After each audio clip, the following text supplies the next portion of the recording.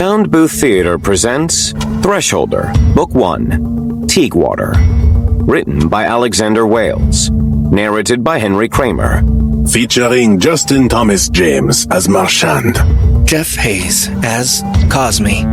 And Jessica Threed as Rachel, Florence, and the rest of the female cast.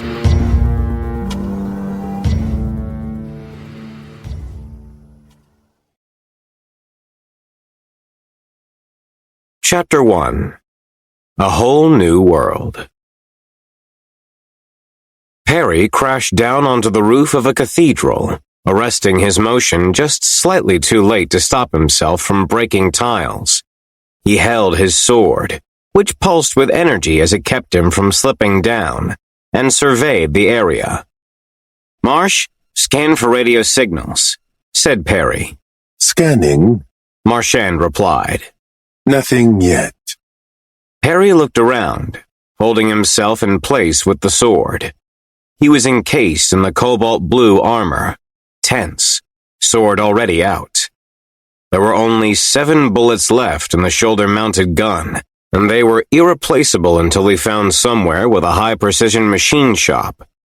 He was 100 feet up on the steep slope of a cathedral, with a view of a city at night, lit by gas lamp. The moon was out, full, but partially hidden behind the clouds, and it illuminated a large body of water. An ocean, probably, with a river winding through the ramshackle buildings and emptying itself amid a thicket of docks and hundreds of ships. Perry noted the sails. He wasn't likely to find a machine shop here. This was his 3rd world, or 4th if he counted Earth. The first had been like home, though in most ways it was a few decades more advanced. With microfusion reactors and expensive power armor he now wore. The details of its history diverged wildly from the Earth Perry had known, starting after the Napoleonic Wars. But it had been Earth. The second world had magic, and none of the details of its history or geography matched Earth's. At least so far as Perry had known from the scholars. He had fought orcs and hobgoblins, and been gifted a magical sword by an aged wizard. Perry glanced up at the cathedral's main spire. There wasn't a cross, but instead a chevron set inside a circle. Maybe their Christ analog had been tortured to death on a wheel, but the significance wasn't immediately obvious. It was something to look into later, and the iconography captured him for a moment. There was so much to learn, so many details to unravel. At least if it was like the last world he'd been to. Safety was the first thing, though. Scan complete. Marchand said. Nothing. Perry tried to peg the year, or the year equivalent, or really anything about the place. He wasn't sure that he was safe, stuck against the side of a great cathedral, and in fact it seemed like one of the worst places he could possibly be. Before he descended, though, he wanted to know what kind of place this was, and how they would greet a man encased in armor with a sword at his side. In the second world, they had taken him to be a foreign knight, and welcomed him in so they could listen to his story. They had a need for warriors, and he had proven himself capable against their enemies.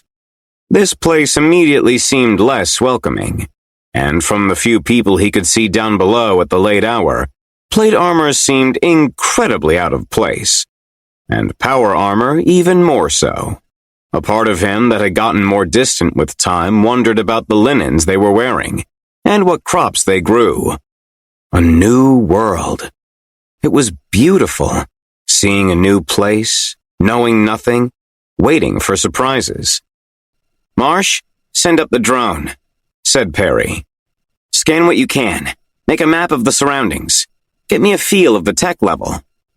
I don't understand the phrase tech level, sir, said Marchand. The suits on board AI had been smarter when it had been connected to Richter's massive computing resources. Powerful enough that it was almost human.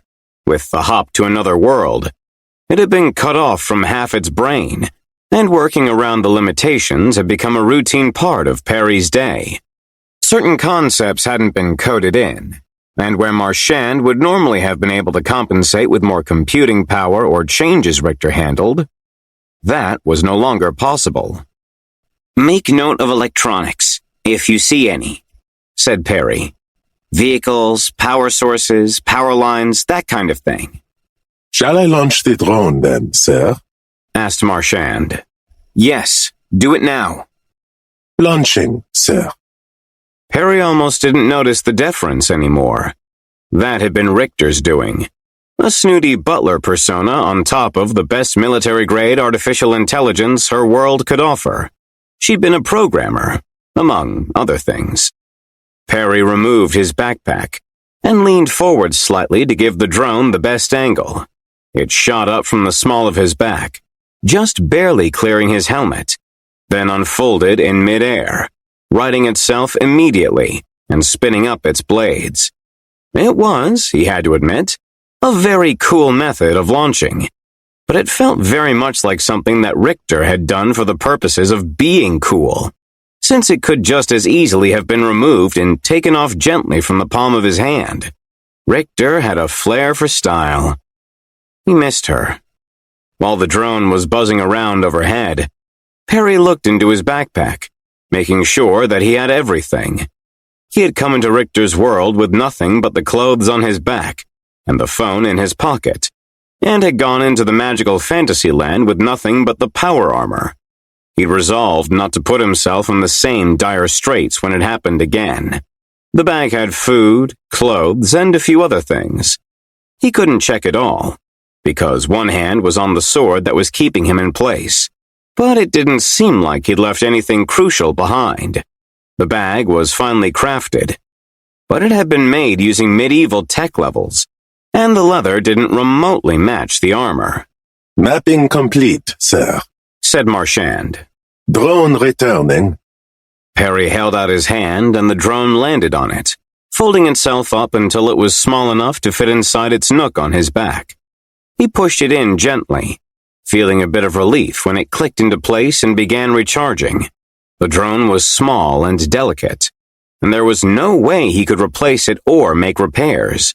Even if he'd had the tools, he didn't have the technical knowledge, and he wasn't entirely sure that Marchand would be able to guide him through a step-by-step maintenance process. Richter had given him a crash course, but that was only enough to give him a grunt's understanding of what had originally been military equipment. The helmet of the armor had no glass or slit to see out of.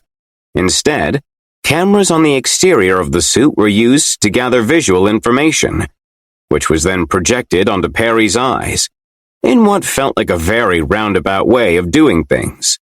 The upside to this was that augmented reality was readily available, and an unobtrusive screen popped up in the corner of Perry's vision, giving him a map of this new city.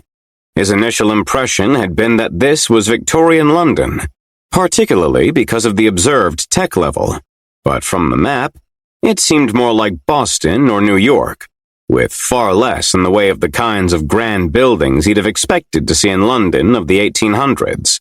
There was enough smoke and smog, along with a few factories that had tall smokestacks, that he thought he was right about the era, but it seemed like a newly settled place to him, possibly colonial.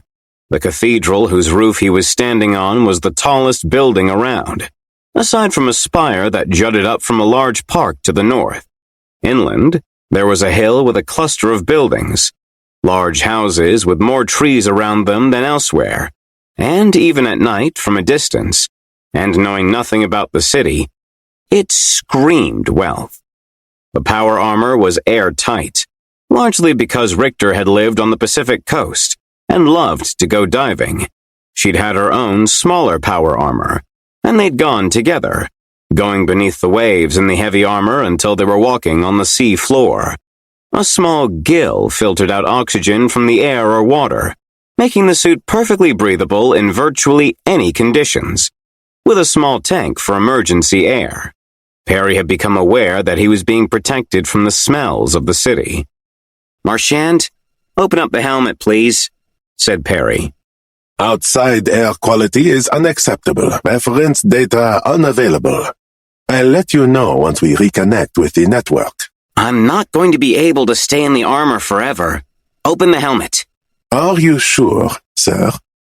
Yes, Marsh. The display went dark, and the faceplate of the helmet cracked open. Perry immediately felt his eyes sting, and he was so far up that he should have only been getting a fraction of it. The air had a sour smell to it, and once he took his first breath, he found it had a taste, which, in his opinion, air should never have. The pollution wasn't that bad. No perpetual blanket of smog. But it was entirely possible that this was a good day following heavy rains or a strong wind, which was a sobering thought. No one in power armor down there, was there? Asked Perry. No, sir, said Marchand. No one in armor at all. You had asked about the technology, sir, and there were a number of people with percussion cap pistols. I also spotted cannons at the coast, sir, pointed outward, and cannons on a number of the ships. Was that in line with your query? The armor could take a hit from even a relatively high-caliber bullet, which Richter had shown with the test in her garage, but it wouldn't be able to handle a direct hit from artillery. He was more vulnerable here than he had been in the fantasy world then, but only if he was stupid enough to get in front of a cannon. No signs of electricity? Asked Perry. The faceplate was up, but Marchand could still talk into his ear. In fact, there was a detachable earpiece so they could stay in communication even at a distance, if Perry had to step out of his armor for an extended period of time, which it seemed like he would have to. There were a few, in fact, said Marchand. I've found crude telegraph systems which appear to be powered through electrochemical batteries. No radio, though? Asked Perry. Nothing that we can listen in on? If you can move close enough to the telegraph lines, I should be able to intercept the signals if a transmission is in progress, said Marchand. What time is it? 4 in the afternoon. Perry looked at the moon. Local time? I haven't been able to connect to the network to say, sir. Satellite links appear to be offline. Perry gave a sigh. Marchand had been programmed with some fairly reasonable assumptions, but not for moving between worlds. If Perry had any programming knowledge at all, he might have tried to reprogram the AI. But Marsh was at such a level of sophistication that no single person could have actually said how he worked. Marchand could understand simple things and adjust parameters or learn new concepts, but basic facts like, we are in a different universe, seemed to be beyond his programming. They were probably intentionally beyond his programming, given how far outside the normal use case they were. Whatever the time, it seemed late, and Perry thought that anything more would have to wait for daybreak. We need to find a safe place to sleep, and I'm going to need clothes, something that will help me fit in. He paused for a thought. Have you overheard conversations? A number of them, sir. Marsh had excellent hearing, thanks to a bevy of microphones located all over the suit, and world-class signal processing. Sound had been one of Richter's specialties. Would you like me to replay them? I just want to know if they speak English here. Most of them do. A few conversations were in languages I was regretfully unable to identify. Good. That was another data point. The consistency of language. He was learning more about the world with each one he went to. Even the fantasy world had spoken English, which was hard to account for. Then we'll find somewhere to bunker down and I'll listen to what you have, to get some context. He paused for a moment. Bring down the faceplate, then show me the map of the city again. We're looking for somewhere wealthy. The kind of place with a guard, but not a guard who'd be watching the roof. He didn't like the idea of stealing clothes, but the only money he had was a handful of gold coins at the bottom of his bag. He hoped that gold was worth something here, and that he'd be allowed to walk into a store while dressed like a relatively wealthy medieval nobleman. His 2 sets of outfits were that, and the skin suit that he wore beneath the armor. Of them, he thought that the medieval tunic and tights would be less noteworthy. He scrolled through the map, using gesture controls with his free hand. He was getting tired of holding onto the sword, but its magic was what was keeping him in place. Eventually, he found the right kind of building. A 3-story home next to one of the city's large parks. Marsh highlighted it on his HUD, and Perry used the optical zoom to look closer. The lights were off, and there did seem to be a few ways in at the top. "We're going there," said Perry, silently. He pushed off from the roof, worried about breaking more of the tiles, and let the sword carry him. The suit, to his initial disappointment, could not fly. It could make enormous leaps, punch with incredible strength, and did so much augmentation of his natural power that he could have been a one-man wrecking crew even as a weakling. But flight was out of the question. According to Richter, this was because of the energy requirements. Even if the suit had jets, the microfusion reactor wouldn't be able to sustain them for more than a single minute. It was still incredible technology, but nothing like he'd seen in movies or read in books. The sword, however, did let him fly. It could move with a mind of its own, following simple and direct mental commands. And when it was in his hand, it made him weightless. Flying with the sword was like being a balloon pulled in the wake of a car, and he needed to make the power armor rigid in order to not sway and twist as the sword moved. It was a slower method of travel than leaping from building to building with the suit, but took none of the suit's limited battery, and was quiet as a whisper. He landed on top of the house and sat there for a moment, looking around to see whether his dark, quiet flight through the air had been noticed. The sword glowed faintly, brighter when in battle, but it was sheathed. No one had seen him as he went through the night sky, in part because of the dark, and in part because of the time of day. Most of the businesses were shuttered, and most of the houses had their lights off. "Sonic scan," said Perry, placing his hand against the roof at a place that looked like it might have a support beam. "Scanning," said Marchand. "Tell me who's in the house. Give me a layout." "Scanning," Marchand repeated. Sound was where the suit excelled. It might have been nice to have penetrating thermal cameras or X-ray vision, but instead the suit had Richter's specialty, which were microphones. As Perry sat with his hand against the house, Marchand was taking in sounds from dozens of microphones and doing inaudible pings, some of them through the outstretched hand. The sound would help to build a map of the house, along with the locations of the people within it. After 5 minutes, a map popped up on Perry's HUD, showing all the house's rooms, along with all 7 of the occupants. 3 children, 2 parents, and 2 servants, if Perry's guess was right. There was an attic above them, accessible via trap door or through a window at the side, and it seemed like exactly the sort of place he'd been looking for. He needed somewhere to sleep for the night, a place he could stash the armor before venturing into the city, and a temporary base of operations until he could rent a room for himself, or find other accommodations. He needed to understand the world. He felt his mind working hard. Another world, another set of rules, more people to understand. It was immediately rewarding to be there, to be in a new setting with 1,000 new things to know. He would find a library, and maybe someone to teach him. He'd seen nothing that screamed magic to him.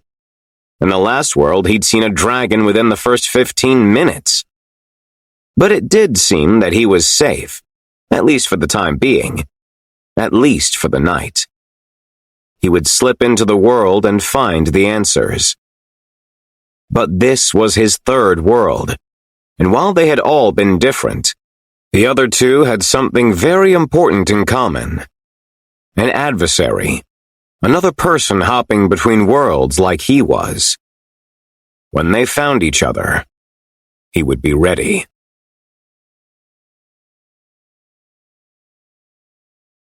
Chapter 2. Perry talks with his sister. Perry had 2 older sisters, both of them professional cellists like their mother. Carly was in Chicago, but Rachel played with the Seattle Symphony and was relatively close by. She made a point of setting up a monthly meeting with him, which had once taken the form of a meal with her and her husband. But after their baby had been born, had transitioned to some time away from the house for her. Sometimes that meant dinner together, but more often it was a coffee while she was in Tacoma for other errands. She was 5 minutes late, and Perry had already gotten a mocha and a chocolate croissant. He waited impatiently, thumbing through the different apps on his phone, checking how many upvotes his latest comment on Reddit had gotten him, and whether anyone had replied. He was keenly aware that this was animalistic dopamine-seeking behavior, no better than a rat pressing levers in a laboratory, but it had become part of his default habits. He didn't think of himself as an addict, but it was sometimes hard to deny it. Perry didn't think there was much to distinguish himself physically. He was 6'1", with brown hair that was past due for a haircut. He had some stubble, which was at almost exactly the right length that it looked fashionable, thanks to a setting on his electric trimmer he'd finally decided was the right one. He was in shape, but not so much that it was worth anyone commenting on. After his father had a heart attack, Perry had devoted a half-hour a day to the gym. His eyes were blue and slightly pale, and with the glow of his phone on them, more pale still. When his sister came over with her latte and set her purse on the table, Perry turned his phone face down. Rachel was slender and severe, 30 years old and usually without a smile. When she did smile, it was a practiced thing. Pearly whites that had been carefully straightened with orthodontics and lipstick that was never out of place. The older he got, the more she struck him as an unhappy person. But he didn't know why she was unhappy. Mostly, she seemed to be all business in a way that reminded him of their mother. Her hair was pulled back in a bun that looked so tight it was hard to imagine that it was comfortable, and she wore a black turtleneck that helped emphasize her gold necklace. Sorry I'm late, she said with the practiced smile. No problem. I wasn't up to much. He tapped the back of his phone. He felt an urge to tell her about the conversation he'd been having about the archaeological cultures of Northern Europe, but squashed it, because he knew she wouldn't care. He had also become a subject matter expert in the last 24 hours, and he knew his understanding was incredibly thin, though not so thin that he couldn't explain things to people who seemed content to do no research whatsoever. How goes the cello? Good. I'm learning a few new pieces at the moment, hoping to put out a CD. Do people buy CDs anymore? You know what I mean. My age is showing, I guess, but yes, an album. New stuff? Old stuff? 40 years old, which is new by classical music standards. I suppose the name Sofia Gubaidulina means nothing to you. Perry shrugged. I can name 5 cellists, and 3 of them are related to me. You can definitely name more than that. I know that you have personally met at least a dozen, but Sofia Gubaidulina is a composer, not a cellist. Well, I'll give it a listen when it comes out. I'm always happy to support my family. Even if it's hard for you to do that? Perry rolled his eyes. I'm on top of things. Mom said that you had talked about getting a PhD. Said Perry. He took a sip from his mocha. Why am I always being outnumbered? And why is getting a PhD spoken of as though I've got a heroin habit? You're going to end up drowning in debt. If you had a path to profitability... I'm in a family of professional musicians. We all make a living. I work hard between the symphony, teaching, lessons, and putting myself out there. Perry, I would respect a doctorate in geography if I thought that was what you actually wanted to do. If it was a passion, or at least something you self-reported as having an aptitude in, but from everything you've said, you're just doing this because it's something to do. You shouldn't go for a PhD because you enjoy college. Perry rolled his eyes again. She had a way of making him feel like a teenager, and he'd increasingly found these monthly get-togethers to be trying his patience. I had only mentioned it. No concrete plans. I haven't looked at the numbers. You need a goal. Perry closed his eyes and sighed. It's all so pointless. What? Everything. The times we live in. My life is fundamentally pointless. Your life is fundamentally pointless. These are fundamentally pointless times. We're a bunch of ants without the queen giving us directions. And yes, I know that's not actually how ants work, so... A ship without a captain. I'm going to land on my feet somewhere. I'll be a GIS analyst or something. But for the time being, I like college. I like bettering myself and learning about things and having conversations with people about whatever it is that interests me. I'll land on my feet. I'll end up doing something that produces value for some shareholder somewhere. It's not what people were meant to be doing, but I will do it. And I'll pay off the debt, but come on. It is pointless. Rachel pursed her lips, then let her face go flat. She was good at that, just like their mother was. I used to think that I would get some kind of a lucky break. Did I ever tell you that? What kind of a lucky break? Asked Perry, frowning at her. You work for the symphony, don't you? Professional music for someone like me is a grind. The pay is decent, but if you want to make it work, especially with children, you need as many income streams as you can get. I have stress in my life, and I deal with it. But when I was your age, when I was on this path, I kept thinking that I would be special somehow. I had juvenile fantasies about, I don't know, it'll feel terrible to say it, but I want you to understand. There was one where Taylor Swift noticed one of my YouTube videos and sent me a message asking me whether I wanted to collaborate. Or another where I was plucked from obscurity and put into a movie for a cello solo, and I would lead a revival of interest in the instrument. I would have a role on Glee, fame, and fortune. Ah. Yeah, I can see that. Delusions of...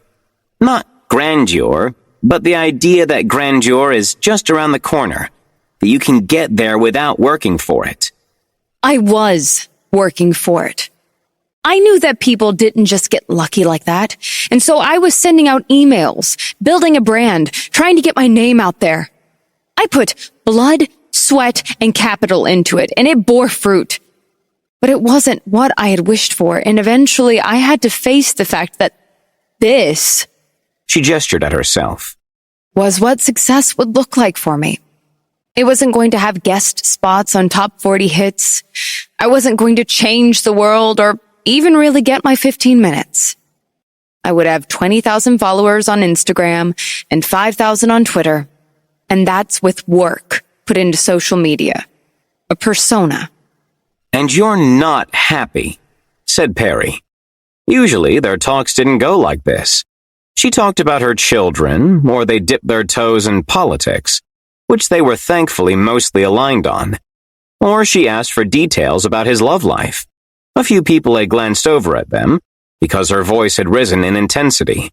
She was a professional cellist, but she had a nice voice too, and could get very loud if she wanted to. I'm happy, she said, leaning back slightly and blinking at him. I built a life. It wasn't the maximally best life that I could have had. If outrageous luck had swung in my direction, if the universe had started tripping over itself to give me everything I wanted. But Perry, the universe doesn't do that. You're saying that we need to content ourselves with a dull life. No offense. You're going to have a life that doesn't live up to what you dream it could be. You need to wake up to that. You need to stop putting off tomorrow because you know that it's going to mean being a cog in a machine somewhere. I'm going to be a cog. So either I can be a cog with a PhD and a lot of debt, or a cog that's got a graduate degree and a slightly smaller mountain of debt? I don't know, she said, looking away. She had composed herself, and the passion she apparently held for her slightly better than mediocre life was hidden again.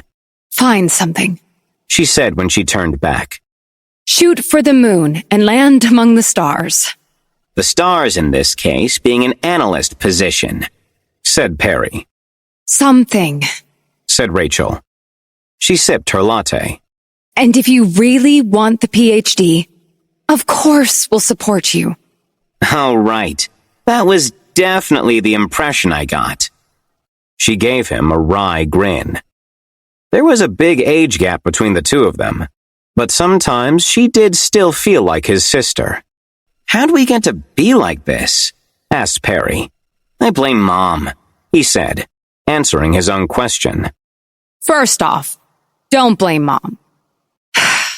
Second, you're completely right. She would always give the greatness speech. Way more from me than you. Are you kidding? I'm convinced that she was workshopping the greatness speech from the time I was 4 years old. And how are you doing? She rolled her eyes.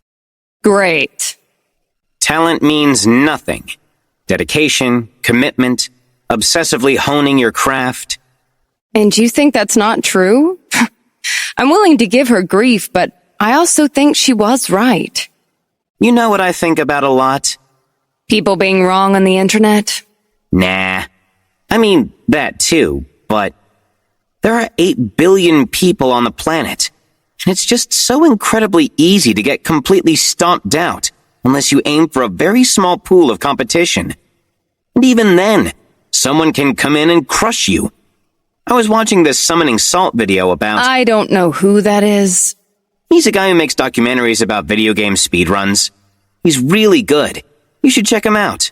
I will absolutely not be doing that. And I was thinking to myself, how small must that pool be? Harry shook his head. You get the title of being the fastest guy to beat Mario and, you know, that's an accomplishment. It seems like it takes a lot of work, a lot of training, probably some sacrifice. But how many people are even trying? Like 100? 200? It's like you have to have this specific hobby and this niche within the hobby and the equipment and the will, and then it's always specific games too. And I think, damn, if the whole of humanity got together to compete at this, most of these guys would be absolutely smoked. Rachel tapped her fingers on her cup as she looked at him. You lost me. It's like that everywhere, I think. 8 billion people, and there's no way you're going to be the greatest that ever lived. The most you can do is strive and land among the stars, which means getting in the top 10th of a leaderboard somewhere. At the Olympics, I always think about the guys who trained their whole lives and then lost in the first heat. And they're good. Is this depression? Is that what it is? It's insignificance. That maw of pointlessness. Even if the world weren't on the downswing, how do you find any meaning in it when you're so small and insignificant? You just find some piece of it to chip away at? That's what I'm saying. Find someone you actually care about instead of alternating between engineers who are too good for you and bimbos you don't respect. Find a career. Build a life. It would still be meaningless, said Perry. He sighed. She wasn't getting it. He couldn't tell whether that was just him explaining himself poorly or her not having the same mindset he did. Maybe she had come to grips with never achieving greatness, even if she had made it in terms of being able to do music as a full-time stable job. I think I would have been happy on the savannah. Return to Monkey? You know, return to Monkey? Yeah, that. Except I'm kind of serious about it. You're going to go live in the woods. Because if it's that or shooting for a PhD, I think we would all rather you do the PhD. there's less debt in the woods. But no, I think knowing how large the world is, and how little I mean in the context of it, isn't something that going into the woods would fix. Is this geography? You studied too greedily and too deep? Nerd, said Perry. Rachel was a huge fan of The Lord of the Rings, and her first YouTube videos had been cello covers of music from the movies, with lyrics she'd written and sung in Elvish. But no, or maybe. You look at history, at the world, at how people flow and move and get informed by their surroundings, at maps. And I guess you start thinking about the bigger picture. Maybe more than most people. Or maybe I was attracted to geography as a means of making sense of it all. But it could have been anything. History, or English, or sociology. You see, it could have been anything does not inspire confidence in your pursuit of a PhD. It was just an offhand mention. Tell Mom that I don't need to be talked down. I'll do research before I commit to anything. I'll get the dollars and cents to add up. Good, said Rachel. She gulped down the last of her latte, which had gotten lukewarm. I need to run errands while I'm in this neck of the woods. It was good catching up with you, as always. Sorry if I'm pestering, but that's what older sisters are for. Carly doesn't pester. But I will take the pestering to be an expression of love.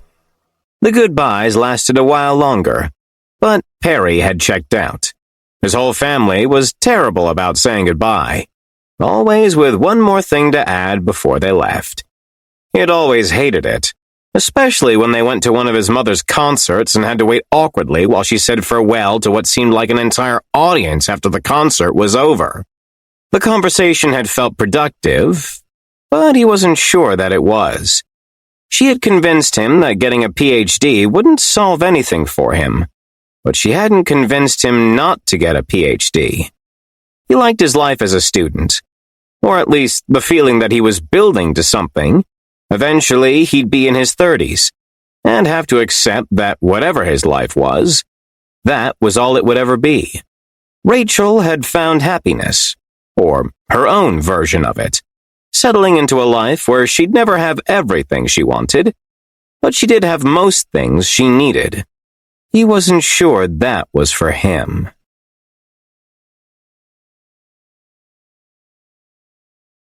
Chapter 3. Perry's First Day. Perry had never been all that heavy into video games.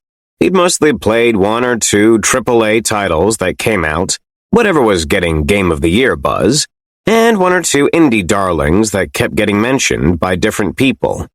He'd played board games often enough, and was a part of a group at the college that met every now and then for what was much more a social hour than about the games.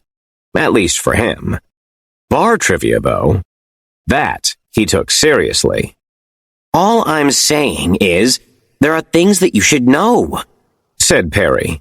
You obviously can't go all in on rote memorization, but you should be able to list off state capitals, every president, countries of the world, famous scientists in every field, best picture winners. Really? Asked Garth.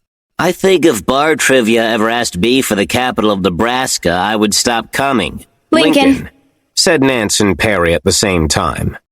Look, said Perry, the point is, there's a relatively short list of things that you can memorize pretty easily that will give a huge increase in your ability to come up with correct answers. There's stock knowledge. It's like knowing all the two-letter words in Scrabble. Takes 10 minutes to learn, and improves your score by 20%. Said Garth. I'd rather just play. I think there's a problem with what you're saying, said Cross, who'd been sitting back and drinking his IPA. Even if you decided to go on this motivated tear trying to learn a bunch of stuff that you think is going to help you with trivia, you're still going to lose out to people who are learning things because they actually enjoy them. You'll always lose at movie trivia to a cinephile. Nah, said Perry. He tried to keep himself to a single beer at trivia, in part because he was still acquiring the taste. Undergrad had been much more about spirits, and then he'd been a bit of a wine guy. The risk with beer was that he would drink a lot of it because he didn't particularly like the flavor. It's about effort and payoff. A cinephile would probably mop the floor with me in movie trivia, but I can get a huge boost from really pretty minimal preparation. That's all I'm saying. It's efficient, Seems like a lot of prep work for bar trivia. said Nat. I'm not sure why you care. You're always saying how you don't like online games. Yeah, because you're playing against children who have 14 hours a day to memorize the maps, who have incredibly fast twitch reflexes, who the game is built for in some real sense, said Perry. And this is not that? Asked Nat. They had slept together 6 months ago, and had a lack of sexual compatibility that was almost startling. There had been no suggestion that they would hook up again, and things hadn't been quite right between them since. Though they only saw each other at trivia. She was nice enough. Perry had no problems with her. There's this huge world, right? Asked Perry. There are 10 billion people or whatever, and at absolutely anything, there are going to be people who aren't just better, they're out of your league better. This, though, bar trivia, at this specific time, localized entirely within a couple hundred square meters, it's a place where I can actually win, and have that win feel like it means something, rather than like I'm just pissing away my time or grinding to get better. You were saying that you ground out the Scrabble 2-letter word list, said Cross. Well, yeah, said Perry. That's just sensible. As is the low-hanging fruit of trivia, even if part of what you're doing is being able to make good guesses. He set his beer down. But I'm not good at grinding it out. There are loads of people who are leading that grind-set life, who actually succeed at things because they were willing to push their nose right up against the grindstone until there was nothing but bone left. The nose is mostly cartilage, said Nance. I know. That's the metaphor, right? You keep going until you touch the nasal bone? I'm just saying, replied Nance. She was the most uptight about trivia, even more than Perry tended to be. She was getting her PhD in political science, and treated Perry more like a colleague than a friend.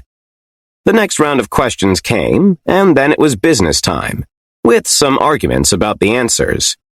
Look, said Cross, I don't know birds, but I'm just saying that you don't know birds either. When was the last time you saw a bird? And I don't mean that there was a bird in your field of view, but an actual bird that you spent some time looking at. You're saying that I should touch grass? Asked Perry. Focus on the questions, said Nance. The question was which bird could only eat when its head was upside down, and Perry didn't particularly feel like going outside to touch grass would help with that kind of thing. The answer turned out to be flamingos, which was obvious when you thought about it, since the first thing you thought of when you thought of a flamingo was them in the water with their heads dipped down.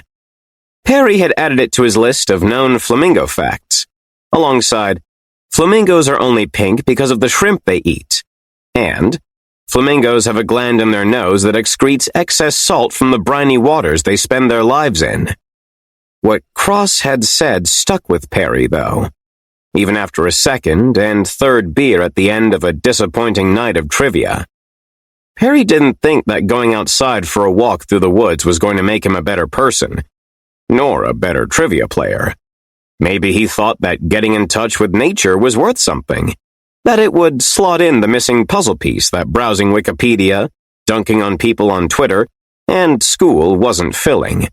Maybe he had read one too many think pieces on being mindful, or maybe he wasn't getting enough vitamin D.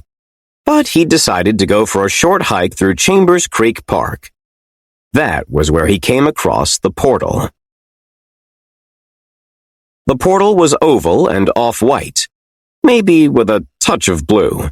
The word portal was the one that popped into Perry's head from the moment he saw it, though as soon as he'd spent a few seconds looking at it, he started to question whether the initial impression was correct. He stepped closer to it, so it was within reach, then put a hand out and brushed it with his fingers. They went through, and he felt a strange warmth, like he'd dipped his fingers in warm water. It didn't match the woods or the dirt trail he'd been walking down. It was like something out of space and time. The first thing he did was to take a picture of it, and the second thing was to circle it. It was flat, the same on both sides, and there was no writing or any indication of what it actually was. Maybe he'd thought it was a portal because it was roughly in the shape of a person, or as much as an oval could be. He went through right away. It was a simple decision that grew complicated in retrospect. There were all kinds of other options, but they ran into the same concern, which was that the portal, the thing, would disappear. If he sat and watched it, or threw things through, it might vanish. If he went back to his car, it might be gone when he got back. But there was another thought, which was that the portal might not be for him.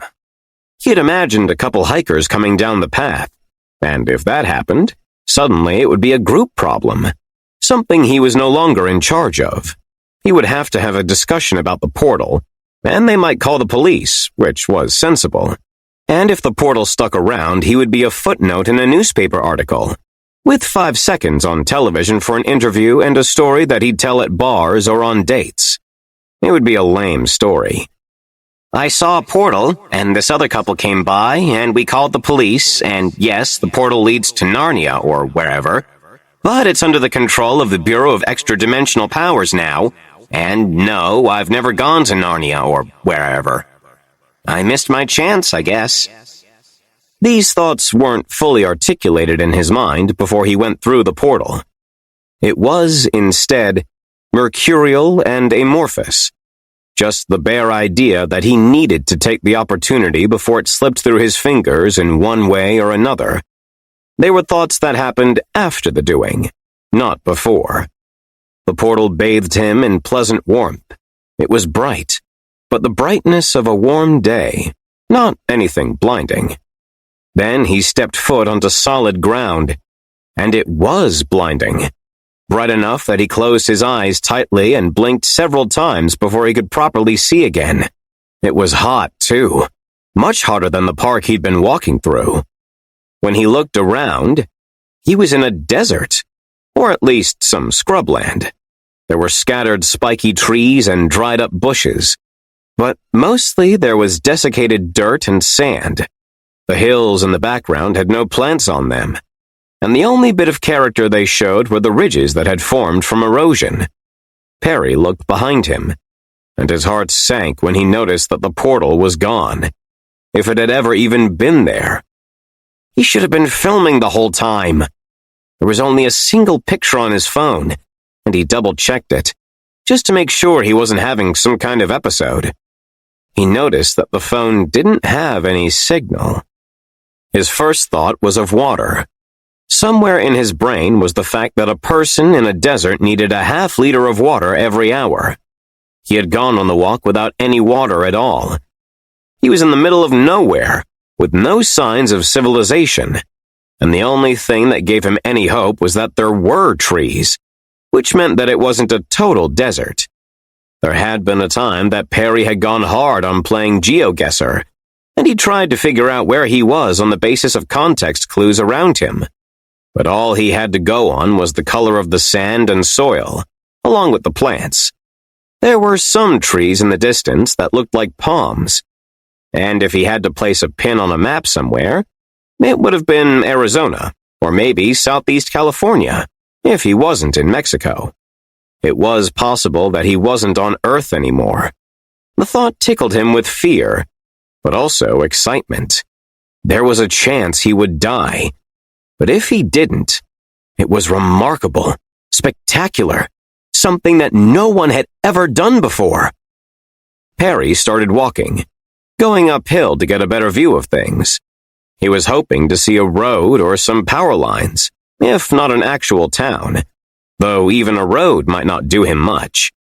The United States, if he was still in the United States, was crisscrossed with dirt roads that didn't get used for anything but maintenance and the occasional joyride, and he might end up walking one of those roads for days only to find nothing to show for it. That was if he was somewhere in the American Southwest.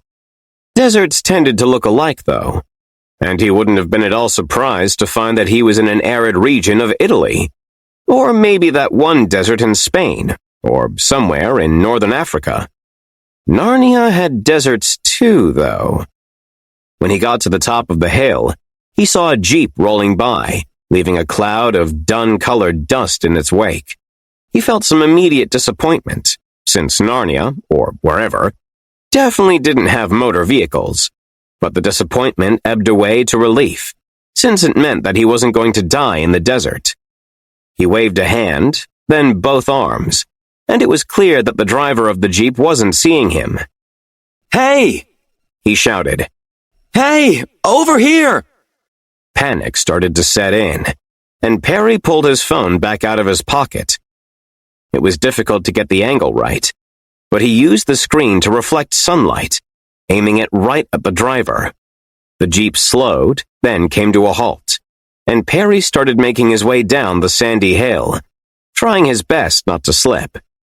The first thing he noticed was that the jeep wasn't a jeep. It was some other kind of vehicle with a similar design. It had an open top and thick tires, with a utilitarian boxiness, but the angles were different, and something was weird about the front grille. It seemed a bit wider than a vehicle should be. There was equipment piled in the back of it, metal boxes with thick wires, and a small radio dish that had been tied to the roll bar with Velcro. The second thing he noticed was the driver. She was short, with dark curly hair and bright green eyes, slender and without much muscle on her. She had khaki shorts and heavy boots, with a faded blue tank top that left the straps of her sports bra visible. Her skin had less of a tan than he'd have expected for someone driving with the top of her Jeep down in the desert, and in fact, as he approached closer, she was pasty white, or very fair-skinned, if he was being generous. Hey, She called to him as he approached. "Sorry for flagging you down. I got lost out here. Don't have a car or water, no signal." Sure, she said. She folded her arms across her chest. I can help. She cocked her head to the side. Were you transmitting? "Transmitting?" asked Perry. He still had his phone in his hand, and he looked at it, but there were still no bars. "Not really. I mean, no." There was a signal. I'm out here looking for it, and from the triangulation, it was within 200 feet of here. She squinted out at the hill he'd come down. Did you see anything past that hill? "No. I mean, that's where I came from." No huge radio tower? She asked, looking disappointed. It was an interesting signal. It's gone now, though, unless I can find it again. "No, sorry. Though I did come through a portal." He hadn't wanted to tell her, but it didn't seem like there was a way around it. How else would he explain being out in the middle of the desert with no water, vehicle, or sunscreen? He was waiting for the worst-case scenario, which would be that she was part of some secret government organization in charge of capturing portal people. That would be ridiculous, though, given what he knew about government budgets and the difficulty of keeping secrets in the age of whistleblowers. Instead of getting out a taser, she pursed her lips. A portal? Like a door? Something like that. I was walking through Chambers Creek Park, outside Tacoma, Washington. I know it sounds insane, but there was a portal. I have a picture. And I went through it, and now I'm here. Oh. Well, assuming that were true, you're in the Mojave Desert. Is the door, the portal, is it still... No. So you have a single picture and no proof. You said there was a signal. Maybe not a signal. Maybe a tone. Something you could replicate with a radio tower and a lot of power. She frowned. The upshot is that you're asking me for a ride back to civilization. Mystery portals aside, that's the object level thing? I'm pretty sure there's a good chance I'd die otherwise, said Perry. He gave her a sheepish grin. Sure. She nodded. Anything for a fellow human in need. I'm Charlene Richter. Everyone calls me Richter. Or Charlie, if you like being cute. She gave him a look that seemed to him like she was inviting him to be cute. Peregrine Holzman, said Perry. Or Perry. I want you to show me where the portal was, said Richter, nodding at the hill. The signal went dead not long ago, but if it's not a radio tower, then I'm hoping I can find some evidence of what it was. I was chasing it on a whim, but I was still hoping for... She shrugged. Something. I mean, there was a portal. That's something, right? Richter scratched the side of her nose as she looked at him. Is it? I think my phone can corroborate. We can line up the timestamps, get some geolocation, and even if it was just a temporary connection between Washington and California, that would be world-breaking, right? Richter narrowed her eyes at him. I've never heard that before. California? Perry stared back. It's where the Mojave Desert is. California, Nevada, Arizona. Utah? Utah, I know, said Richter, frowning at him. Perry looked down at the phone in his hand. Let me pull up a map. He thumbed his way to Google Maps, which thankfully didn't require cell service to get working. It showed a map of the United States, and California was right where he'd left it, taking up most of the West Coast. He wasn't sure what he'd have done if the phone had shown something else. Here. He handed the phone to her, and after just a second of looking at the map, she started looking at the phone itself, turning it around in her hands. She was inspecting the USB-C port at the bottom of it, and the cameras on the back. Her long index finger traced the name Samsung on the back. She kept her nails trimmed short. What the hell? She muttered. She looked up at Perry, then reached into her own pocket and pulled out a phone that was much thicker than his own. She handed it to him while she kept looking at his. He looked it over, just as she'd done, but he didn't really know what he was supposed to be looking for. There weren't any ports anywhere, which left him curious about how it was supposed to be charged, or how you were supposed to do any data transfer. The logo said, Smith's. After a few attempts, he got the phone to respond to him, and there was a grid of icons with one helpfully labeled Maps. When he clicked on it, he was presented with what must have been their location. Zooming out showed the name of the state to be Cibola, which was larger than California, though Mexico seemed to have pushed north at every other point along the border. And when he zoomed further out, he saw that he wasn't even in the United States of America. He was in the Union States instead. His first wild guess was that something had gone differently during the Civil War, since things were less and less recognizable the further west he scrolled. Most of the original colonies were in place, though, with their same borders.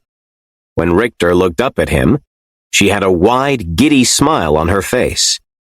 You're from another Earth. A different timeline. Perry smiled back at her, because her smile was infectious. Yeah, I guess.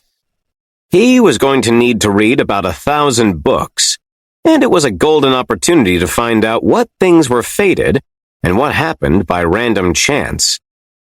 Or this is a prank, said Richter, frowning slightly. She shook her head, causing a storm of curls around her face. But even if you had the time and money to make a custom QR, the fix rig is... Well, I mean, you could potentially hide something in a shell, but... She turned it over in her hand, apparently distracted by a thought. Nah. She looked at Perry with a grin that she was making no effort to hide. Another Earth! Yeah? He asked, smiling back at her. I mean, probably, right? She asked. She looked him up and down.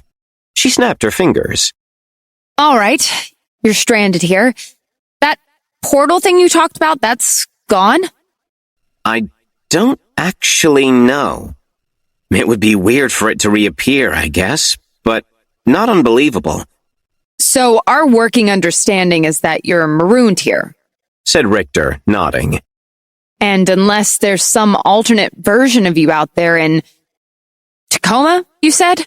It's a city in Washington state. Yeah, I know where Tacoma is. I mean, we'll have to search the registries, but you're here, and you don't have citizenship, no papers, no one knows what the hell to do with a guy from another Earth. At least I assume I would have heard about it. So we have a whole car trip to decide after we go looking for this portal.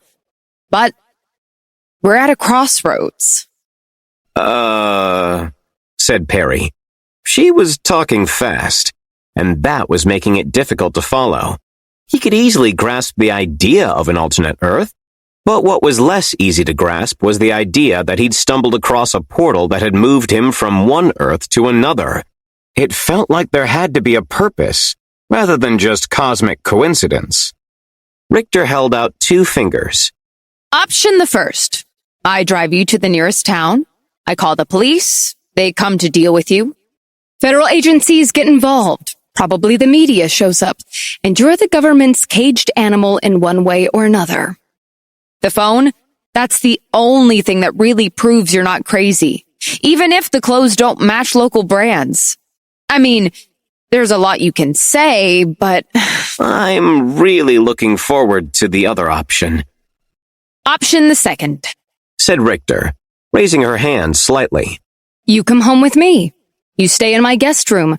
I go into my lab and try to figure out your phone, extract everything on it, make sure that when we go public, if we go public, we have a mountain of proof and a bunch of answers for all the questions.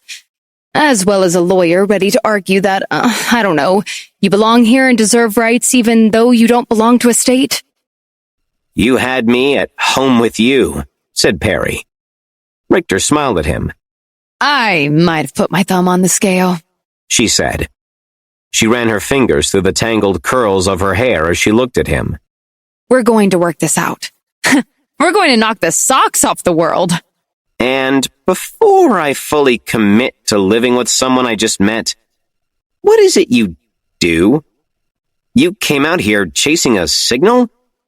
I'm between companies at the moment, said Richter. She didn't even sound slightly defensive about it. I'm an engineer, though, and a bit of a scientist.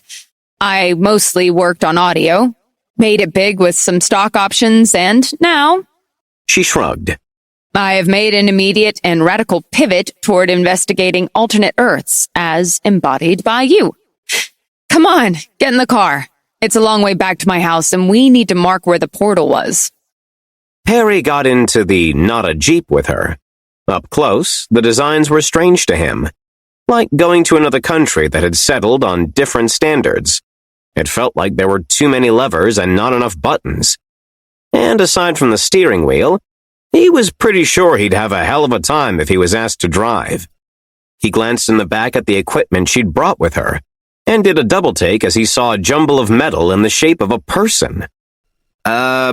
What's with the mannequin? The what? She asked as she started the Jeep. Mannequin. It's like a fabricated model they put in the store. Oh, that, said Richter. She turned to him again and smiled. Do your people not have power armor?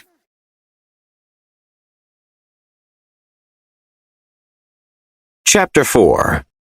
Partners. They figured out most of it during that long car trip back to her house. Always best to assume things first, and then work out whether you're wrong after. You have to mark that they are assumptions, but after that, you're gravy. That's a saying here? That things are gravy? Sure, nodded Richter. You don't have that one?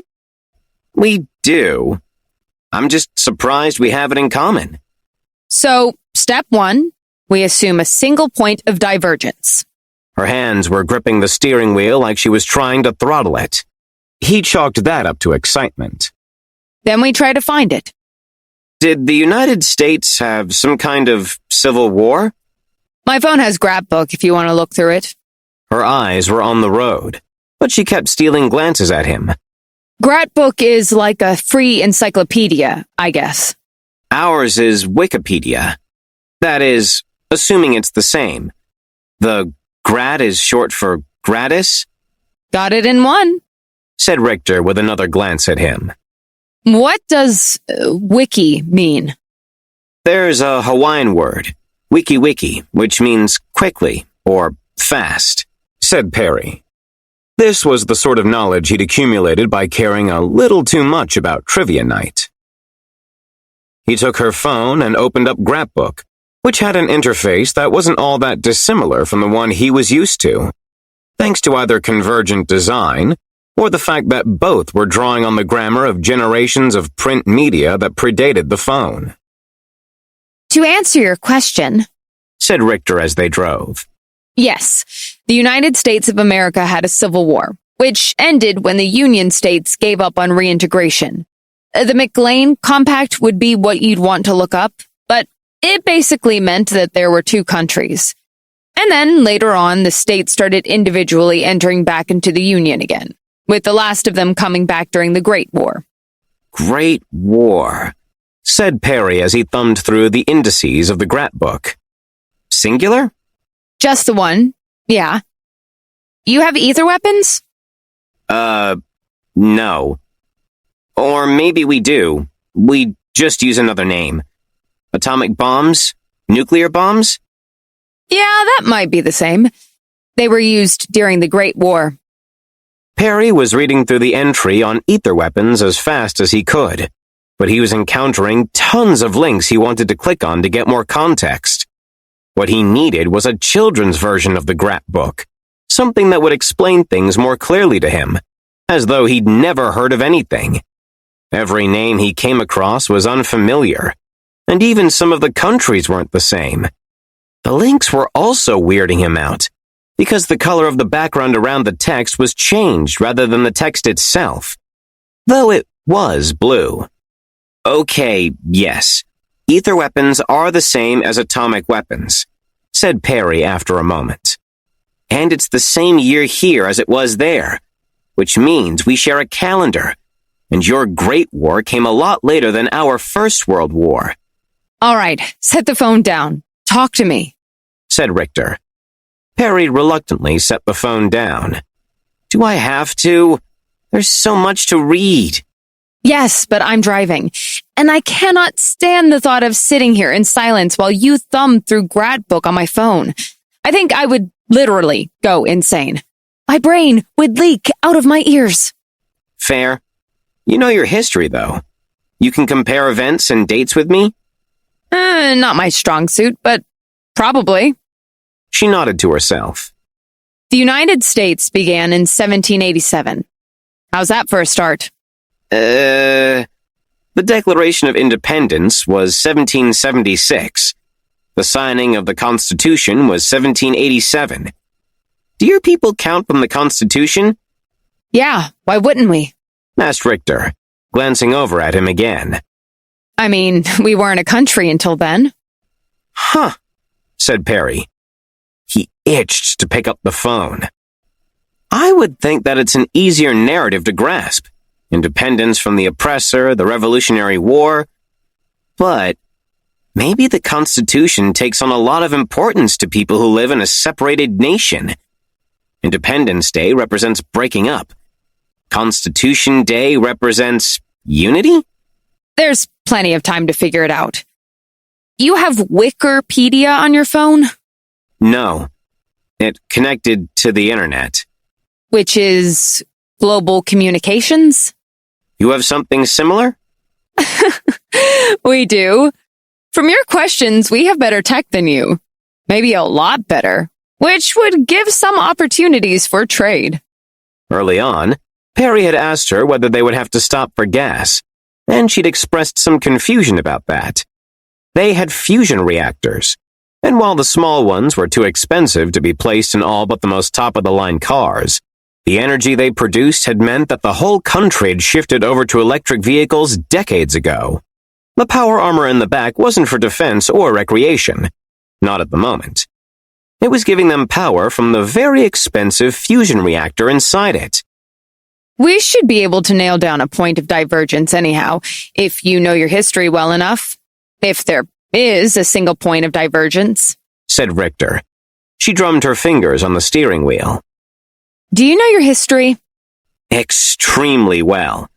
So far, we know the world wars are different, and before that, the Civil War is different. But the Revolutionary War is the same, at least if the dates line up. I'm going to start naming the presidents in order. Stop me when I get to one that you don't recognize.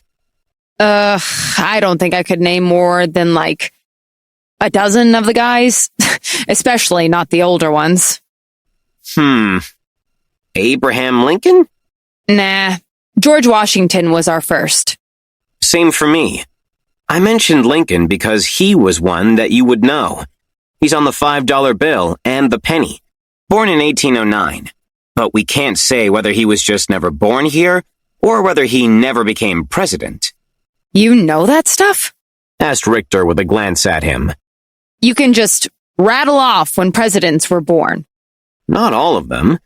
But Lincoln was one of the important ones, so yeah. Impressive and helpful. Well, it'll go a lot faster if you use my phone, but I don't want to just sit here driving and waiting for your findings. So we're going to wait until we can both be at a computer. Deal. I want to talk about the other stuff. The portal, the worlds, what it means. I'm not sure there's anything to know. The portal appeared on the path in front of me. I went through it. Now I'm here and there's no portal. See, but that's already a lot of information. The portal is directed if it appeared in front of you at ground level and dumped you out at ground level 2. If it were a randomly created portal, it might have appeared on the path too high up for you to reach it, or down under the ground where you couldn't see it.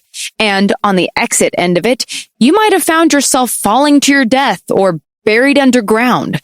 So there's some kind of designer. And some kind of purpose. That's a lot to conclude. Oh, I love assumptions.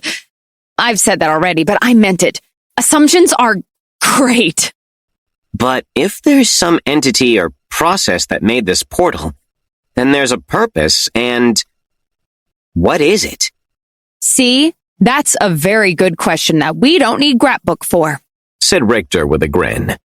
They spent most of the rest of the trip talking over what it might mean, some of which led into comparative analysis of fringe science, which neither of them took seriously. Aliens, government conspiracies, witchcraft, and things of that nature. It had been easier to dismiss them before Perry's appearance, though, and there were places when their rumors felt like they overlapped in an eerie way, even if that was likely due to convergent pressures or folklore that had stuck around for centuries. They stopped only once for a bathroom break, and Perry had marveled at the snacks in the station, none of which were even remotely familiar. When Richter was finished, she insisted on buying him whatever he wanted, which meant that they went back to the Jeep with armfuls of snacks and drinks for him to try. There was a conspicuous lack of plastic packaging, with glass and paper used for most things, apparently part of a post-war initiative to reduce reliance on plastic and keep the country free of litter. Watching Richter pay for the food had underscored for Perry just how dependent he was on her.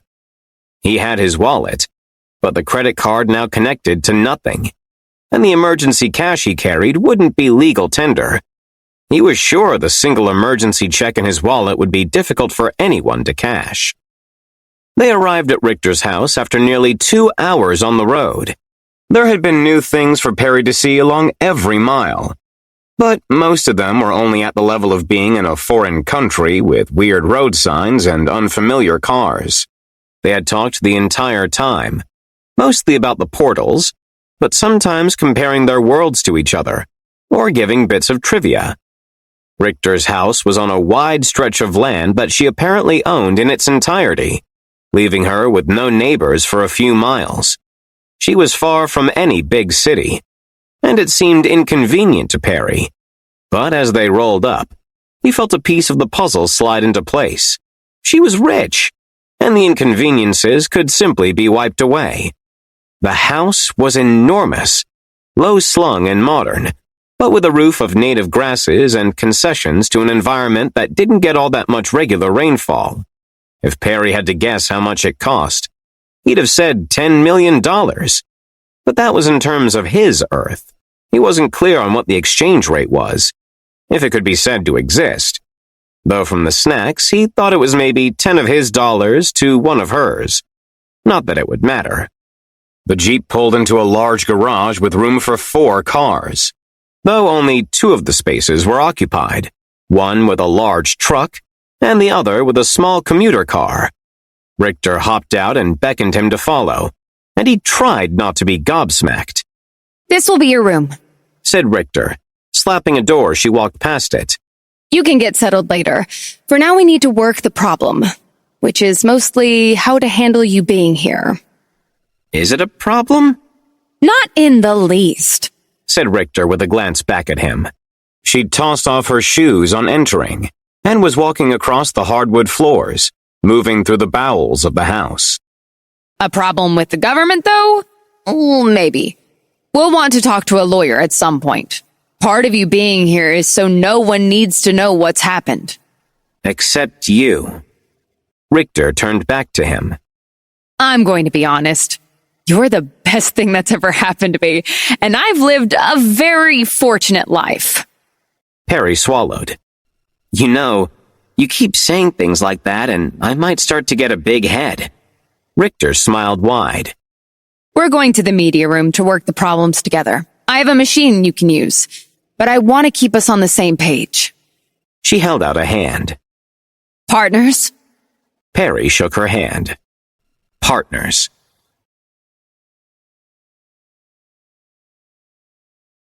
Chapter 5. Aliens. I'm just saying that it would make sense for you to be an alien. Said Richter with a laugh. Not that you are. Not that it's a top candidate for what's going on, but as a consideration? Heck yeah, it's possible. I don't see it, said Perry.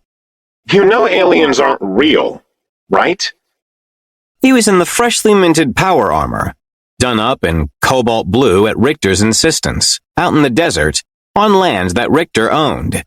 The armor was immense and impressive, and from the outside looked like it might have shared a designer with a sports car. It had bulk and heft, but the mechanisms inside made it feel almost like wearing nothing at all. The paint job was fresh, and he'd watched Richter apply it, standing back with a full mask on her face and wearing relatively little, handling the paint gun like a pro. There were gold highlights, especially around the faceplate. She was wearing a floppy khaki hat, and had covered her nose in sunscreen, and looked like almost as much of a dork as she was. Curly brown hair around her face, tablet held in one hand. A bit of blue paint had gotten on her hand, and hadn't quite been washed away from her cuticles. I used to know aliens weren't real, but then you showed up, didn't you? And aliens seem a lot less far-fetched. She snapped her fingers. You know, maybe aliens are just people from other worlds, coming through in ships that are 100 times more advanced than anything we have here. There have got to be timelines with better technology. Perry looked down at the power armor. I would say that this timeline has pretty advanced tech. This is state-of-the-art, though. That suit cost millions of dollars and was made in a facility that cost tens of millions. This is the absolute best that a person can get. And in 20 years, everyone will have one. I very much doubt that. And you're sure that it's, fine? She waved a hand, as though it was nothing. The suit of power armor had been made in her private facility, one part 3D printing, One part bespoke auto assembly. The costs astronomical. The expertise required to run the facility held by perhaps a handful of people in the entire world. It's a write-off. A business expense. Because you're helping me to test, aren't you, Mr. Alien? I would make the world's worst alien. I don't think you understand what a revelation that phone of yours is. An OS that no one has ever seen before, in programming languages that there is no record of, with a whole alternate history? Aliens are more plausible, that's all I'm saying. Not literally more plausible. Literally, no. But figuratively, yes. And I'm keeping my mind open. If one hot guy can slip between worlds from a random portal with no preparation, then all kinds of things are possible. It wasn't the first time she'd called him hot. She was flirty, much more than Perry was used to, and he'd been staying in her guest room, spending almost every waking moment with her. The night before, she'd fallen asleep on his shoulder while they were watching a movie together, and she had a habit of walking around her house half-dressed. Now, are you ready to crank this toy up to top speed? Perry nodded. What do I need to do? Just run. Go a mile that way. She pointed. And then come back.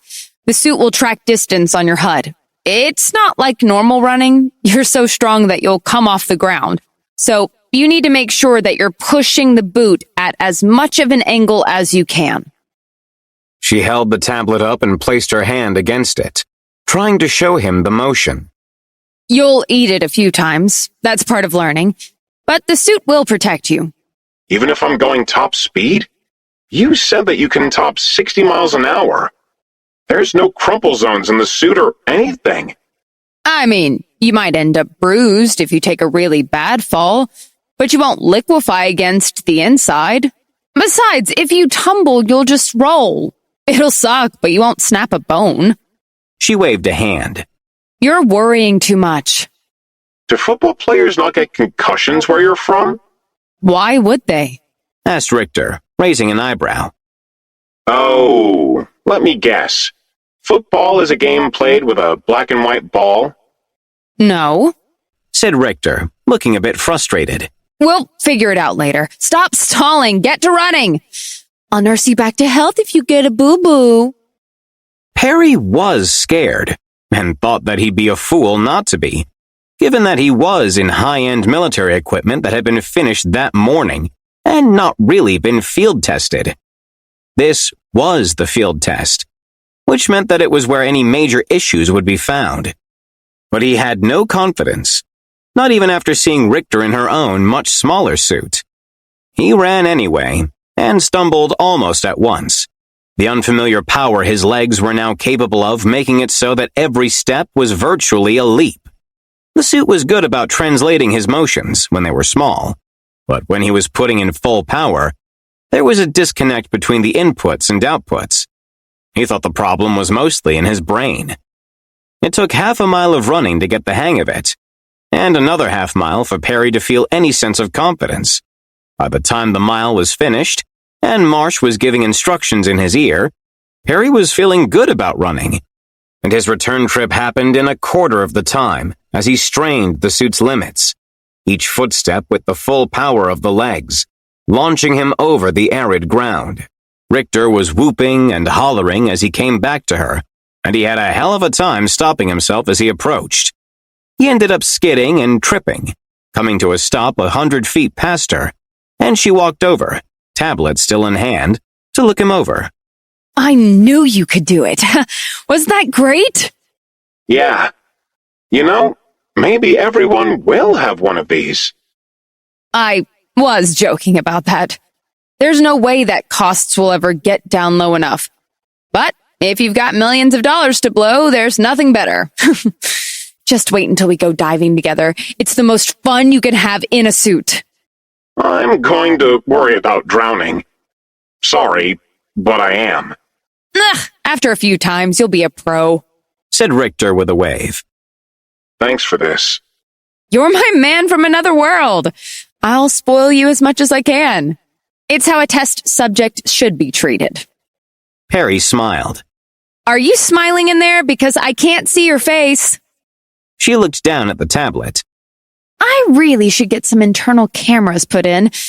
Ugh, but I have no idea where I'd fit them. And they'd have to have their own light source. Yes, I'm smiling, said Perry. He liked being called her man. He even liked being called her test subject. You think I'm a man, not an alien? She grinned at him. Even if you were an alien, I wouldn't hold that against you. Now, I think we should go home and freshen up. I have diagnostics to run while Jenny makes dinner, and then we can watch something together. Jenny was the house AI, apparently named after a famous secretary. Perry felt a bit self-conscious in the skin suit, which left little to the imagination. But Richter helped him out of the armor without comment, and they rode back to the house in her pickup truck. Dust rose up in a plume behind them. She had her radio on and was tapping her fingers on the wheel, singing along to unfamiliar songs, and he wondered, not for the first time, whether he would ever end up going to a place where he wasn't greeted by strangeness at every turn. It turned out the car was a Lentwood, a brand that didn't exist on Perry's Earth, and they had strange names for almost everything. Back on Earth, Perry had gotten annoyed when an app updated their icon on his phone, or when a website got a new layout. Now he was in a world where everything was just slightly different, even if most of the same functions were in place. Electrical things used differently shaped plugs. None of the brands were the ones he knew, and it all might have grated at him a little bit more if he hadn't stepped through to a world with Richter in it. When they got back to the house, Richter stared at the whiteboard in her living room, which was a crazed scrawl of questions, answers, hypotheses. She erased a portion of it, which was mostly timeline pontification, and wrote in large letters, "How many worlds?" Is that important? I mean, the answer is yes, but we don't know how to answer it. So the answer is also kind of no. I was thinking about it on the way home. Would you like to think with me before we get cleaned up? Sure, Pants are coming off. Richter warned. It's hard to think with pants on. Go ahead. She was wearing shorts, not pants, but she stripped them off, leaving her in a t-shirt and underwear. It was what she normally wore around the house, seemingly without shame, which he'd discovered on his first day there. They had talked about it some, and she'd said that she liked to have a warm trunk and then radiate heat from her legs. At night, when the place cooled, she wore a hoodie but kept her pants off. Perry liked it, because she was cute, but she wasn't treating it as flirtation, he didn't think. She seemed more indignant at the very notion, which Perry hadn't put forward, that a person should be expected to be fully clothed in their own home. Okay, She said. She held up 2 fingers. we know concretely of 2 worlds, yours and mine. But it would seem odd to me if there were only 2, right? When I was talking about aliens, about advanced people from other worlds, I mean, why would your Earth and my Earth be unique if we know that there can be other Earths? She had a bouncy way about her when she was thinking, shifting her weight from foot to foot. They wouldn't be unique. But so far as I know, you're the very first person in all of human history to have crossed between worlds. And forgive me, you're just some guy. Ouch. You're tall, attractive, educated. You have a lot going for you. But think about all the firsts, right? First man to swim the English Channel wasn't some guy who did it on a whim. First man to break the sound barrier was Luke Wilcox, a highly decorated pilot. Perry nodded, though he was still working to get an understanding of Richter's Earth. They'd been engaged in what Richter called comparative history, which had its own section of the whiteboard. But there was such an enormity of base-level information that was different that a lot of time it was easier for Richter to just give him impromptu history lessons. He liked that better anyway. But you're not particularly suited to world traveling. You're nice, personable, a little flummoxed by the whole thing. Took to wearing the power armor well, but in the scope of everyone it could have been, why you? Stop, I'm already dead, said Perry with a groan. She didn't get the reference, which Perry hadn't even realized was a reference until he said it. And they plowed on ahead, which they had learned to do in these situations. Hey, I like you. I couldn't have asked for a better guy to step through a portal in the desert. But, with that said, you're undistinguished. There's got to be a better way of expressing that same thought. I can't imagine what it is, but just some kind of spin, some massaging? I don't know. What I'm saying is that it would be crazy for you to be the first and only person to have ever traveled between the only two worlds. Unbelievably weird. Beyond how weird it already is. Right. But then, where are all the other world hoppers? You'd think there would be historical evidence of them, even if it's just people who got put in a mental hospital. Though I guess we wouldn't necessarily know about that. True. I'm going to try to keep you out of any mental hospitals. Appreciated. She had expressed a number of times that she thought he was on the chopping block if anyone caught wind of him, and he'd agreed. But also thought that she liked being the only person in the world who knew this sort of secret about the deeper workings of the universe. We need a bigger sample size. I have absolutely no idea how we'd ever possibly get it, since you don't seem to be able to open portals at will. Just knowing there were other world hoppers, that there really are more than just the two worlds, that would be great. Perry nodded, but he wasn't sure that it would be great. He was, at that moment, the only person to have ever traveled between two worlds. Knowing that someone else had done it before him, that lots of people had done it, would be pretty deflating. Going through that portal in the woods had been the single most interesting thing that had ever happened to him, and the whiteboard of Richter's was fertile ground for speculation. Getting a novel problem dropped in his lap alone would have made his day back on Earth. How about this? I spend the next half hour trying to open a portal. Then we get some pizza for dinner? Richter narrowed her eyes. Pizza? Funny, said Perry, rolling his eyes. Hey, I try, smiled Richter. And yeah, do your best to open a portal. Use the lab where there are cameras, and try not to pop a blood vessel. That was the night he made his move. He'd kissed her goodnight. And then that kiss had gone on for an eternity, with her pulling apart from him only slowly, reluctantly. The next morning, Mordant had shown up.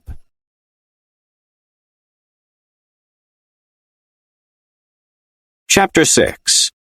Mordant. The first time Mordant showed up, he stood awkwardly at the front of the house.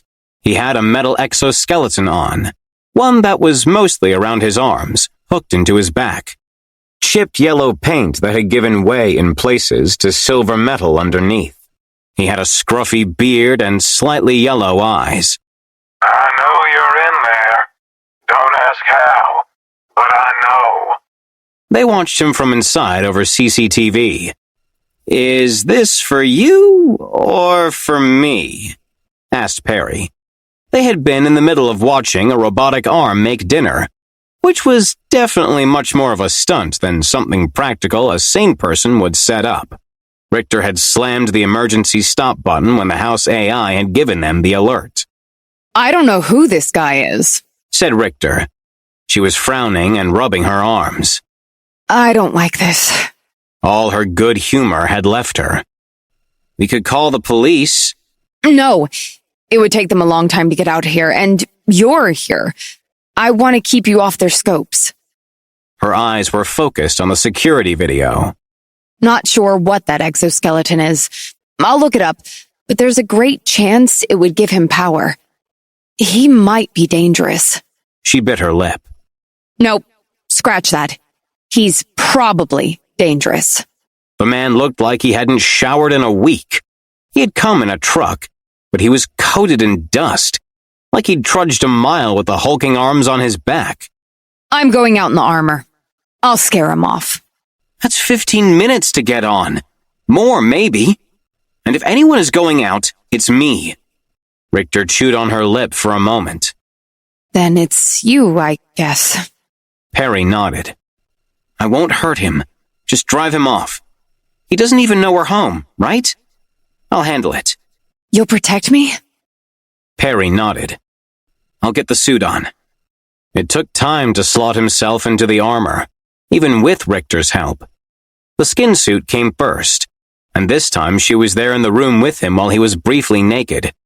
With no pretense at modesty from either of them, he saw her eyes on him, and maybe they didn't have the hunger that he wanted, but at least there was some appreciation. Once that was done, the individual pieces came on, locking into place and interfacing with each other, with a lot of the checks they'd done the first time skipped over. 15 minutes was an eternity. During that time, the man paced in front of the house. He didn't say much, other than to give his name, Mordant, which might have been a first name or a last name. After 5 minutes, he came closer, pressing his face up against the windows, looking inside at the living room, then testing the front door, the garage door, and other points of entry. While Perry was getting the gauntlets in place, Mordant was tapping the glass, testing it. It was only a matter of time before he punched one of those fists straight through it and entered the house. Richter didn't have a panic room. When Perry came up, it was through the garage, which was connected to the lab by concrete steps. The power armor felt too big for the house, like he was a giant, and as he left, Richter was slipping into her own armor, undressing to get the skin suit on. A brief flash of unselfconscious nudity before he was gone. Hey! Called Perry as he slipped out of the garage. Mordant turned and stared at him. I don't know what you're doing here, but you need to go. You're him? Asked Mordant. You're the guy? No idea what you're talking about, but you can't be here. Take off the exoskeleton, get back in the truck, and if you need help, we can... Mordant raised a hand and a bolt of lightning shot out from it. Perry saw it as an afterimage, and the helmet he was wearing failed right afterward, leaving him in darkness. Perry quickly scrambled for his helmet and pulled it off with some effort. The power armor was almost totally dead, hampering his movements instead of helping them. When the helmet came off, Mordant was much closer. He'd rushed, and when Perry raised a hand to fend him off, Mordant grabbed that hand and twisted him. The power armor was as light as it could be, which wasn't all that light. When sitting in a chair, the internal pseudomuscles would engage to make it more like a squat, because otherwise most chairs were liable to bend or break. There were certain surfaces he wasn't supposed to walk on, and Richter had warned him that the average house would groan and creak if not actually collapse. Mordant was still able to throw him almost 10 feet. Perry hit the ground with a jolt, not even remotely helped by the power armor, which had gone totally dead. He didn't know whether the backup gun stored in the shoulder was functional or loaded with ammo, but it was dead too. He was stuck in impractically heavy armor with his helmet on the ground, and someone who seemed like they very much wanted to kill him. A second bolt of lightning came from Mordant's hand. There was a metal plate there, but it arced through the dead power armor, and Perry felt it only as a spasm of his muscles and a sharp tingling across his chest.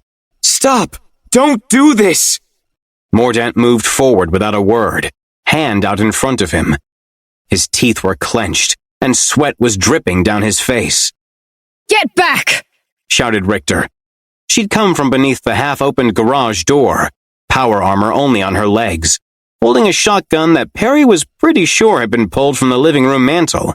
It was an antique, and he hadn't even known that it could fire. Mordant hesitated, then turned and went for her. To Perry's surprise, she didn't fire the gun. Instead, he snatched it from her and tossed it to the side, then grabbed her by the wrist with mechanically enhanced hands. Perry moved forward, feeling glacial with the power armor's weight working against him. Mordant lifted a hand toward Perry, and Perry slapped it aside with his gauntleted hand, breaking something inside it, and making the bolt of lightning carom off to the side.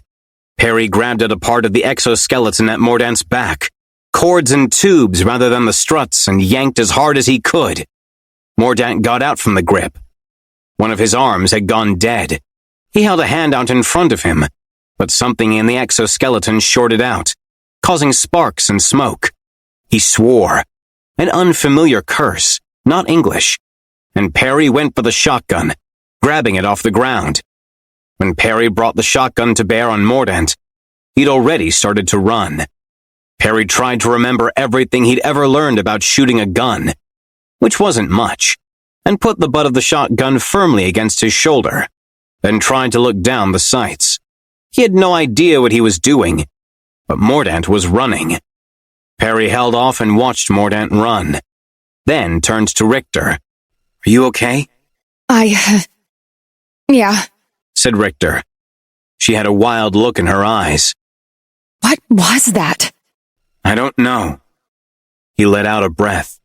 He probably had a wild look in his eyes, too. "We should call the police," No.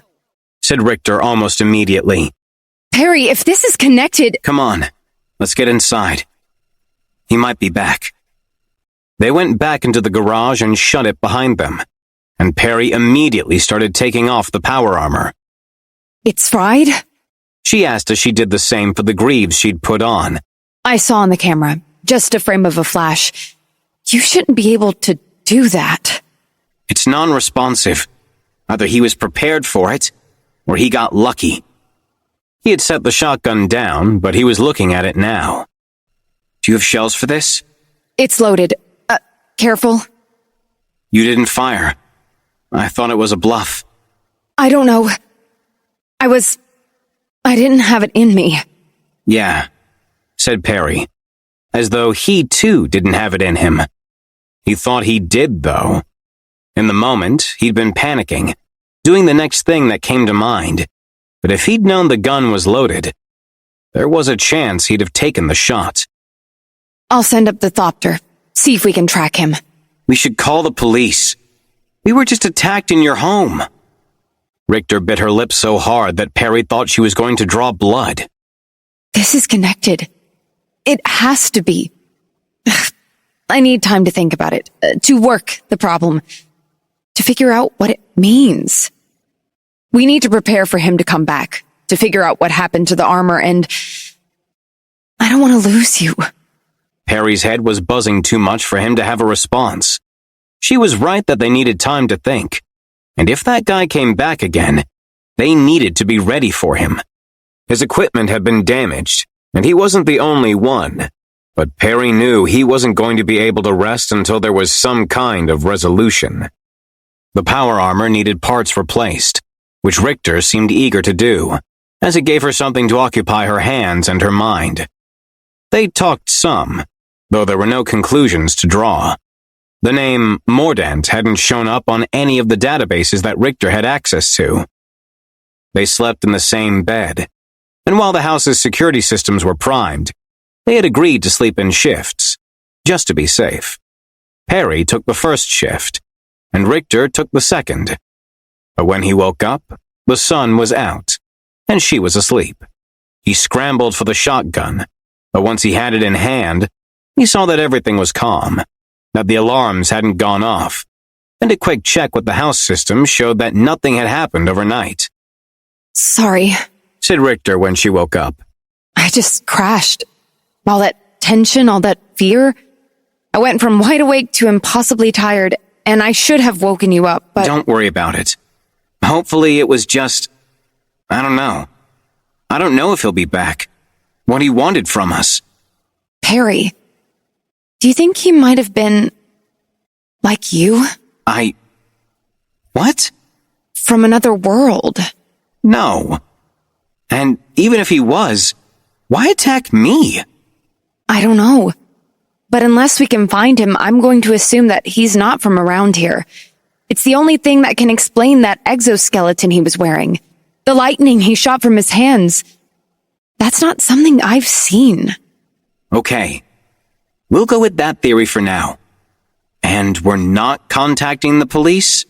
No, Said Richter. Her mouth was set. we're going to prepare for him. We're going to get to the bottom of this, and if he comes back, we're going to be ready. But almost half a year passed before they would see him again.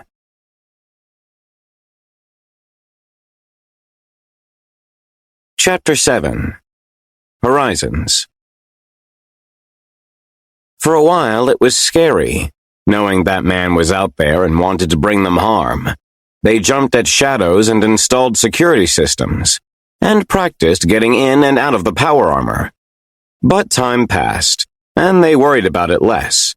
They were so prepared and so well armed that it seemed as though Mordant, whoever he was, would be inviting death if he so much as stepped foot on Richter's land again.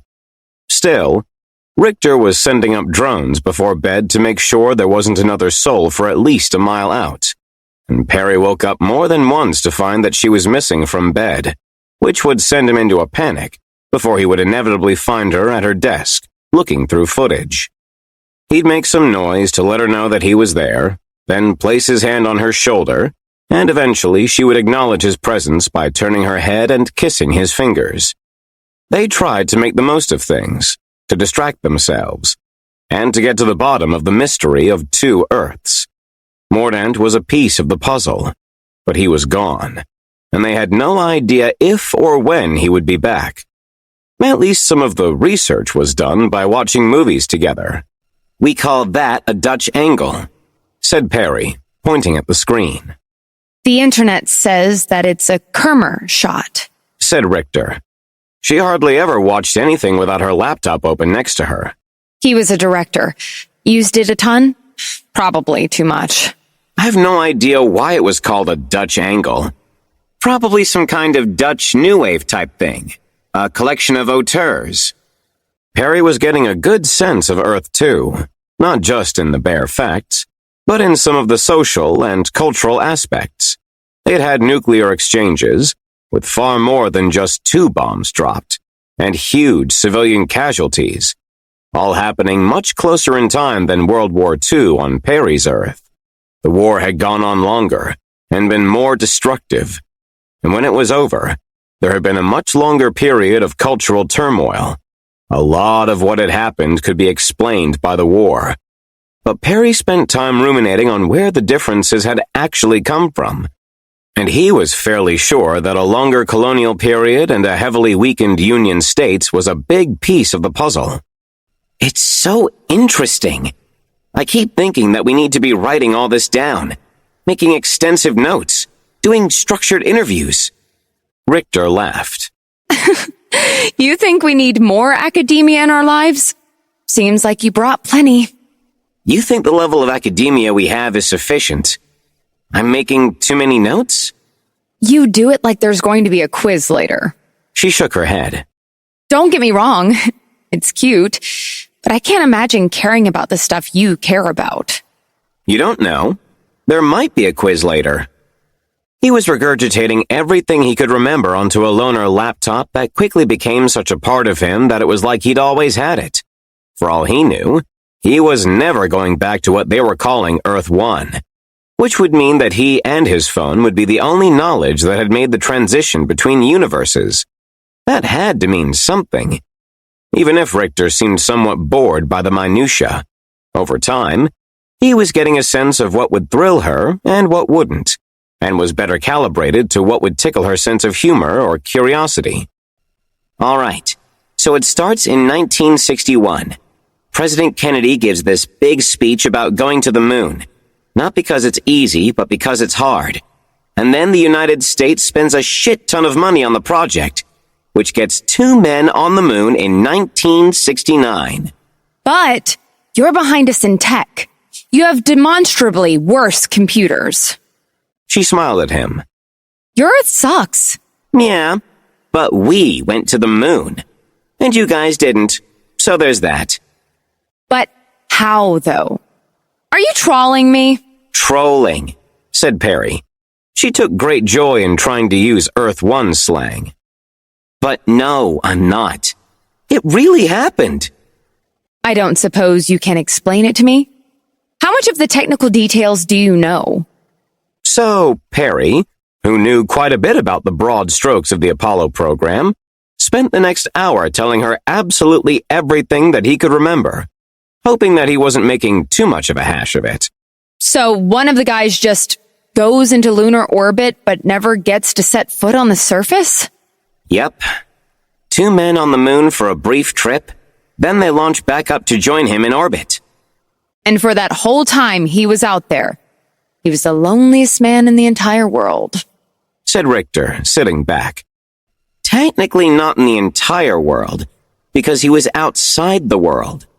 But yes, and when the command module went to the dark side of the moon, there was no radio or anything like that, meaning that he was 2,000 miles from another living human and completely by himself. Wow. I read up on your space programs. They're pretty awful, considering that you have better technology. There's not really such a thing as better technology. The specific knowledge necessary to launch a person into space is pretty specific. But no Cold War, a relatively weak Union states until the recent resurgence, and there's just been no incentive for anyone to attempt something like a moon landing. After Apollo, there just wasn't the funding or public interest for it. Supposedly they're going back, but I'm not sure how seriously to take that. And it's possible that China will send someone, but whoever does it, it's sort of a stunt, I guess. There's nothing for us on the moon. He had read more than one article to that effect. There would be a lot of egg on his face if helium-3 mining took off. Boo! I would love for someone to just go for the sake of going. I would love to be that person. Seems like the tech is there. I mean, with the power armor.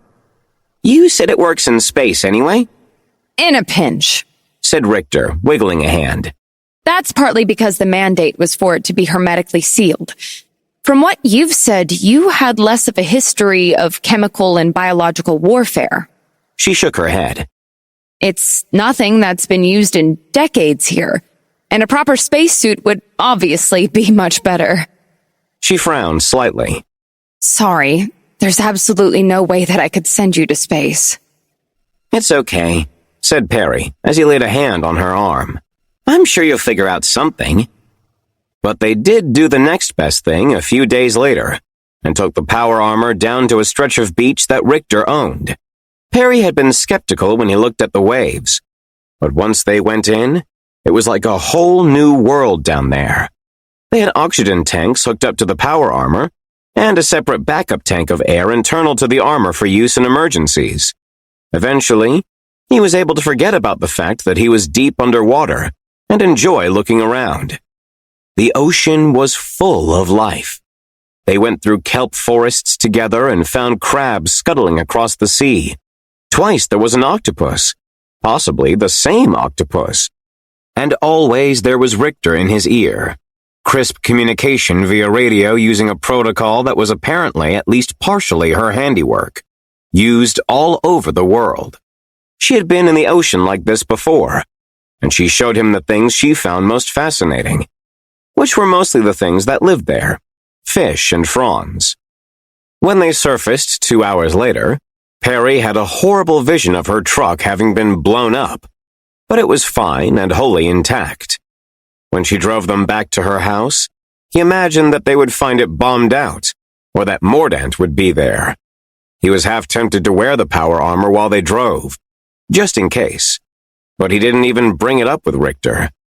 And when they got to the house, it was as empty as it had been when they left, tended by the house AI, which had been in communication with Richter's phone anyway. Mordant hung like a shadow over their time together. I kind of wish you had the same surveillance state we have. Cameras everywhere? Wiretaps and satellites staring at you and all that? You have cameras. Yeah, but I'm a techie.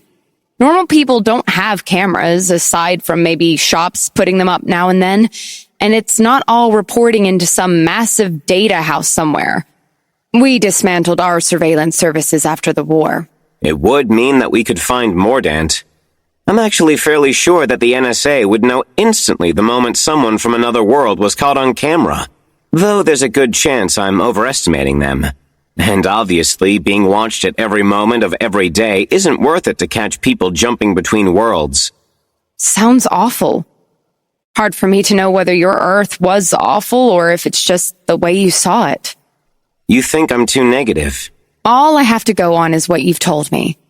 It seems like your people did some great things, and some really not so great things. But your position wasn't one where you could make a difference, and I think maybe that makes everything feel overwhelmingly awful. And maybe it was. But it also might be that you're the sort of person who keeps turning over rocks to see what's beneath them, and also the sort of person who feels bad when you can't do anything about any of it. At least to my understanding. That's certainly a theory. Personally, I think it's just how my Earth was. Your Earth has its own issues, but the fusion technology is... I wish I'd been able to bring something even half as valuable as that here. Global warming had been an impetus for switching over, but there was also a general emphasis on rebuilding in the wake of the Great War, and a lot of infrastructure investment. Oh, me too. There's not much we can exploit on your phone. Just a few tricks and a couple hundred patents. Oh, I spoke with my lawyer, by the way. You broached the subject? She's going to talk with you in another week or so. Speaking professionally, she doesn't think that you could be deported, and there's no legal basis for putting you in detention. Speaking as a friend, she thought that it might be one of those situations where what the law says doesn't really matter. As it turns out, the law is vast and complicated, and if someone really wanted to, they could bend it to put you under lock and key. Then I'll just hang out with you forever, said Perry with a shrug. Richter laughed. I can't say I would mind that, but it would be nice to get you a passport or identification or 100 other things. You can't even drive a car. Legally, no. He'd had her show him the basics out in the desert, and it wasn't that different. She still teased him about it, though. You're in this halfway zone. Like, you stepped into my world, but only a single step. She folded her hands in her lap. I want you here all the way. Even if the other stuff doesn't pan out. The technology, the comparative sociology, the alternate history stuff. I want you here, Perry. Perry didn't know how to handle that level of earnestness. He turned to look away from her while he thought about it. And the thinking felt like it took too long, to the point where he was just screaming at his brain to figure out the right words to say. She was silent and gave him time, which made the thinking feel even more difficult. You think that Mordant is here for me. You think he's after me, like he's some sort of multiversal police. Or probably not that, given he didn't seem like a professional. But a rival of some kind. A guy who isn't from this universe, but from his own. I don't know, Perry. I think it's good to make a guess. I think it's good to run with a hypothesis until it doesn't feel like it's bearing fruit. You get more done that way. Her eyes were searching his. I think that being here on this earth might not be the end for me. Getting citizenship here, living in happy domesticity with you, playing around in ridiculous power armor. To me, that doesn't feel like the finish line. No, said Richter. She frowned. I guess it doesn't. When you came here, when I accepted that it was real... She went silent. She had mentioned more than once that she had harbored doubts for longer than she'd let on. But he didn't know quite how long that had been. When that portal appeared, I felt my life change. It was the most momentous thing that had even happened to me. There was no question in my mind that I was going to step through it. And now that I'm here, the thought of settling down, becoming a citizen, even if it's with you, to be by your side, it's... Too mundane. I love you, said Perry, though it was not at all the right time to say it.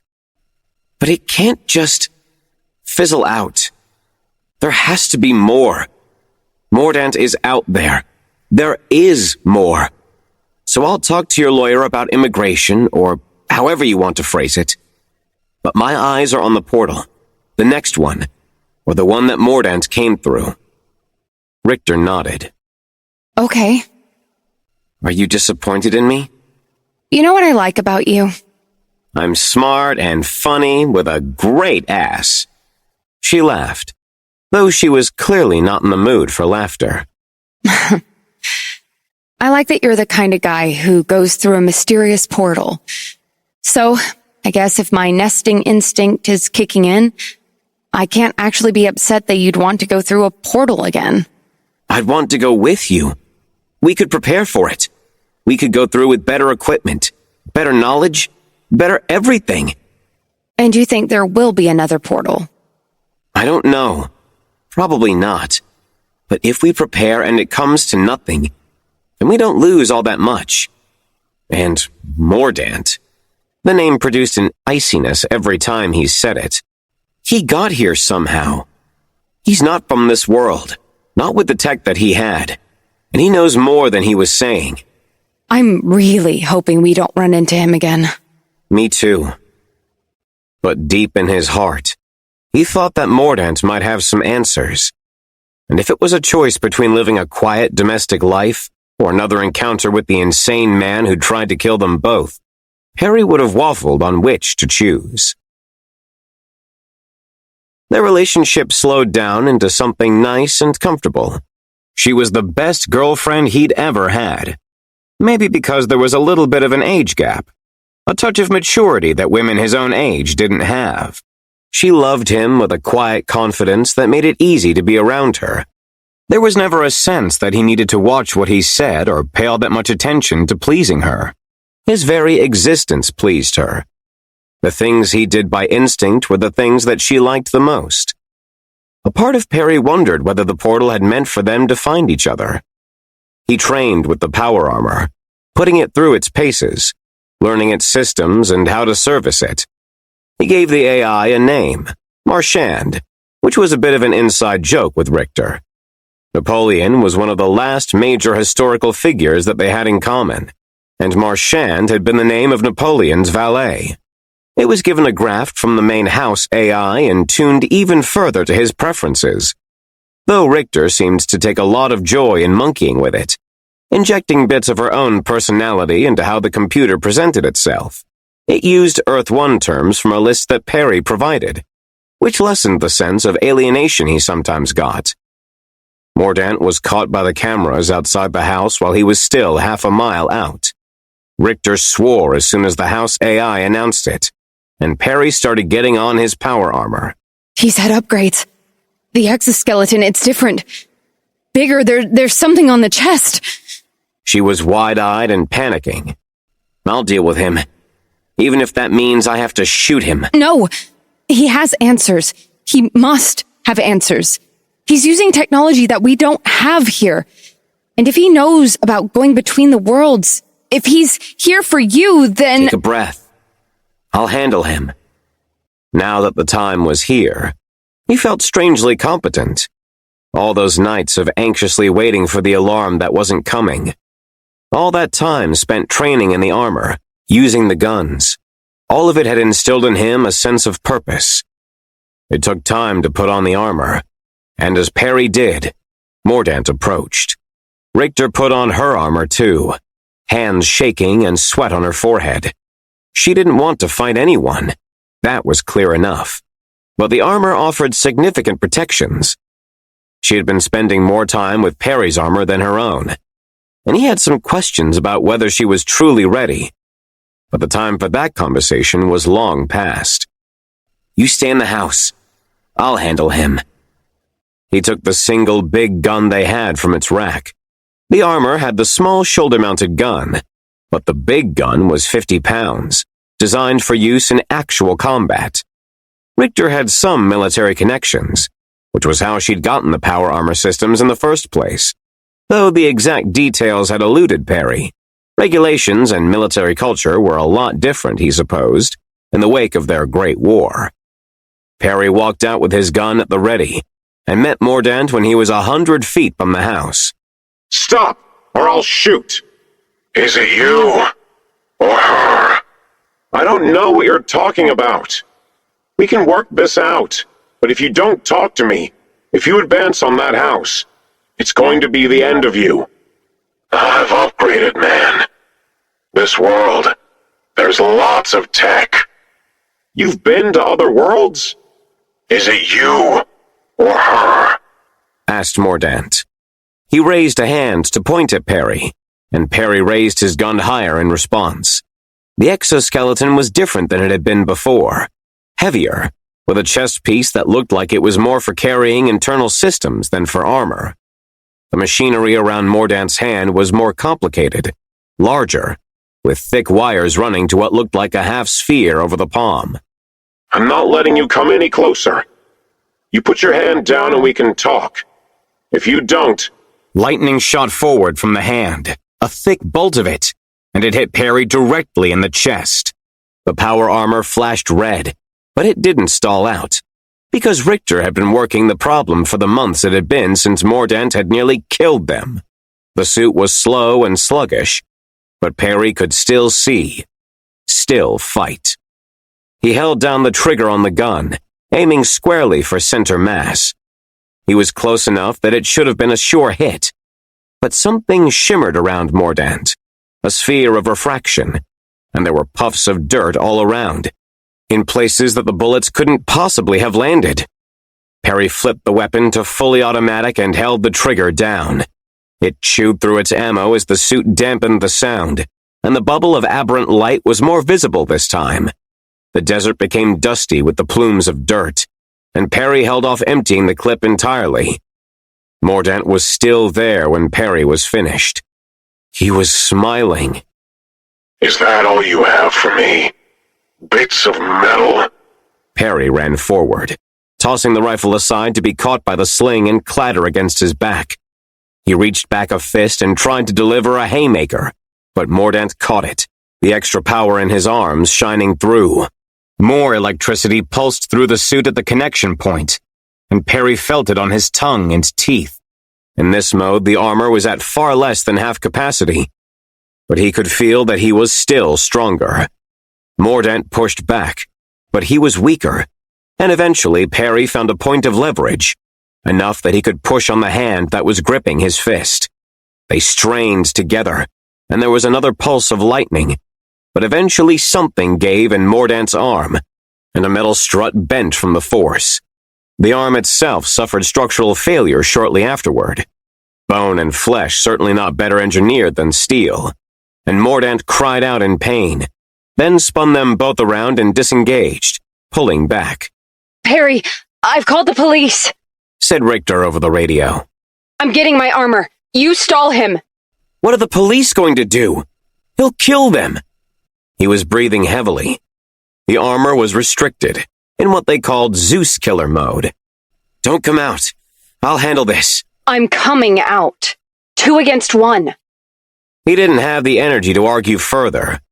Mordaunt was nursing his wounded arm. In theory, Perry could finish this now, before she was put at risk.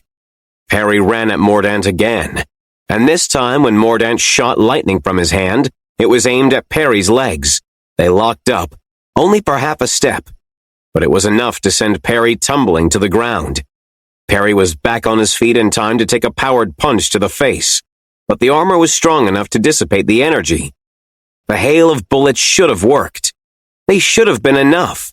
The energy needed to divert a bullet in flight was enormous, as much as the power of the bullet itself. And who the hell had ever heard of a force field? Mordaunt was no longer smiling. The lightning hadn't worked how he'd thought it would. His exoskeleton was weaker. What followed was a scrap more than anything else. Power armor against exoskeleton, attempting to bash each other. Mordaunt was down an arm, which he couldn't move without pain, and for all the power his exoskeleton had, it was doing nothing much more than scratching the metal surface of Perry's cobalt blue armor, or sometimes, if he was thrown, bruising the body inside. It wasn't a stalemate. Mordaunt was being worn down. It was a battle of attrition, and mostly because the guns hadn't worked. Once, when they were close to each other, locked into another grappling match of metal against metal, where Perry was trying to get his thumbs into Mordant's unprotected face, Perry had tried to fire off the shoulder gun, hoping that whatever field was protecting Mordant wouldn't work. The gun had fired, but the bullet didn't seem to do anything, and the armor wasn't capable of tracking its path. The stalemate ended when Richter came out.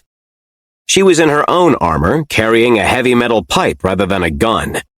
Her armor was worse than Perry's, but it was still military grade. Still, he felt a spike of fear deep in the pit of his stomach. He wanted to tell her to go away, but he knew her well enough to know that she had made her decision and was sticking with it. They would just have to do it together. Perry moved to flank Mordant, and the calculation flashed across Mordant's face as he realized what was happening. Perry almost knew what was going to happen before it did happen. Mordant ran at Richter. Richter froze for a second, body going stock still. Then she readied her metal pipe like she meant to hit a home run. Perry ran after Mordant, but he was 2 seconds behind, and he watched helplessly as Mordant collided with Richter. She hadn't gotten the timing on her swing quite right, and Mordant was stronger than her in her smaller power armor. He punched her twice in the helmet with his good hand, then kicked out at Perry, a direct hit to the kneecap just as Perry was getting there. The armor held, but Perry found himself sprawled on the dirt. He was getting to his feet as Mordant threw Richter at the house, swinging her at it with a grip on her leg. Perry hadn't realized how close they had gotten to it. Richter crashed through glass and metal, landing out of sight, and it was only because they were connected via comms that Perry could hear her cries of pain. Urgent medical attention needed, Marchand said in Perry's ear. The police have been updated. First aid procedures engaged. Perry let out a growl and launched himself at Mordant. Afterward, Perry wouldn't remember all that much of it. Mordant was already flagging, his arm broken, his exoskeleton struggling. What Perry remembered was the fury, his full capacity for violence unfurling itself. He ripped the metal and wires from Mordant, and found that they were embedded much deeper than he thought. Wires poking into the skin, bits of metal screwed into bone and wrenched free. Mordant was struggling, losing blood, torn apart, the power source stripped from him. Perry must have punched him in the face, because his nose was broken and bleeding freely, and his teeth were shattered and jagged. Perry didn't kill him, though. He wasn't a killer. Richter wanted him alive, to get answers, and so long as an ambulance was coming, he would probably survive. Perry got up and ran for the house. His armored fist was dripping blood. Richter hadn't moved from where she lay. She'd put less work into her own armor than into his. It was lightweight, meant for faster movement. She had always let out a joyous yell and told him they were racing, then beat him every time. But the lower weight came with different design specs and less armoring, and something had pierced her. He reached for the latches, and when they didn't respond, Perry called for an emergency override. When he lifted up her helmet, her eyes had gone dull. When he queried her medical data from the suit, it was all flatlines. Internal tourniquets had been applied, and attempts had been made to deliver first aid, but she might have just died on impact. Perry staggered away. The power armor bumped into a countertop and broke part of it. He went back out of the house, staggering, and saw police lights on the horizon. A familiar flashing blue and red. Something that hadn't changed across timelines. They offered no hope or solace. It was all over. When the portal appeared, it was in Perry's field of view. It sprang into existence, starting as a small point and growing larger, human-sized. Perry looked down at Mordant. He wanted to crush Mordant's skull, to end him forever. But the police were coming, and there would be plenty of video footage. And if Richter was dead, the thought caught in his throat. If Richter was dead, there was no one to protect him from the weight of legal consequence. There was no way he would be able to keep the armor. he would be placed in jail, or someplace worse. And without Richter, what was there left for him? What was the point of this world? There would be a funeral. Richter's body was supposed to be put on ice, and then into a deep freeze, in the hopes of revival later. It had just about as much of a chance of working on Earth 2 as it did on Earth 1.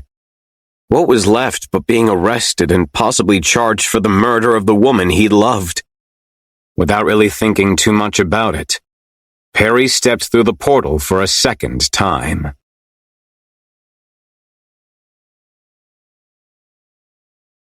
Chapter 8. Perry's second first day. Perry hadn't known what he would find when he went through the portal. He'd only known that Mordant was dealt with, Richter was dead, and that the police had shown up. He'd gone through the portal in the middle of the hiking trail because it was the single most interesting thing that had ever happened to him, and because he'd always had a creeping feeling that there was nothing important left in the world for him. With Richter gone, what was left for Perry in Earth 2? He was a non-person there, and they would surely take his power armor from him, especially with Richter gone. He'd stepped through the mysterious portal for a second time, barely caring where it would take him. He found himself on a dirt road in the middle of the countryside, and he could not bring himself to care. The grass was green, and a stone fence kept some sheep together. Perry didn't know what to do. He hadn't planned this. The power armor could function indefinitely, so long as the microfusion reactor in the chest kept running, and that could keep going for years, even without maintenance. There was a nutrient pouch to give him something to eat, good for a single meal, but not much more. And there was a water pouch that held half a gallon, which would keep him from dying of dehydration. But what did it matter? Perry trudged forward, then stopped himself and walked normally. He had almost thought that he would end up back on Earth 1, maybe even back on the very same trail he'd left from. Instead, he was, well, somewhere else. He stopped and looked again at the sheep and the stone wall. The wall had been made without mortar, just flat stones stacked on top of each other, layered for support. The sheep looked like sheep. Perry had gone through a GeoGuessr phase, where he'd looked at thousands of images from all around the world and tried to figure out where they had been taken. The game had leaderboards, so he'd gotten good, mostly by memorizing the tells of different places. Since all the data came from Google Maps, most of those tells involved signage and the specific markings that people used on their streets, which was very country-dependent. But he had also learned a lot of the characteristic plants, which gave the next biggest bump in skill. Trees and shrubs had specific ranges, and you could tell where you were in the world by looking at grasses, if you were good enough. Perry was getting English vibes, or maybe Scottish. The stone walls were a tell. The woods near the path he was on seemed to be oak, tall trees with dead pieces of wood extending up beyond the leaves. The first portal had taken him from Earth 1 to Earth 2, but it had also taken him from Tacoma to the Mojave. If he was somewhere in the British Isles, or more broadly Europe, then that was a data point. Earth 3, said Perry. Yes, sir, Replied Marchand. Perry had nearly forgotten that the AI was there. Do you know where we are? No, sir. I am unfortunately having difficulty connecting with the satellite network. Perry started walking down the path again. Failure to connect with the satellites could mean a lot of things. It could just be that Earth 3, like Earth 2, had different communication protocol standards. Or it could be that whatever divergence this timeline had, they just didn't have satellite technology, which would be concerning. The suit was rugged. It could survive a long time without maintenance. It was, in Richter's words, over-engineered, some of which had been her doing, and some of which had been due to the demands of military applications. Perry wasn't sure that he could survive in pre-modern times, or in a place that was functionally pre-modern. No running water, no proper food handling, no medicine, and that was without getting into all the ways that society would be different. And again, what was even the point? The path turned down a road, and Perry kept walking. He would need to find civilization and explain things to someone. There was no way to do this all alone. If he hadn't met Richter basically right away, he didn't know what he would have done, and he didn't imagine that he was lucky enough for it to happen twice. Something wrenched in his heart. Meeting Richter had been lucky for him, not for her. There was a good chance that he would launch the drone nested in the back of the armor to get a better look. But he held off. He'd used the drone only a handful of times, and it had always felt light and flimsy. More than that, he was worried that someone would spot it, and it would be much easier to explain himself in person before the local police had been called on him. There was still no sign of modernity. No power lines, no asphalt, no guardrails, no signage. There were no contrails in the sky, and when Perry looked at a nearby field, he saw a crescent pattern where the grass had been harvested. No tractors, he didn't think. It seemed like a scythe had been used, though he wasn't entirely sure what the signs of a scythe were. The road took Perry through some woods, and he was startled when a group of men came out of it. They wore muted browns and might have stepped out of the Ren Fair, except people who went to the Ren Fair usually picked more in the way of colors. There were a few splashes of blue, possibly woad, but that was it. They were all men, most with poorly trimmed beards, 6 of them in total. The 2 closest to Perry had similar noses and deep-set eyes, and might have been brothers. They had weapons, mostly knives, which were hanging from sheaths at their hips. "Fancy blue armor," said one of the men with a grin and cold eyes.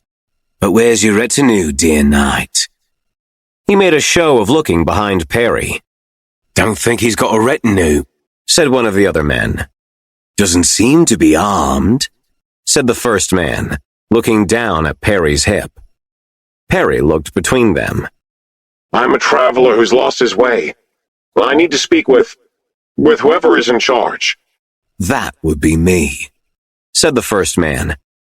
Whoever is in charge of this shire, this county, whatever your administrative districts are," said Perry. He could help these people. He was sure of that. He had the power armor, and the onboard computer had plenty of knowledge. It was possible it had instructions for how to create penicillin, and that alone would be a boon to them, if they didn't already have it. "How does a knight get lost, I wonder?" asked the first man, who was apparently their leader, or at least the guy that talked for them. "Unless he's not a knight." "Might be he stole a knight's armor," said the other man. "Then it might be there's a reward in it for taking said armor," said the first man. "I came here from another world." Perry tried again, but he could feel the anger inside him growing. If he didn't have military-grade power armor on, he might have been scared. After what he had been through, he didn't need this. They were going to try to rob him, and it was just a question of whether they would force him to kill them. "Take me to the people who know about such things." The first man drew his long knife, and at a signal, the rest of the men began circling around Perry. If he'd just been a man in regular plate armor, he'd have been in trouble, since he had no weapon, and all they would need to do was get a knife into a vital gap. The power armor didn't have gaps, though. Nothing that a knife could slip into. Perry didn't particularly want to test it, though. When they came at him, Perry was ready with a punch. He thought that it would set the man flying, but instead it was like punching dough. Something in the motors and hydraulics had locked up, slowing him down rather than adding to his strength, and the guy he'd punched danced away unharmed. They grabbed his arms and pulled him down, and though he struggled against them, the suit wasn't operating at full power. "Marsh, what the fuck?" "Sir," replied Marchand as Perry was pinned to the ground. "the suit's civilian safety mechanisms are currently engaged, and these men are designated as civilians." They were pulling at Perry's boots, trying to get them off, and the main guy, the leader of the bandit gang, sat down on Perry's midsection, knife in hand, looking at the place where the helmet connected. Perry struggled, and the suit wasn't responding, wasn't letting him throw them clear. There was a click from one of the boots. They were supposed to be locked in place, but either something had gotten knocked loose in that last fight with Mordant, or there was something blocking it. Perry tried to kick, and felt the boot partly disengage from the rest of the armor. "They're enemies! Designate enemy! Shoot them!" The shoulder-mounted gun lifted up from its housing and began firing as Perry pushed himself to his feet. With the civilian safety feature off, he was on his feet in a moment, shaking the men free, his boot still on his foot. He'd killed one of them hard getting up, with the full power of the suit, and the man had gone pinwheeling backward. The shoulder gun fired on him on the ground. A headshot, and the man beside him, who had been going for the other boot, was likewise shot in the head. Perry turned around to face the men behind him, and watched as the gun fired twice more, instantly dropping them. He was breathing hard. All 6 were dead. Had there been an extra gunshot in there to kill the 6th? He thought so, perhaps when he stood up. Perry reached down and took his boot off, checking the latching mechanism to make sure that it clicked cleanly into place. There was blood on the armor, tiny droplets that were nothing compared to what was draining out of the men who lay slumped on the ground. 6 men, dead just like that. Perry breathed slowly. He had never killed anyone before. They had been trying to rob him of the only thing he had. Maybe they'd have tried to leave him naked but alive, but it didn't matter. They had deserved it. There were many thoughts that went through Perry's head. Regret wasn't one of them. He saw Mordant's face on every one of their bodies. Perry checked the armor over, then had Marchand do a diagnostics check. There was no damage from the fight. The boot was correctly locking now. They had mistaken him for a knight. But Perry knew there was much more to a knight than the armor. You needed noble birth, combat training, financial means, and an oath of fealty. That last one was the only one that Perry could do anything about. He would need to find the local lord and drop to a knee, pledging his support, perhaps with a demonstration of his skills. But the bandits had been speaking modern English, if with an accent. That was odd, wasn't it? If this was some branch of time that forked from his own? Perry moved away from the bodies until he was out of sight of them, then sent up the drone. It shot high into the air, spreading its spindly blades, whirring through the air as the cameras took in the surroundings. He had it rise high. As he got a look at the surroundings, any hope of a radio signal vanished. There were thatched roofs and dirt roads, and even the first main thoroughfare he found was cobbled rather than paved. There was a castle in the distance, which he had expected but still shocked him, and everyone he laid eyes on had medieval garb. Not that Perry was some expert in historical fashion. Tall mountains rose in the distance, just beyond the castle. A dark mountain pass was framed by shafts of sunlight poking through roiling clouds, and after a suggestion of movement there, the drone zoomed in as far as it could, showing a dark shape moving through the air. It was, quite clearly, a dragon. Any notion that it might have been a giant lizard was dispelled the moment flames licked out of its mouth. For the first time, Perry weighed the idea that he might not be on an Earth at all. Chapter 9. Court. Perry stood before King Odilon, with his helmet removed and cradled in one hand. There were a surprising number of people there. In Perry's mind, a throne room would just be the king, his wife, and perhaps a handful of advisors and guards. But here there were dozens, many of them idly chatting and sitting to one side. "You claim to be from beyond the firmament?" asked King Odilon. "I do not know, Your Majesty," said Perry. "If this is what your advisor imagines, then I suppose I will accept it." "And you have come here to fight?" "No, Your Majesty. I don't know what brought me here or why. I killed a few men who meant to rob me, but I would prefer not to kill again, unless there is good reason." "But there is good reason. There is a war against the tides of darkness. Then I would fight, said Perry. He clenched his fist tightly. He yearned to fight, in fact. It was all a blur. King Odilon accepted Perry readily enough, which seemed odd until Perry realized how poorly the war was going. They had made him pledge himself to king and kingdom, which he went along with readily enough.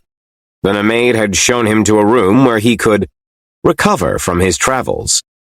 He took the armor off slowly, worried that they would try to steal it from him. Then had Marchand run a self-diagnostic. The armor seemed fine, and when Zeus Killer had been turned off, it was back at full power. The self-diagnostic came back clean. Perry lay in the bed and stared up at the ceiling. He had the skin suit on, and that was it. He was going to have to borrow some clothes, if they would allow that. But everything he knew about the medieval era said that textiles were expensive. A single outfit was something that you were expected to wear on many occasions. But he wasn't in medieval times, because one of the king's advisors had definitely been a wizard. He thought about Richter. She would have loved to see this place. It blew their theory of alternate timelines out of the water, which meant that they could make up a new theory together, or try to adapt the old one with some tape and staples. Eventually, he cried. Not with sadness, but with anger. He wanted to kill Mordant. He should have killed Mordant. He should have ended the whole thing before it began. Should have shot Mordant in the chest that very first night. He wanted Richter to be alive again, to be here with him, in this new world. She would be better suited to it than he was, more knowledgeable, and while he had the Grat book and Marchand and the power armor, it seemed like a pittance compared to what she could bring to bear. What was he but a grad student? What was he without her? His whole life on Earth 2 had been washed away in an instant. He had stepped through the portal and there was no going back. He had never really regretted leaving Earth, but the regrets of going through the second time were already piling up. He was in a strange place, one without a friend in sight so far, even if they were giving him food and a room to stay in. Richter had warmed to him immediately, and here he was clumsily operating under social rules that he was only guessing at.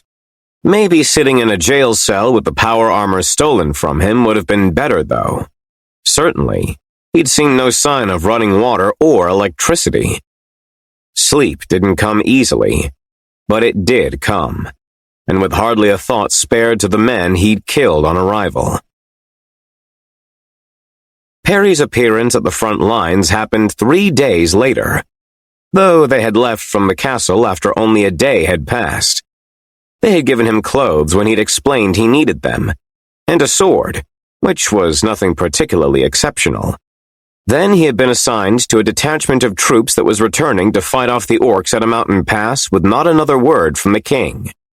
He walked, since he didn't know how to ride a horse, and wasn't sure that it could hold his weight with the armor on. He listened to the way the men talked and tried to emulate it, but they seemed uncurious about him, or perhaps were giving him some distance as either a foreigner or a kind of wizard. Their conversations were mostly about women, and only sometimes about the war. Occasionally, the men would sing a song, and on the second time he heard it, he would sing along with lyrics provided by Marchand, thanks to a quick bit of instruction. Perry's voice from the armor could become mellifluous, auto-tuned and layered as though he was providing his own backup, perfectly pitched. It didn't get the reaction he'd hoped for, though, and the second time he sang with them, it was with his own voice. They traveled 15 miles in a day, which apparently felt like a slog to everyone but him. They made camp for the night, then set out the next morning, and Perry kept to himself, trying to do what he did online when it was a new environment. Lurk more. He didn't understand these men and their ways, and there was both jargon and slang that was going over his head, though Marchand was there to subtitle everything as best he could, which was a bit of help even if the AI couldn't fully be trusted with the task. Then they reached the front, where proper camps were set up in neat rows of white canvas. Banners and tabards were full of color, and metal was everywhere. Perry was given a skeptical look by a grizzled commander and told to join a group that was closer to the pass, where the main fighting would be taking place. That meant another march for an additional mile along a muddy path, though the power armor meant that for Perry it was a gentle stroll. They reached the real front, where the fighting took place, a wide field that had already been torn to pieces, framed on either side by tall mountains that rivaled anything Perry had known of on either Earth. It looked like a particular vision of hell, even before the hordes of opponents showed up. They had their own banners, and less in the way of metal. They announced their presence by screaming. Perry had only distantly thought about what it would be to be a knight in this place. He had only vague notions of warfare, which had, for his entire life, been something seen on television and in movies. He had a sword that had been lent to him, and he felt an urge to flee as the ground rumbled with the approach of the horde. He wouldn't have been able to live with himself if he'd run, though. And if the portals had a purpose, then this was his. He had to believe there was a reason he was here. When the orcs came with green and yellow flesh, Perry met them. He had so much anger in him. And there was a part of him that thought this was the end, that he would die like Richter had. But then the orcs were on him, and there was no room for thinking about anything else. Feeling their swords bounce off his armor, feeling their bodies fall as he cut through their ranks, using the power of the armor to toss them aside or cave in their skulls. It was all a welcome relief. Here, Perry knew his place. As a general rule, Perry hated his time at court. Every high-budget fantasy drama he'd ever seen had made a king's court seem like it was a place with endless intrigue, where words sliced like blades, and everyone had 15 gambits in play at any moment. In reality, it was like one long meeting that should have been an email, and like most long meetings, half of the people who were there didn't actually need to be. The real irritation, at least as far as Perry was concerned, was that he had to be in the power armor. He could leave his helmet off, at least, but the king found the armor to be quite an impressive sight, and wanted it to be seen by the court. It was a bit of morale boosting, but also, and perhaps more importantly, a symbol of the king's power. One of the reasons that Perry didn't like this duty that was expected of him was that he felt like it reduced him to the level of a visiting poet or painter, there for the prestige more than what he could do. Perry spent his time milling about with nobility, which he technically was, in some sense. For all the magic and fantastical elements, they were a feudal society with a fairly wide social stratum, divided by how much land a person owned. Aside from the king, the most important of these men were the allodial lords, who owed no sockage to the king himself. There were 13 of these lords paramount, and they devoted their men and funds to the kingdom as a whole. Wherever their holdings, they were apparently obligated to spend a large amount of time at court, making the case for various tax schemes and laws, as well as advocating for their men in the ongoing war. Perry's Lord Paramount was King Odilon, and Perry himself held 300 acres, a pittance that was worked by a dozen husbandmen and their families, who Perry had never met. The grant had been made to give Perry some modicum of standing, and from the rumors he'd heard, King Odilon was eager to give Perry more and cement his place as a warrior knight. The 300 acres placed Perry near the bottom of the ranks, only barely able to brush shoulders with the Lords Paramount and not have it be cause for offense. Perry circulated through the crowds like the sediment at the bottom of a swirled wine glass. Everyone drank wine in copious amounts, but it was greatly watered down from what Perry was used to on Earth. The quality was middling, as far as he was concerned, but he'd always been an IPA guy.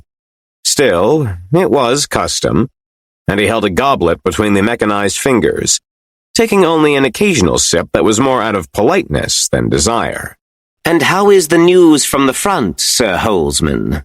asked a tall nobleman with high cheekbones as Perry came near. I hear you have been fighting with the might of an elven warrior. Are you sure you have no elf blood coursing through you? This drew a titter from those in the conversation, and especially the women. Perry was in no mood for it.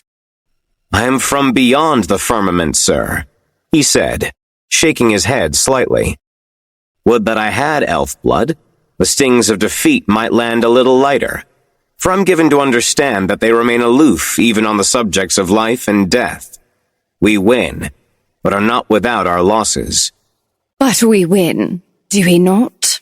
Asked one of the women. Her hair was done up in extravagant buns with ribbons running through them, and an ugly little cone hat topping each individual bun. It was the style of the time, and Perry was given to understand that they washed their hair very infrequently, which explained the cloud of scent that followed most of the women at court. The men, on the other hand, had hair that was shorn short. We win, nodded Perry. He took a sip of his wine, waiting for someone else to fill the silence. But their eyes were on him. The war is a grindstone, though, and even if the blacksmith ends with a sharpened blade, his stone is worn down in the process. They laughed as though this was a joke or a delightful bon mot. But Perry hadn't meant it like that. The court was divorced from the war, even if most of the nobility had been to the front at one point or another. When one of the lords paramount went out, they went with heavy guard, and never had to face the horrors themselves. They commanded others to do the fighting as a general rule. Perry found it cowardly, though he'd never have said that to their faces. At least you can return here, said one of the women. She was dressed in greens and whites, and had a visible bump from a far-along pregnancy. I wish that others were so lucky to be able to travel so quickly. If fast travel were possible, our enemies would use it, said Perry. This kingdom would be overrun in a fortnight. It would be impossible to stop the tide of orc flesh. He had an affection for the word, which was used regularly at the camps. The orcs were green-skinned and hardy, with thick tusks that slurred their speech. But in the minds of the soldiers, they were a vast carpet of limbs wielding a thicket of swords.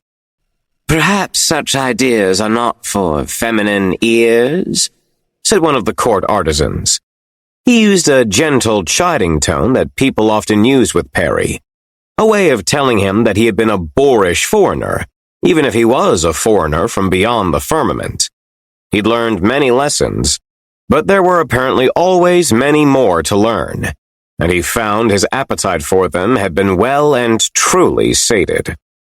I apologize profusely for offending the sensibilities of the ladies present, said Perry with a deep bow that emphasized the faint sounds of the armor's servos. It is custom beyond the firmament for men and women to speak as equals. There were murmurs and titters about that, which wasn't surprising. Perry had broached the subject before, and it had always been a faux pas, one that they thought was funny rather than indecent. Their society viewed men and women as so obviously different that him suggesting they might be equals was absurd, rather than a threat to their way of life. He found it irritating, particularly the way the women were complicit in their own infantilization. He wasn't here to help spark a women's movement, though. He wasn't sure why he was here, or what it meant that the portal had brought him to this world. But he didn't have a clue why it had paired him with Richter, if that was what it had done. He didn't even know whether the portals had a will or a whim to them. But Richter had thought they did.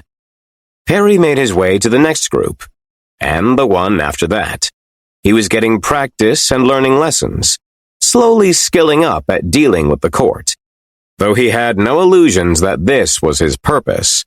He hadn't been fitted with an extremely expensive, self-sustaining power armor for no reason. He couldn't believe that it was all random and arbitrary.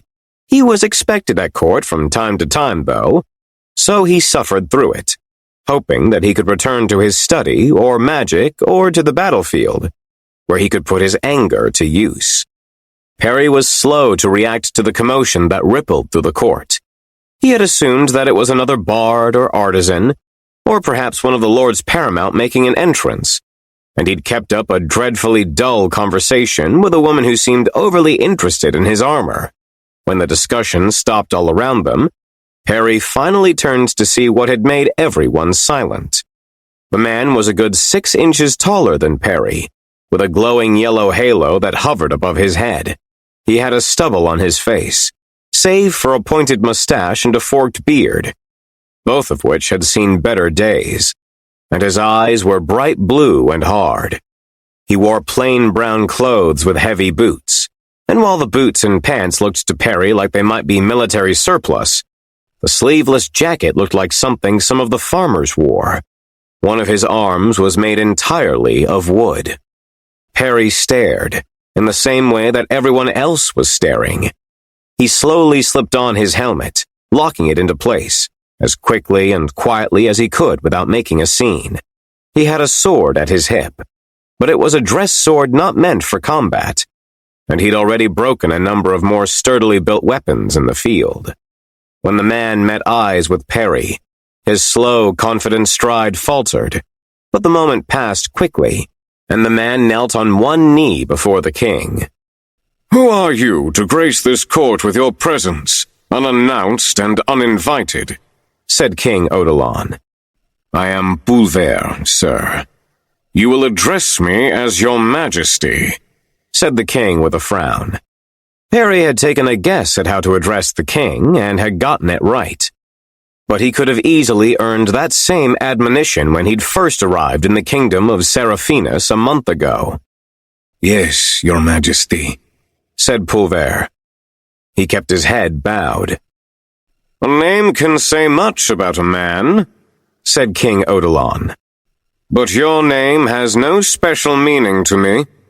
Where do you hail from? I come from another world, said Pulver. I seek a man like myself. He turned his bowed head to glance over at Perry before returning to look at the floor. A man who came here from beyond the borders of this kingdom, or the borders of this world. Why do you seek such a man? Do you have a message for him, or something more? There is conflict between us. He is my enemy. What has he done to deserve your ire? Said King Odilon, leaning forward in his throne. There was a brief pause of silence. He is a murderer and rapist, your majesty. A scoundrel and oath-breaker. There were more murmurs from around the court. Eyes were cast toward Perry and his armor, and people had noticed now that he had put on his helmet. That was all he had done, though. His hand hadn't gone toward his sword yet, even with the aspersions cast in his direction. He didn't speak up in his defense, not yet. The king didn't like people interjecting in his proceedings. When it was time, Perry would be called forward to give his defense. He hoped. These are strong accusations, but a strong accusation needs strong proof. Do you have trustworthy witnesses to call? Pulver paused. I do not, but I have witnessed his foul deeds with my own eyes. Peregrine, said King Odilon. He raised a hand and beckoned Perry. Perry stepped forward and stood before the king, next to Pulver. Perry did not kneel as Pulver did. That wasn't something done often in the court, not unless the person in question was a commoner. Your Majesty, said Perry with a nod. Your response? Asked King Odilon. I've never seen this man before in my life, Your Majesty. He has not named me, so I haven't yet seen fit to take offense to anything he says. I've told you that I've traveled between worlds and have served faithfully alongside your armies. If he believes me to be his enemy, he is mistaken, unless he does mean me and lies about my character. In that case, the offense would need to be addressed. This is the man I seek. I will not leave here until he's dead. Perry resisted the urge to draw his sword. He had been in this world for a full month and hadn't seen or heard of a fight in the throne room in all that time. There were always many knights around the king, and at least one dedicated guard who was fully armored and equipped with a glowing sword. Those who were armed had moved closer to the king, though they, like Perry, were not yet resting their hands on their hilts. "As I have said," replied Perry through gritted teeth, "I've never met this man in my life. Before I came to this world, I'd never had cause to kill a man, let alone in cold blood. I've been respectful to the women here, and more than distinguished myself in battle. There are many in this room who will attest to my character, even after only a month. I am a stranger to your ways, but I've done my best to adjust to the differences of your society." He turned to Pulver. "Does the name Mordant mean anything to you?" There were other, more pressing questions, but that was the one on the tip of his tongue. Mordant, the bastard, the murderer. "No," said Pulver. He stayed kneeling, facing the king, and didn't look in Perry's direction. "Your Majesty, I would wish to end this matter swiftly. With your leave, I propose a duel between Peregrine and myself to bring him to justice. Should I fail, it will serve as proof of his innocence. But should I win, his trail of broken bodies and defiled women would be ended." There were more murmurs from the court, and the king had to raise a fist to silence them. "You are not to speak in such a way in mixed company. You are a man of no standing here, attacking the virtue of a knight who has, as he said, distinguished himself in battle, and been a man of great restraint in spite of his foreign birth. I do not believe a word of what you say, and even if he were to assent, I would not allow such a duel. Not when it would risk depriving me of a powerful knight who was no doubt sent by beneficent gods." "Then you are a fool," said Pulver, rising to his feet. He turned to Perry as the wooden hand twisted, its knots becoming more pronounced and jabbing a sword of wood out from the mass, connected by a thick knot where the fingers had once been. Perry had thought there would come some threat, but Pulver swung the wooden sword directly at Perry's neck. Perry raised an arm and blocked the blow, but he was surprised to find that there was a deep scratch along the plating. With his other hand, he drew his sword, and they stood apart from each other, sizing each other up. The fight was brought to an end before it could begin as the sound of swords being drawn filled the room. Pulver looked around as though he was planning to take them all on at once, but when he realized just how outnumbered he was, he retracted the wooden sword back into his arm. The halo above his head had begun to glow more brightly, but when he stepped back it cooled, changing color slightly. "Very well. Not here. Not now." He turned to the king. "I was hoping to settle this without involving others. You will die regretting that you did not allow a simple battle between two men in your courtyard." He turned and began walking away. Two guards with swords drawn were in his way, but at a motion of the king's hand, he was allowed to pass. "I have questions," said Perry when it became clear that Pulver was leaving. "Where did you come from? What did it mean?" "I hope your questions rot in your throat," said Pulver without turning to look back. Perry watched him go. He wasn't sure that Pulver had answers, but he certainly had a goal.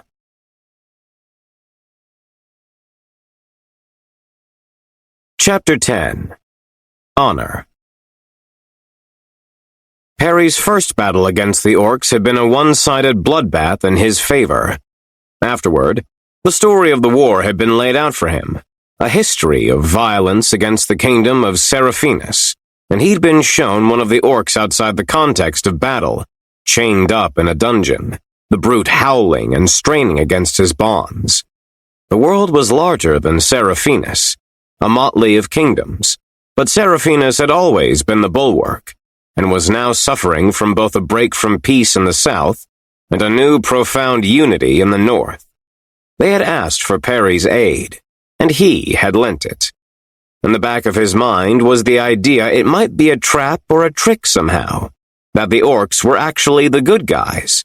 He came to the conclusion later that his mind had simply been too poisoned by postmodernism and the way that stories couldn't stop drilling down through levels of detached irony and self-reference. Sometimes it really was as simple as a kingdom in need of defending against a force of churning hatred intent on conquering and enslaving. The next big battle had been in Arger's Field, a long, low valley that had once held a village, and now held ruins.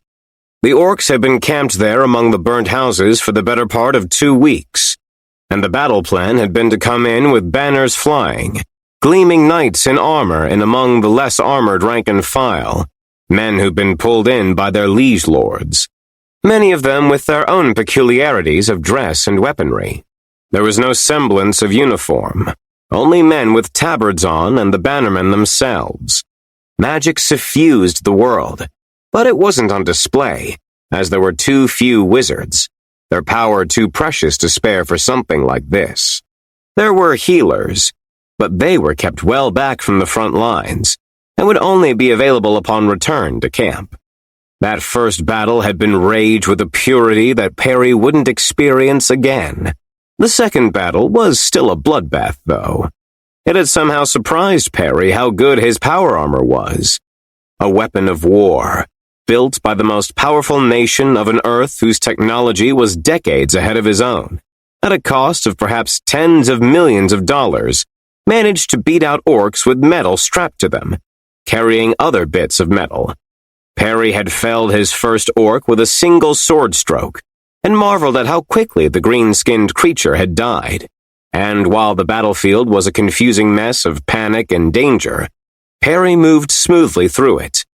He didn't get stuck to the mud like the others did, not only because he was strong enough to stomp through it, but because of the hydrophobic coating. He was exerting only a fraction of effort for 10 times the result. Marsh called out directions at times, flashing things up on the HUD, maintaining full situational awareness of everyone on the battlefield, calling out people who were in trouble, or vulnerable orcs to go against. He'd broken the lone sword in that first battle, as it was too weak to withstand the armor's power. He grabbed up weapons from the fallen, often breaking those as well, preferring the larger swords and flails of the orcs, which, with the armor, were more his size. He barely thought about the fact that he was killing living beings, perhaps because their skin was green and their blood was black, and it didn't quite feel real. Maybe he just didn't care whether he killed someone. He hadn't given much thought to those bandits. "You fight like a demon," said one of the other knights, clasping him on his shoulder. He had a stag's head on his green armor. "It's not often we rout the enemy. Come, we must collect the dead, then leave the enemy to do the same." Harry hadn't understood, because no one had explained it to him beforehand, but he pitched in, moving bodies 2 or 3 at a time. Fewer had died than he would have thought, even among the enemy, and the bodies of their fallen were placed upon sledges or carried by stretchers on the hike back to the camp, where they'd made their march from. The place they'd fought, Arger's Field, had been torn apart, stripped of food, and this apparently wasn't the sort of war where they were fighting over land. Or, not exactly. Back at the camp, bodies had been unloaded, stacked like cordwood near the healer's tent, and Perry had watched closely, not knowing what was going to happen. He wondered whether there would simply be rites given, or a mass grave, or a funeral pyre. But instead, something extraordinary happened. The men were brought back to life. Perry had stared in awe as a man who'd been dead coughed and spluttered, jerking upright with a deep gasp. He'd kept watching in awe as it happened again and again. Resurrection. Richter had died, and now Perry was in a world with resurrection, a return from the dead. The only thing he needed to do was to learn this skill, to master it, and then somehow return to her. He had not, until that point, considered that her death might be reversed, that there was anything like a glimmer of hope. But he saw men shaking off rigor mortis and clutching at the places where swords had once pierced them. He'd asked questions, too many of them for the tastes of the medics, and the knight in green had pulled him to one side. You have little experience on the battlefield, the knight said. Perry would later learn his name was Arlen. You battle like you have something to prove, but for all your magic, you misunderstand the healers. They are not wizards. They do not do the impossible. Those injuries were enough to kill, said Perry. Those men were dead. He was practically vibrating with the need to learn how to do what they had done. It is a simple reversal, and it does not work many times. You see that the dead stack up, do you not? Perry had seen, but not fully grasped it. A third of the bodies were being placed reverently upon white linens, swaddled and stacked. He had thought that they would be taken somewhere else, to the equivalent of a major hospital, instead of this field clinic. But apparently this was the end for them, magic no longer an option. What makes the difference? He asked. He was thinking of Richter, of course, who had been dead for 2 weeks by this point. It's difficult to know the ways of healers. Time does no favors, and the head must be protected. But a wise healer makes no guarantees. We do not question their failures, only praise them for what they accomplish. Perry had watched more than questioned, at least until dinner that night. He hadn't noticed how men were armored before, the way their heads were more protected than the rest of them. Some of those without so much as a breastplate, still with a helm. He didn't fully understand the custom here, though, the way they treated falling in battle as death, rather than a temporary problem that would be solved by the healers later on, more often than not. In the dining tent that night, as he ate from a wooden bowl, he asked a question that had seemed obvious to him. We left the battlefield to allow them their dead. They'll raise their own? They will, nodded Arlen, who'd attached himself to Perry. Perry was the man of the hour, in many ways, and had been thanked and congratulated by a number of men, some of them back from the dead.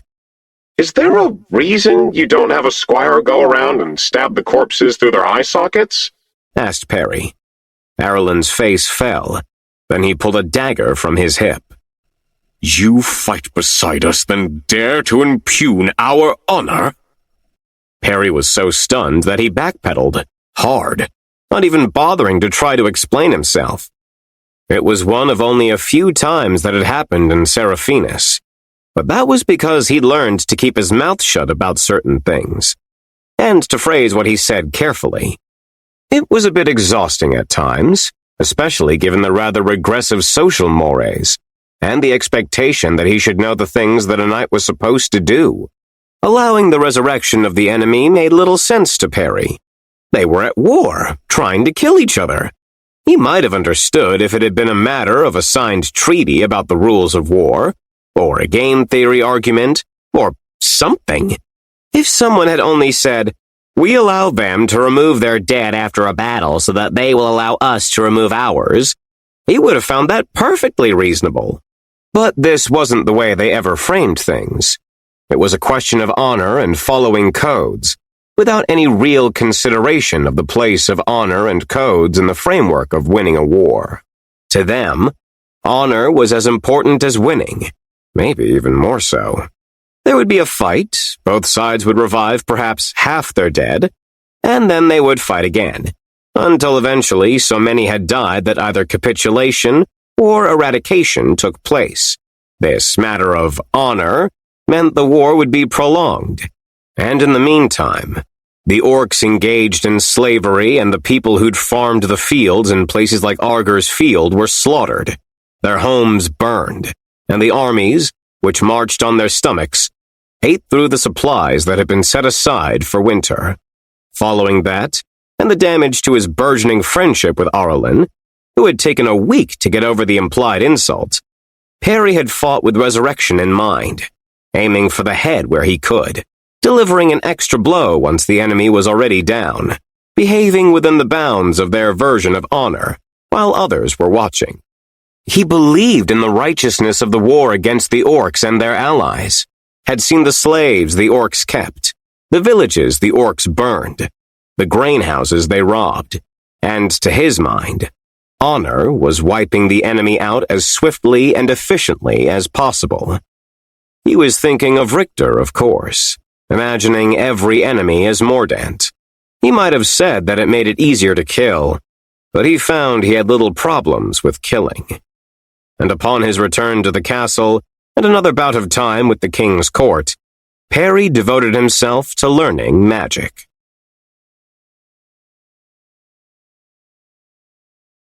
Chapter 11. Firmament. As you know, the connection of the firmament to the Mortis Mundi has been an area of intense speculation, and an enlarged Mundi has been determined to be a defining feature of wizards, said Romuald. The wizard stroked his long gray beard. The enlargement of that gland may have something to do with your appearance here, if you are at all like a practitioner of the more conventional arts. No, said Perry. I don't know that. You never mentioned it. Didn't I? Asked Romuald, blinking slightly. I'd have sworn that we covered it when speaking of wizards, when you expressed interest.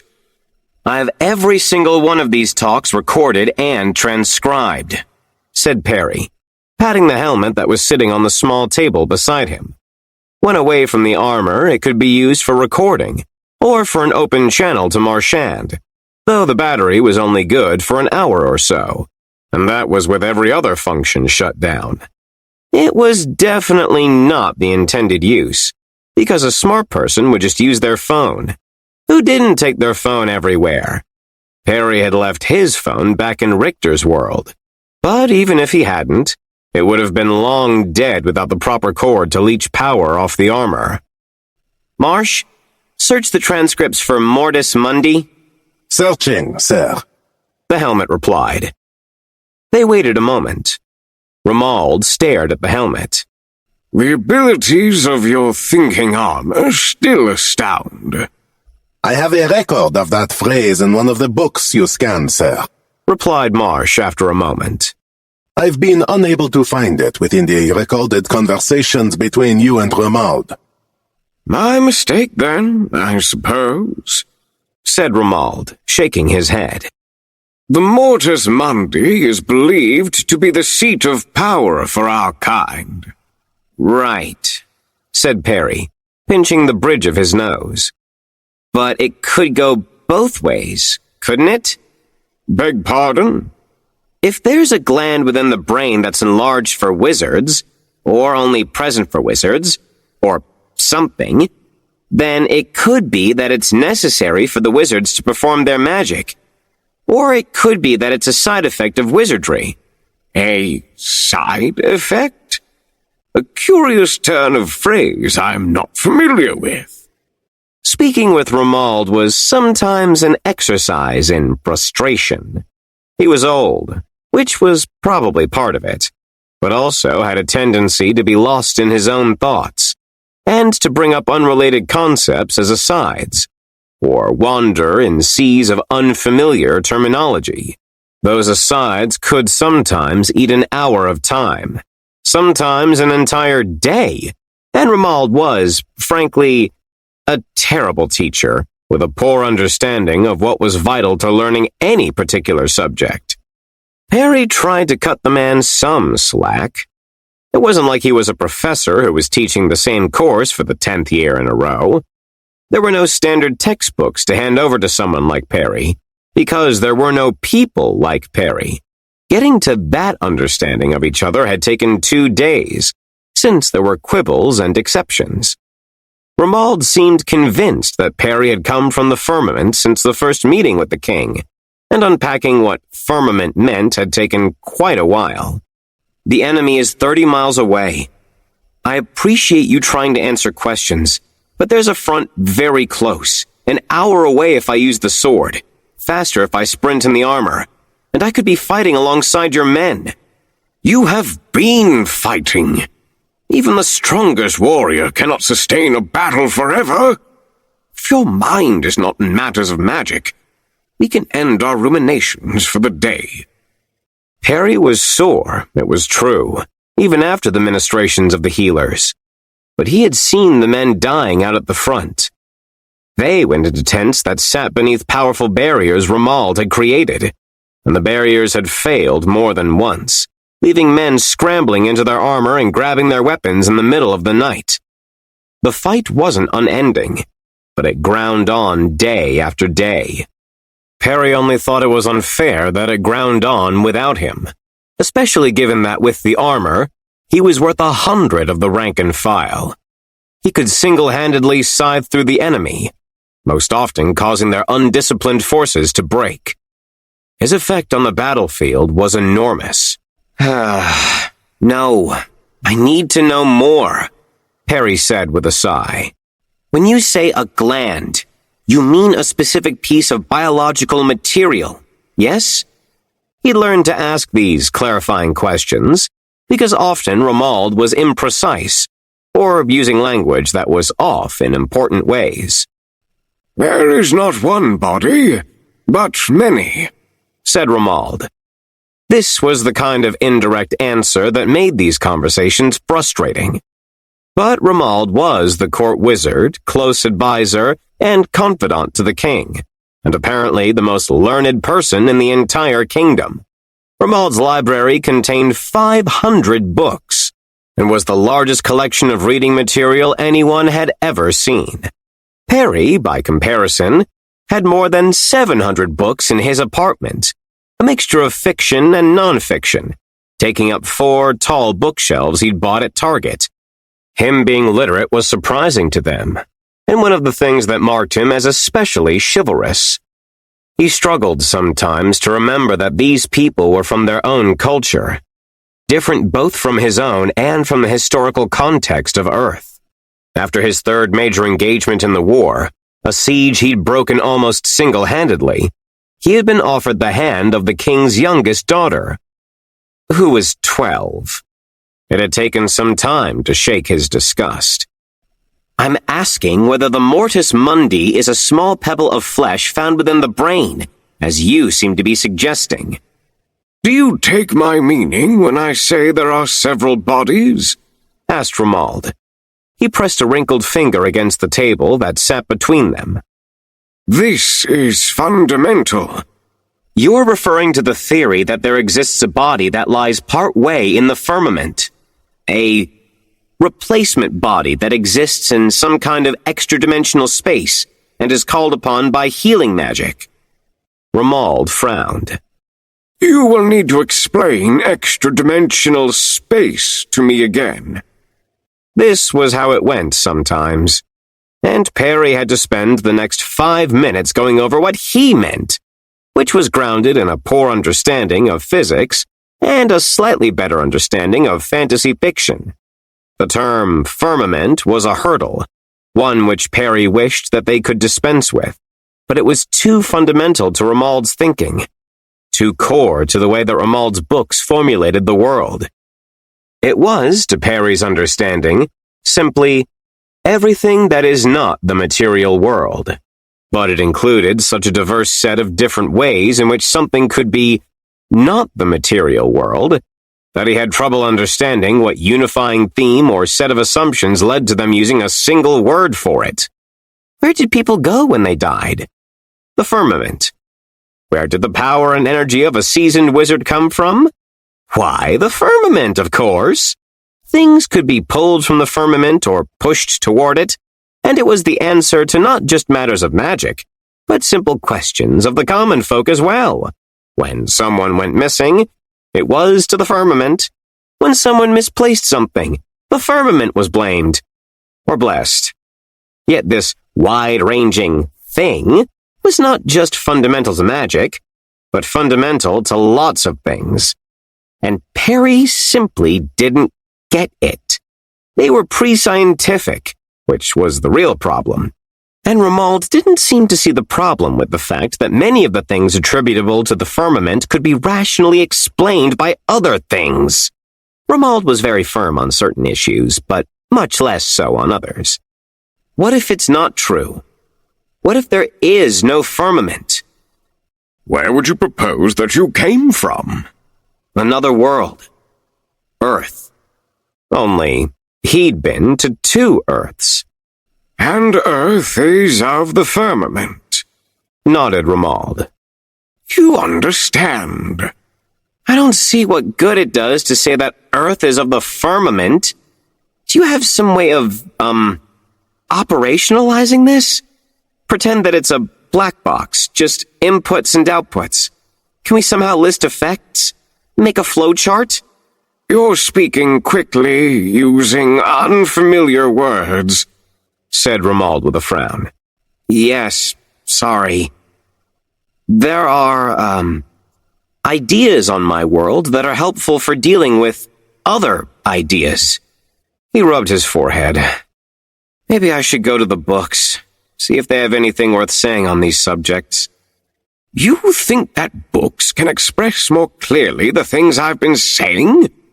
I think that I can do some reading, tear apart the concepts, and ask you about the things that I'm not understanding.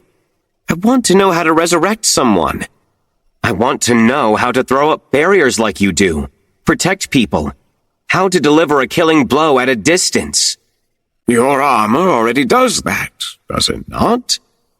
I was told you killed 12 men from 100 paces away, as though you were hiding a rank of archers inside you. It's different, said Perry. Romuald seemed to accept that, and Perry thought that was one of the ways in which they would never see eye to eye. Perry would have pressed the point, demanded to know why the gun only worked in specific circumstances, what its limits were. In truth, he'd been running low on bullets, and was loath to use them if he didn't have to. Wizardry takes time. I started when I was young, not long after I had my first blood, and could cast nothing of substance until I was in my 30s. You will not gain an understanding in a fortnight, especially if you must spend your time in defense of this kingdom, sword in hand. The manner of teaching isn't what I'm used to, said Perry. It was as diplomatic as he could put it. In my world, we have instruction and management down to a science. I expect that once we have the groundwork laid, I'll be able to go through it faster than 20 years or so. He didn't know what first blood was, but it was among the endless list of questions he had which felt both overwhelming and pointless. I do not dispute that you are needed as a knight and soldier, that it is your duty, and a matter of no small honor. Nor do I dispute that you have a place here. You have a keen mind, exceptionally so, a command of concepts and a high literacy that mark you as special, even among the best of our knights. You think I'm stretched thin, said Perry. He could feel the tiredness in his bones, but knew that he would have trouble sleeping anyhow. I think a man cannot be all things. The conclusion of the war might offer a better time for you to work on your studies. But Perry knew that he couldn't do that. He'd been through 2 portals now, and expected a third. When it came, likely after a battle with Pulver, who had not resurfaced, he would go. He would hope that he'd taken everything from this world that he could. He had scans of all Romuald's books. Books on wizardry, healing, alchemy, and all manner of topics. He had the sword, an artifact gifted to him for his service and defense of the kingdom, in part because he kept breaking weapons while fighting. He was going to milk the world for what it could offer, and then move on to the next. He knew that already. Chapter 12. Modesty. Bronwyn had caught Perry's eye after his first month in Seraphinus, though he must have seen her at least a few times before then. She was a handmaid to the princess, but seemed to have plenty of time to wander the castle, which sometimes took her close to him. It had taken him a long time to cotton on to the fact that this was deliberate on her part, that it wasn't wholly within her responsibilities to bring him snacks and drinks while he was in Romuald's library. He had still been feeling the crushing weight of Richter's death, still deep in the midst of finding a way to become a healer himself. Seraphinus was a place of shocking sexism, so unfamiliar to Perry that it was almost unrecognizable.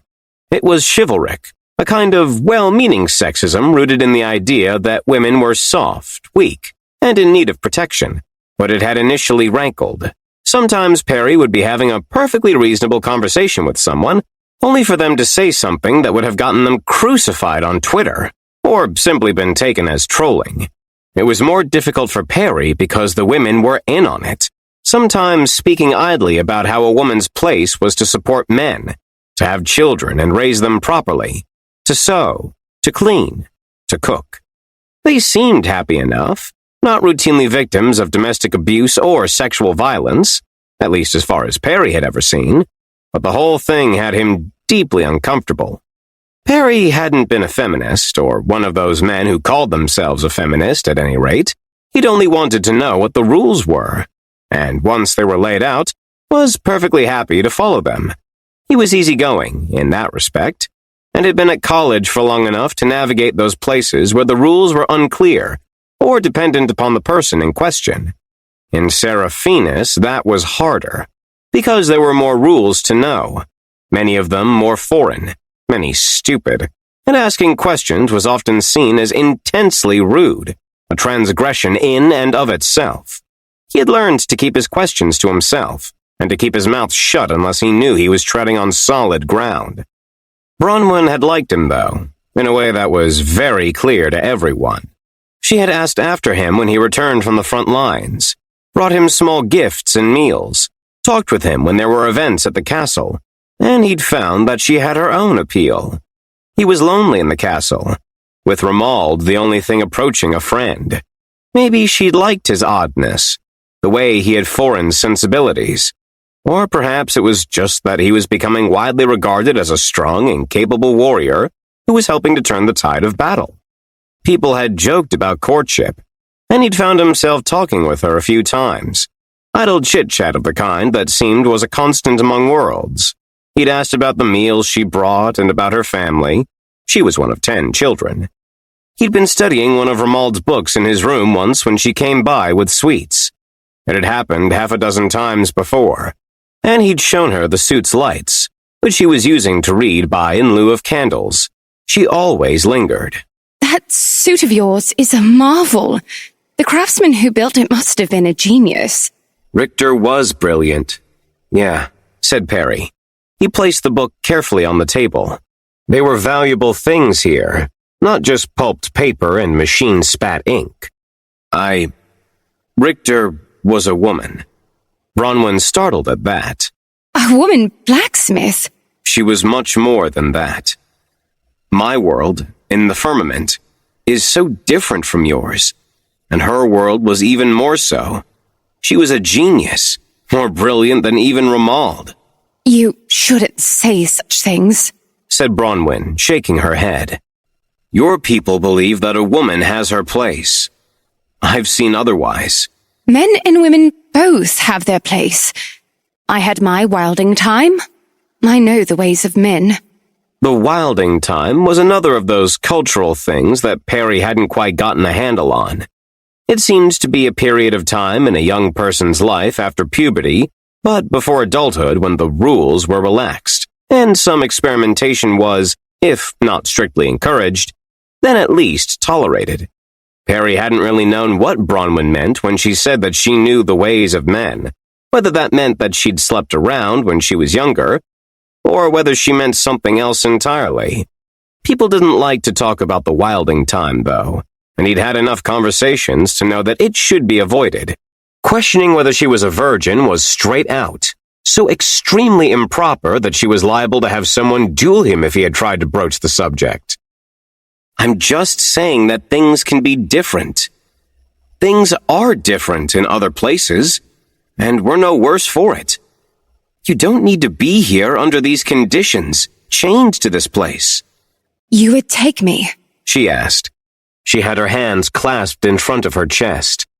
I would, if I could find the way, said Perry. He moved forward and kissed her. It felt as though it had been a long time coming, as though they'd been circling toward a kiss with every late-night visit of hers, every bit of attention she'd lavished on him. He'd had a hard battle earlier in the day, one of the rare losses.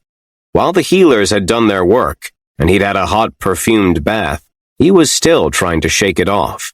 He enjoyed the warmth of her skin, a taste like strawberries on her lips. He stepped closer, pressing his body against hers, and she let out a small noise as she kissed him back. Then she turned and fled. Perry had stared blankly at the door that swung shut behind her. He didn't know where she was going or what the matter was, and half expected her to come back. She didn't, though he waited half an hour and eventually he'd gone to sleep. She had visited him the next day in his room, this time with an older woman in tow. It was wrong of me to come here alone. It's been wrong. A woman unchaperoned will excite the fires of a man. It is a woman's duty to take measures, to do her part to prevent anything untoward from happening. I see, said Perry. His face was red, his heart hammering, the way she'd kissed him back, pressed against him, the way she'd sought him out and struck up conversation, all had pointed in exactly one direction. If I misread... I don't wish to cause either of us further embarrassment, she said, bowing slightly. I'll take my leave, and would appreciate it if... Her breath caught. If you wouldn't mention what transpired between us. The matter of my honor would... Then her breath caught again, and she started weeping. She left soon after, escorted by her chaperone, who scowled at Perry. He was befuddled by the whole thing. It had only been a kiss that she'd invited, not even with any tongue. Apparently, a kiss meant something different in this world. The question of honor so much more important and overwhelming than he'd thought. That a woman could be brought to ruin by a simple kiss, one initiated by a man, was abhorrent. A system that begged to be brought to the ground. But there were orcs and hobgoblins and slavers over the hills who demanded his time and attention. He didn't even really know where to start with telling them how fucked up their society was, let alone getting them to change it. Worst of all, he hadn't even realized how little he'd understood them. Had he betrayed Richter by trying to take comfort in another woman? It weighed on him more than his time as a soldier did. She would understand. He was confident about that. Her Earth had permissive attitudes. But there was a part of Perry that was being infected by Seraphinus, and the way they talked about things. That he'd misread Bronwyn stung, and he felt a great deal of embarrassment.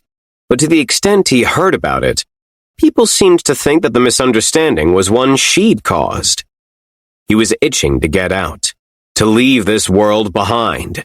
He spent his time on the battlefield, hoping to see Pulver somewhere, and was only rarely rewarded by a glimpse of the man with his halo and wooden arm, which never resulted in a decisive victory. That was the path home if Perry did what Richter had said, and followed the most likely hypothesis.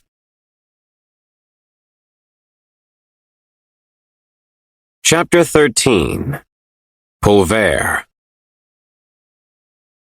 There was so much that Perry didn't know about Pulver. Pulver had joined the orcs, and it seemed as though he was directing them. They were more than just orcs. They were a coalition of trolls, hobgoblins, and other species, many of them slaves and as liable to turn on their masters in battle as to actually fight. But though Pulver seemed human enough, he was fighting on their side just fine. And if they thought to tear him apart, they hadn't done it just yet. That showed a tolerance that Perry hadn't known they possessed. Or perhaps just a respect for Pulver's fearsome power. How Pulver had managed it was unknown. What Pulver had offered them was obvious. His power in combat and what was clearly ahead for strategy. Pulver appeared on the battlefields only rarely, but it was always decisive. His halo could be thrown like a chakram and melt through flesh, though he didn't use it often, and it might have had limits. His wooden arm could become a spear, a shield, or more exotic things. He had apparently once used it to make a wheel, which he spun to move a cart at speed. Perry had never actually seen it, though. Perry had been on Seraphinus for more than 3 months when he first met Pulver in the field of battle. Their contact had been brief. Perry had yelled across the field, amplified by the suit's speakers, and Pulver had answered with his halo whipping across the space between them. It had scored a direct hit against Perry's armor and done approximately nothing. And after that, Pulver had fled. Perry fell into a routine, and maybe it was because of the books he was reading, but it really felt like he had a life of 3 parts, divided cleanly with very little overlap. On the battlefield, he was respected. It felt like his true self somehow, the slayer of orcs, feller of trolls, the man with the glowing sword. The orcs had learned who he was, and they would go after him, which was suicidal more often than not. They used new weapons against him, and nothing worked. Magic was defensive and restorative, and couldn't conjure much of a fireball, which was a relief, because Perry didn't know what he'd have done if a fireball blew up in his face. Then there was his life at court, where he was a curiosity more than anything. He told stories from his world, some of them real and others made up, occasionally poached from popular media. They liked grand tales of comeuppance, people punished for their sins. Perry was never a natural storyteller, but he'd gotten practice with Richter because he'd felt compelled to describe all kinds of movies and books to her that existed only as memories in his head. He was mostly just there to be there, a symbol of the might of King Odilon, and he was almost always in his armor. He was eventually given a fine suit outfit that had been dyed the same color, with flourishes that matched the highlights and joints. It must have been started soon after his arrival to be finished in such a short time. And the time wasn't all that short. And finally, there was his time as a scholar, sometimes with Ramald and sometimes alone, and occasionally with a visitor. Whatever his other faults, Ramald had connections, which would have been more promising if those connections seemed to have a firm grasp on any kind of science. I think 5 years is more appropriate, said Helchak, who was styled a witch and wore many layers of black. She was elderly, but her hair was dyed the same black as her garments, and she'd brought 3 books for Perry to peruse, which Ramald had called a bounty. 10 to become a proper healer, certainly. But if his goal is only the resurrection spell, then yes. 5 seems more appropriate. Impossible without foundation, said Ramald. And he has said that his intent is to draw life back into the body from deep in the past. Ah, she nodded. A novel working, then. That would be much more difficult. A life's work. Possible? Asked Perry. No. Yes. Hold on. I would like you to explain why it's impossible. It doesn't help to just say that it is or it isn't. The resurrection spell, as it stands, cannot do anything past a handful of days. All right, but you've never been able to explain why, said Perry. He turns to Helchak. Why do you think it's possible? There are always exceptions, she said with a shrug. Ramald has spoken highly of your intelligence and the way that you examine things. He waited, but that was the thrust of her argument. And getting technical details was difficult, because those details didn't seem to be there. So, no one can explain the failure rate of the resurrection spell, or why it gets worse over time? Asked Perry. He'd taken a serious interest in watching the clerics, who were specialized in this, after the battles were over, and had made a spreadsheet with as many variables as he could, all managed by Marchand. It's dicey after a day and impossible after a week, and there's no mechanism for explaining why that should be the case? No hypothesis that we can test? Romuald would always rub his chin to consider these things, and always come back with inane answers. You hope for guesses and speculation? Speculation that we can test, said Perry, and not for the first time. If a man is suspected of murder, we look for evidence, right? Crime is a matter of the heart, and a man's character, said Helchak. So it was frustrating all around, and Perry wasn't able to gather as much data as he would have liked, nor did it prove terribly enlightening. The graphs he was able to produce after many battles had sharp drop-offs based on how long it had been, and that was disheartening, especially since he couldn't even do the smallest amount of magic on his own. After 5 months, he could produce blue sparks from his fingertips, but that was nothing useful. Only a sign that the practices Romuald had him do actually were working to develop some unseen muscle. It would be another few years before he could perform even a minor spell, and that was if he was particularly lucky. Still, the realm of scholars was his favorite of the three, the place that felt most like home, even if pre-scientific people were irritating to read and sometimes maddening to speak with.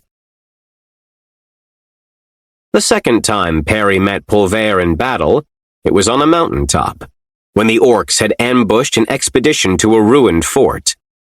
Perry was a part of it mostly because the gifted sword allowed him to fly, and because he was seen as the king's strongest weapon.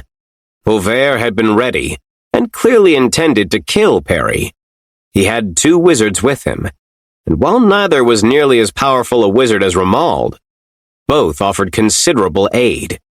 In lieu of metal armor, Pulver was wearing dragon scale, which shimmered with a magic that could be found only in passing in one of Romuald's books.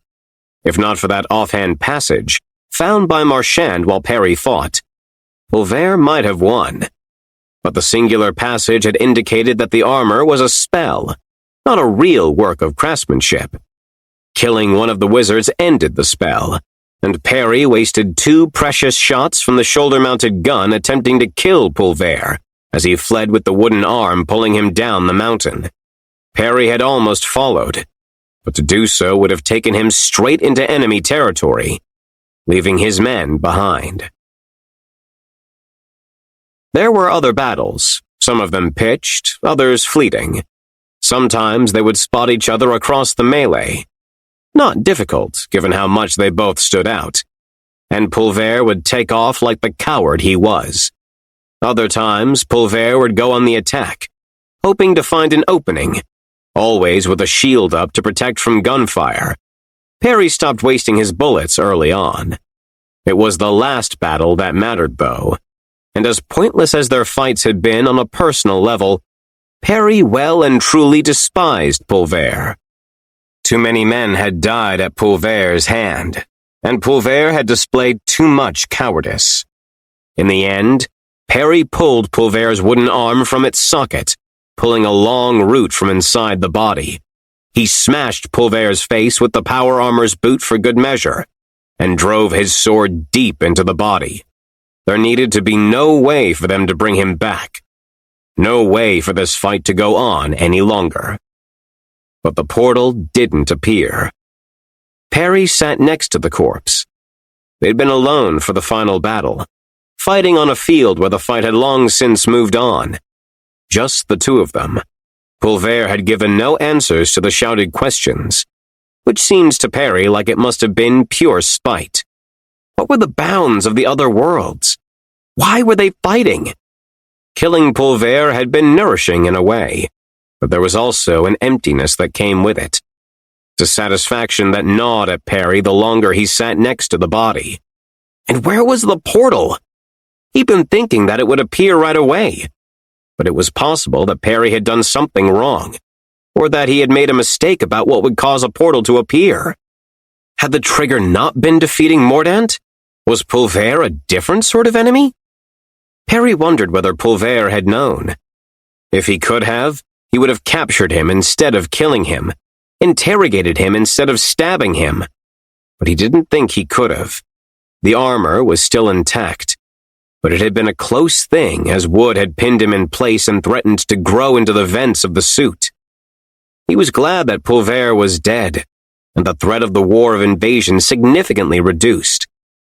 But he wasn't entirely sure it felt like a culmination of purpose. Eventually, after an hour had passed, Perry stood up and checked the body again. Pulver was as fully dead as a man could be, heart sliced, head crushed, with no hope of revival by any means known to Perry, at least in this world. Perry hesitated, then took off at a run for the castle. If there was time, then he needed to gather what he could, to make sure he could go into the next world with a better footing.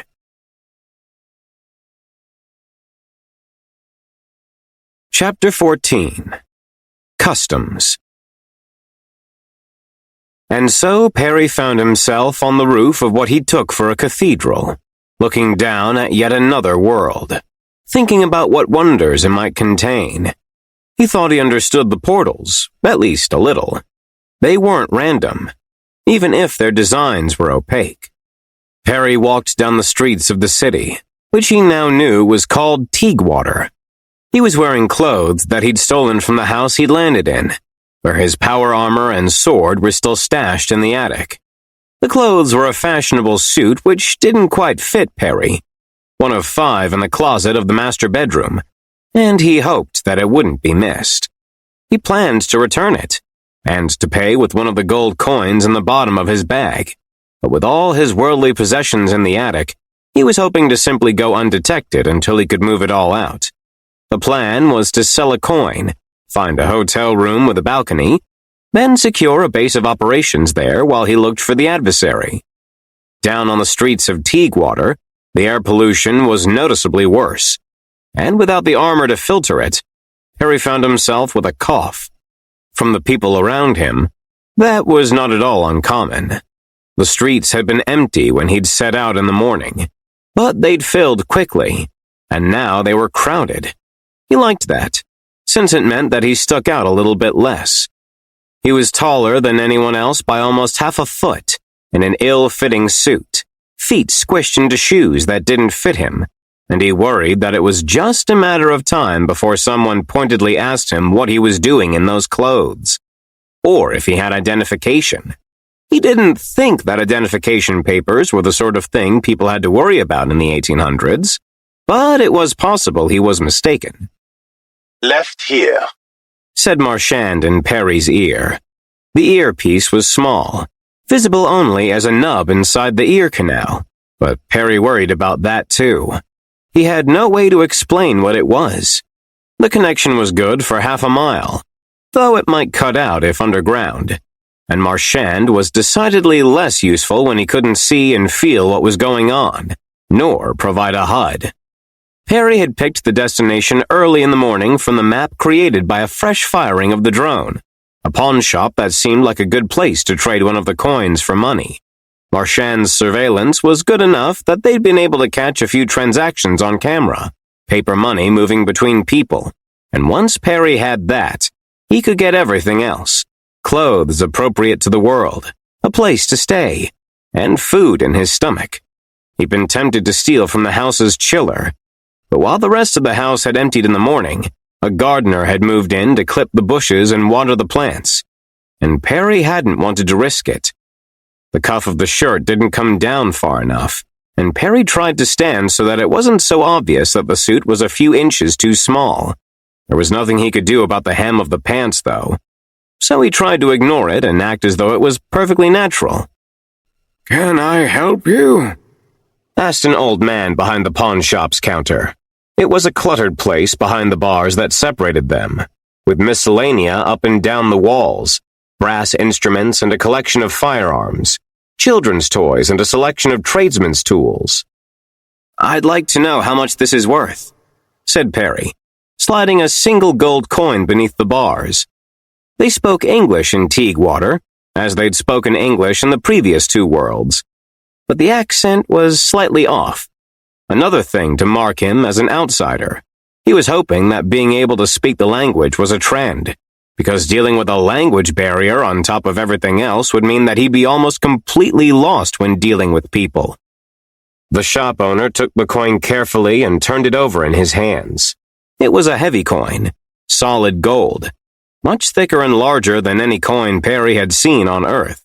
They'd been called dragons in the kingdom of Seraphinus, and were minted with the face of King Odilon, and a winged reptile on the reverse. Perry had seen several dragons while there, but never up close, and all had been different from each other. This one had feathery wings. Gold, said the shop owner. He rapped it against the counter. I'd need to have it assayed. He flipped it over, looking at the adornments and the ridges. Where's it come from? Perry didn't have a good answer for that, and none of your business seemed like it would be too rude. It's a family heirloom, said Perry. I'm loath to part with it, but I've fallen on hard times. It was easy to mimic some aspects of the accent he'd heard, but difficult to know whether any particular word would stick out. He was trying to keep it brief. It's not an idle question, said the shop owner. The king doesn't like the trade of gold. He set the coin down and reached beneath the counter, pulling up a thick book. I've got to record it here where there's a sale. Too much theft, you understand. And if you can't say where it comes from, then that's not something the king's men take kindly to. Perry grimaced. He knew almost nothing of this world's history or customs, and there was no way he could make up a story that would pass the sniff test. The coin was valuable. It was just a matter of whether or not he could sell it. A series of further lies came to Perry's lips, and he swallowed it, knowing that he didn't know enough to toss something off. Is there a way we could avoid all that? He asked. The shop owner blinked, then slid the book back under the counter. I'd be the one taking the risk, you understand. I'm in dire straits, said Perry. Anything you could do to help me out would be appreciated.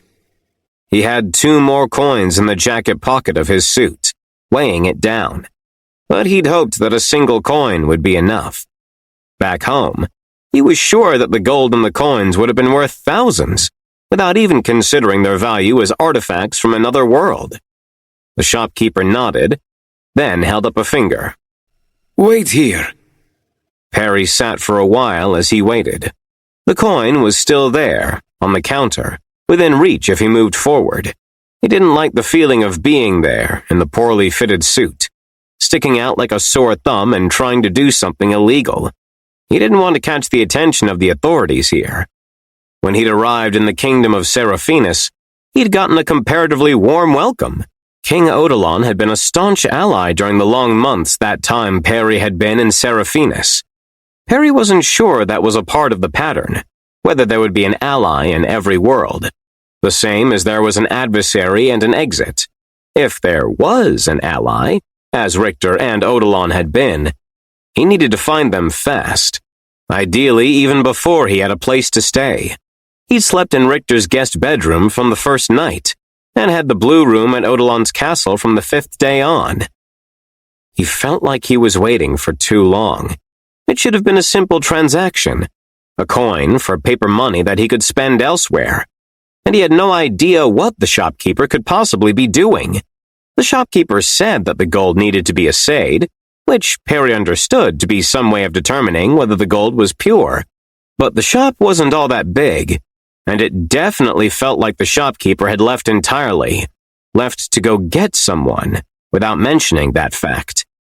On impulse, Perry reached down under the bars and snatched the coin back, putting it in his pocket and then turning around to walk out the door. Something had raised the hair on the back of his neck, and since he had neither his armor nor his sword, he needed to trust his instincts. There had to be a few dozen pawn shops. He could pick another one. He moved down the street, walking quickly, trying to put some space between himself and the pawn shop, just in case. He ducked down a side street, then another, until he found himself walking uphill in a cramped alleyway whose buildings seemed to loom over him. He got a few looks from people, none of whom were dressed in suits, ill-fitting or otherwise. He turned again at the first opportunity, back onto a more crowded main street. But he realized after a moment that he'd gotten turned around and was back on the same street with the pawn shop. When he looked down the street, he saw a man and woman in blue uniforms who stuck out from the rest of the crowd. The woman was coming out of the pawn shop, and the man was standing outside it, which Perry guessed was because they'd been trying to pincer him.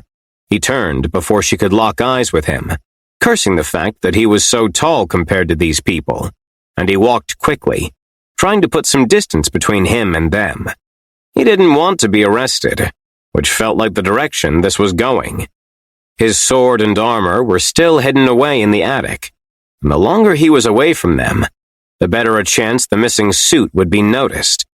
He'd barred the trap door to the attic before he left and then flew out the window with the sword before sending it back in. But he had no illusions that that was a long-term solution. A shrill whistle blew from behind him, and Perry picked up the pace as the people around him turned to look. It was crowded, but he was too tall to get lost in the crowd. "To me," he whispered. Not to Marchand, but to the sword. He had a link to it, mostly mental, but at range, words seemed to help make his will known. The sword could fly of its own accord, and once it got to him, he could fly out of danger. That would mean making himself known to the police. But if he could just get up onto the rooftops, maybe they would only have a vague description of him. He could only hope that the adversary, if there was one, was having just as much difficulty. Perry ducked down another alley, hoping that it wasn't a dead end. He heard the whistle behind him again, and a few shouts. He was athletic, had been even before training cardio with Richter, and then his time being a soldier, and he ran with an easy grace that was hindered only by the shoes that pinched his toes and the uneven cobblestones. He came out the other side of the alley and onto another street, just in time for the swords to come flying down out of the sky to land in his outstretched hand. He caught the side of the woman in the blue uniform as he lifted into the air. Any plausible deniability completely shattered as he rose. The sword was fast, taking him out of view, away over the rooftops, and away from the danger of being arrested. To his immense surprise, he turned back to see the woman rising up into the air on black wings of shadow that stretched out to either side. Perry landed on a nearby rooftop, next to a pigeon coop. There was no one around them. He unsheathed the sword, letting it glow with power. It would have been better to have the armor, better by far, but he'd gone through quite a bit of training with the sword, and was no longer relying on brute strength with it. The woman landed on the same rooftop Perry had landed on, at the opposite end, with a large flap of her wings. Once she had landed, the wings folded up and retracted, as though they'd never been there. She was crouched low, like a cage fighter, hands in front of her like she meant to grapple him. She had, he noted, claws on the tips of those fingers. Long claws that hadn't been there before. She was moving forward, step by careful step. "Are you the adversary here?" asked Perry. He didn't know whether she would understand the term, but in the last world the adversary had announced himself as an enemy. She paused for a moment, perplexed. You're new in Teaguewater. Perry kept his sword held in front of him. "What are you?" I was going to ask you the same. She replied. Her claws were still out. He didn't actually know if they could retract, because he hadn't gotten a good enough look at her. It was possible she'd had claws the entire time. Gold is a sign of the Fae, but they haven't been on these shores in half a century. Perry opened and then closed his mouth. "I'm just a man," he said, though as he'd traveled through a number of worlds, he wasn't sure that was strictly true. "All I wanted was to trade in some gold." He watched her. She was thinking, more confused than ready for a fight. The uniform was a pale blue and came with a cap that had managed to stay on her head during her brief flight. It had a jacket, a thin black tie, and a skirt that came down to her thick black boots. His time in Seraphinus had been a shock to the system. Magic and dragons and all kinds of things. But he'd understood it as being a context of fantasy, even as it eventually faded into normalcy. What this was, he couldn't say. Black bat wings that folded away, claws. She had jet black hair, red lips, and pale skin, which conjured the term vampire to his mind. But it was daylight, and he didn't have any idea what a real vampire would be like. You don't know the rules. Flying during the day, when people can see you, leaving witnesses, it's a violation. She said the word with weight, in the same way that he had said adversary. Against the law, said Perry, trying to clarify. He looked at the copper badge that was pinned to her chest, which had the emblem of a rose. Not this law, she replied, looking down. Then she loosened her stance for a moment, slipped her hand into her pocket. The claws did retract, and pulled out a medallion made of jade, or something like it. The custom. And I'm in trouble for this violation. He rolled that around in his head, trying to find his context within this world, and what it might imply about the other worlds. He'd first experienced magic in Seraphinus, so that was no shock. But this was hidden magic, magic with rules attached to it, and its own sort of laws. She nodded slowly. The claws extended again, and she settled into her stance, like she meant to slip past the sword, or possibly catch it, which seemed scarily plausible. I don't think anyone saw. Or if they did, it happened fast. So fast they'd convinced themselves that it hadn't happened. She nodded slowly. A common defense. Please. I'm new here. He tried to weigh his words. He was worried that they would have to fight each other. Listen, I came from another world, only last night. I have no idea what your customs are here, what's a violation and what's not. I was only trying to trade a gold coin for some money I could use on a place to stay, and some clothes that actually fit me. And there's someone out there. Someone with powers like me, or at least different powers of his own, who needs to be stopped. That brought her up short, and she stood, claws retracting. Oh, she said, brow furrowed. You're a thresholder.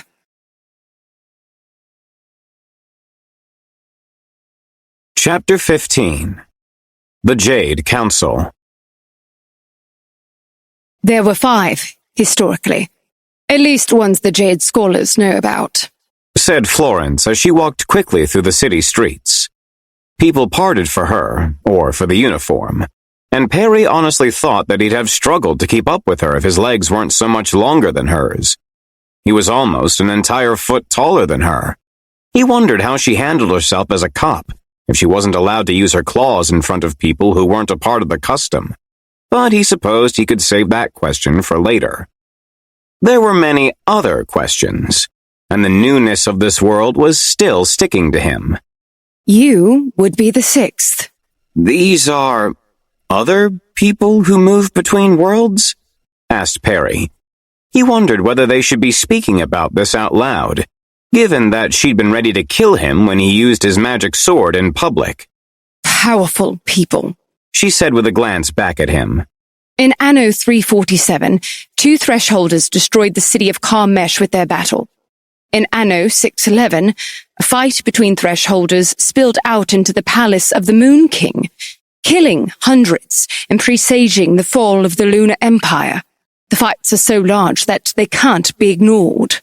She glanced back at him again, as though expecting him to start a fight right then and there. I don't know anything about that, said Perry, though a small part of him was thinking, when someone asks you if you're a god, you say yes. I'm not here to hurt anyone, but if there is an adversary, someone like me, a thresholder? We need to get you a glamour. That's the first step. You're to wear it at all times, but especially when you're using that sword. Perry glanced down at the sword, which she was carrying in its sheath. He had thoughts of sending it away, either back into the house he'd been squatting in, or somewhere out of the way.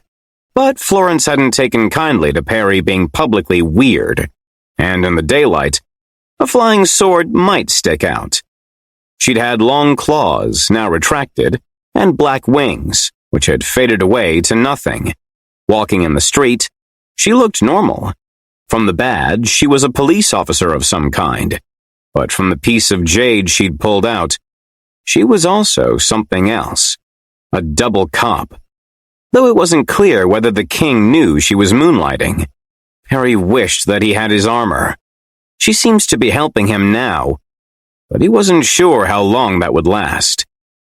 "Tell me about them," said Perry, turning his body to avoid colliding with a pedestrian that had given Florence a wide berth.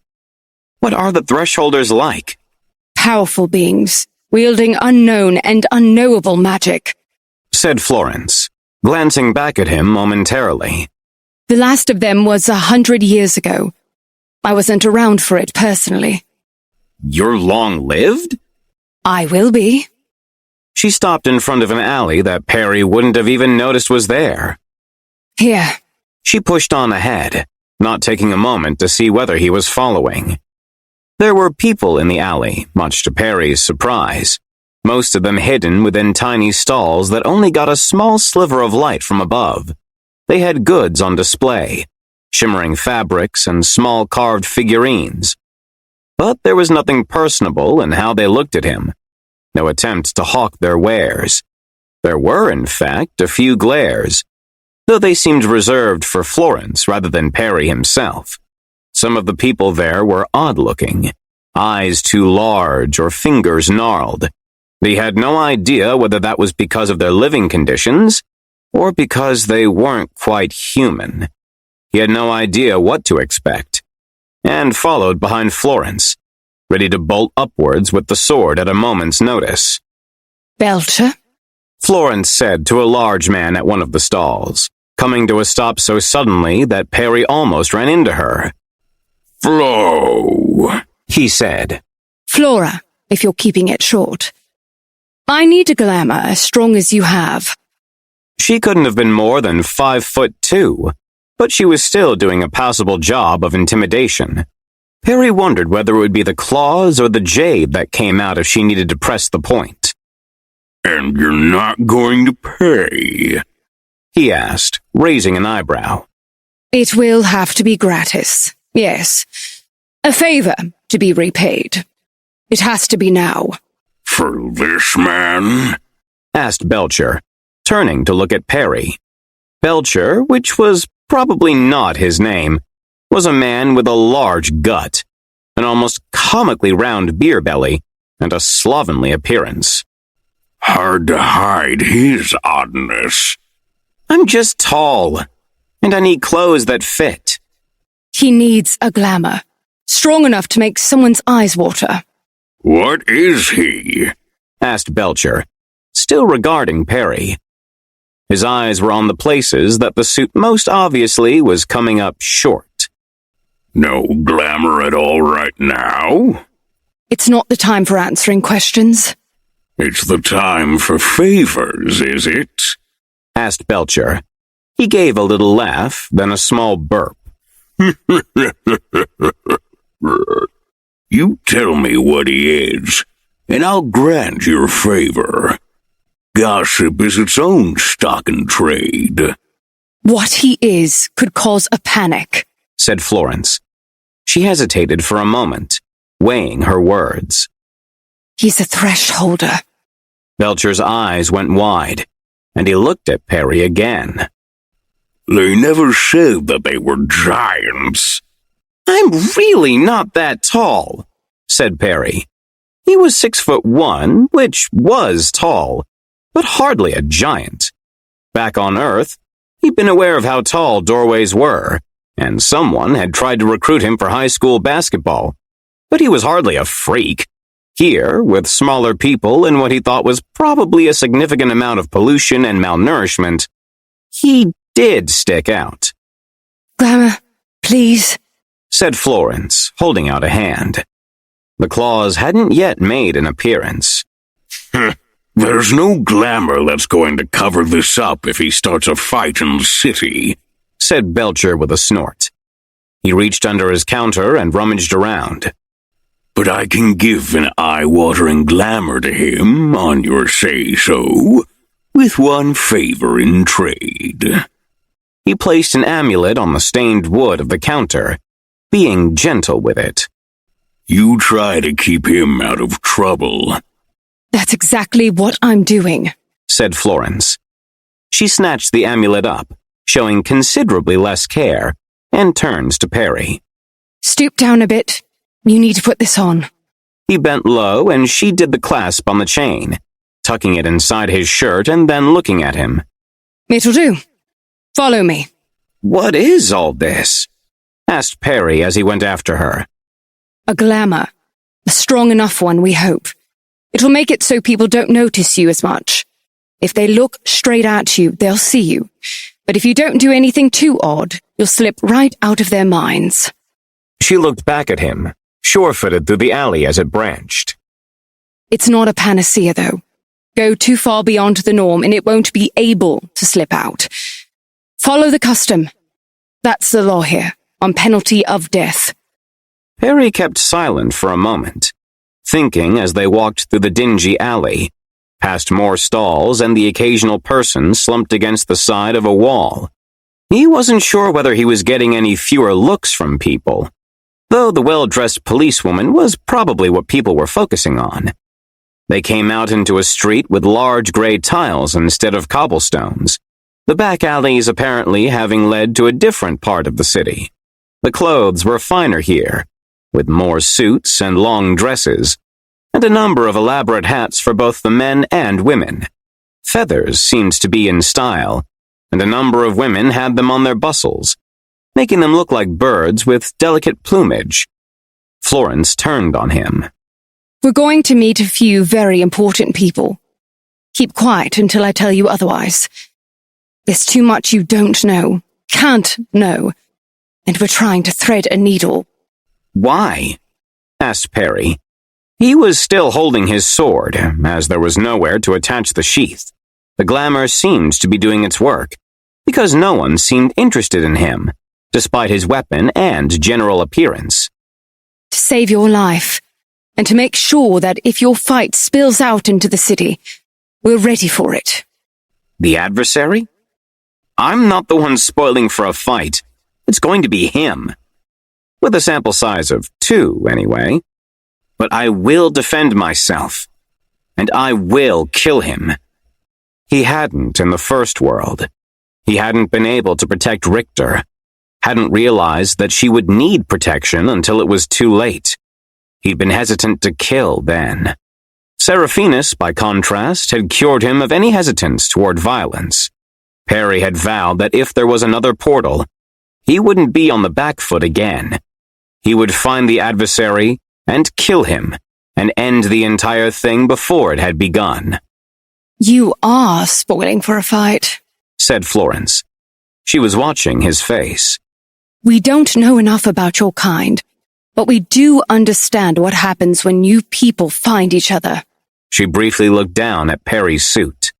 It would be better if you could make a good impression, but we don't have the time. Who are we going to meet? What is this? I'm a gendarme of the Order of the Rose, said Florence, pointing to her copper badge that had been stamped with a rose. I ultimately answer to King Edmund IV, but I'm also a Jade Imperator, an arm of the Jade Council. They're who you're going to meet. To decide my fate? There are scholars, people who know more than me. Historically, thresholders have been associated with ruin and bloodshed. The city can't take that right now. The custom can't take it. We're at the start of the century of progress. A large-scale fight across the city would drag people like those we saw in the alley out into the open. People like me, and Edmund would put them to death. 2-1. She was staring at him with hard eyes. I'm trying to prevent a calamity. You're trying to put me in a room with people who it seems might have every reason to want me dead. Stop the thresholders before they have their fight. Right? I'll protect you. So long as you keep your fight from exploding out into the city. So long as you make sure that civilians aren't hurt. I'll stand by your side. From what I know, it might be one of the only ways forward. The fight needs to be diverted. Contained. Perry thought about that for a moment. He looked at her pursed lips. She was trying to link them together, to prevent him from just running away. If he wanted to, he was fairly sure that he could immediately get beyond her control. The glamour had been to protect her secret society. But it was also a carrot to lead him along. He only had vague inklings of what she was trying here. And he didn't think he trusted her. Swear on it? He asked. She hesitated. By my pledge to King Edmund, and by the bond of my service to the Jade Council, I swear to stand by your side and protect you, so long as this city comes to no harm. Perry was not, in fact, one of the Fae, as she'd suggested he might be. He could still see where her vow to him had holes large enough to drive a truck through. He hoped that it wasn't malicious, and was in fact a sign that she was serious about her promises, unwilling to make a promise that she couldn't or wouldn't keep. He was still on edge, and while the first shoe had dropped, hidden magic, the second shoe was still waiting. It would have been nice if there wasn't someone else like him in this world, if he could be free to explore it on his own terms. But the last two worlds had established a pattern, and she seemed to agree that the pattern wasn't just a figment caused by low sample size. If there was an adversary, another thresholder, Perry wasn't going to wait for them to plot an ambush against him. Then let's go meet your masters, said Perry. They went into a bank and were led into the back offices by a guard, and eventually down into the belly of the building. First one basement level, then a second. Perry was gripping his sword tighter. He was almost certain that his connection to Marchand couldn't withstand that thickness of the floors above him, nor the earth around them. Florence had started preening herself as she walked, adjusting her cap, tucking a strand of hair behind her ear, smoothing her clothes, picking off bits of lint from her skirt, and overall making a hurried job of looking presentable. Perry tried to do the same, but there was no way to make the suit look good on him. Walking down the street, it had been good enough to pass, but with a panel of people looking at him under a spotlight, he had no illusions that he'd look anything but goofy. They came to a large room, one that must have extended under other buildings. There were rows of seating, and a large curved desk, behind which were a number of nameplates. Only 2 of the 7 were filled, both men with pale skin, one of them balding and shrunken, definitely the older of the 2, the other with gray at his temples and a stern look. The seating, pews to Perry's eyes, was empty. Imperator Kaminska, said the one with a stern look. The nameplate labeled him Ackerman. You come to us with cause. Yes, Counselor, said Florence with a bow. With respect, I believe this demands the attention of the full council. I'll be the judge of that, replied Ackerman. Your opinion has been taken under advisement. Proceed. His eyes moved to Perry. This is Peregrine Holzman. He's identified himself as a thresholder. The older of the 2 counselors, his nameplate said Wilkinson, sat up a little straighter. Thresholder? It's why I advised the full council be awakened to hear my report, said Florence, bowing slightly. I believe this to be of dire importance, given the state of the city. Awakening will take some time, said Ackerman. Half a day for the eldest, and with considerable expenditures of our reserves.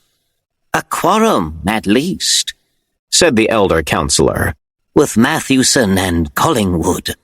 We cannot select our quorum, said Ackerman. He said it in a tired, beleaguered way, an argument that he felt someone needed to make. Wilkinson let out a sigh and slumped in his chair again.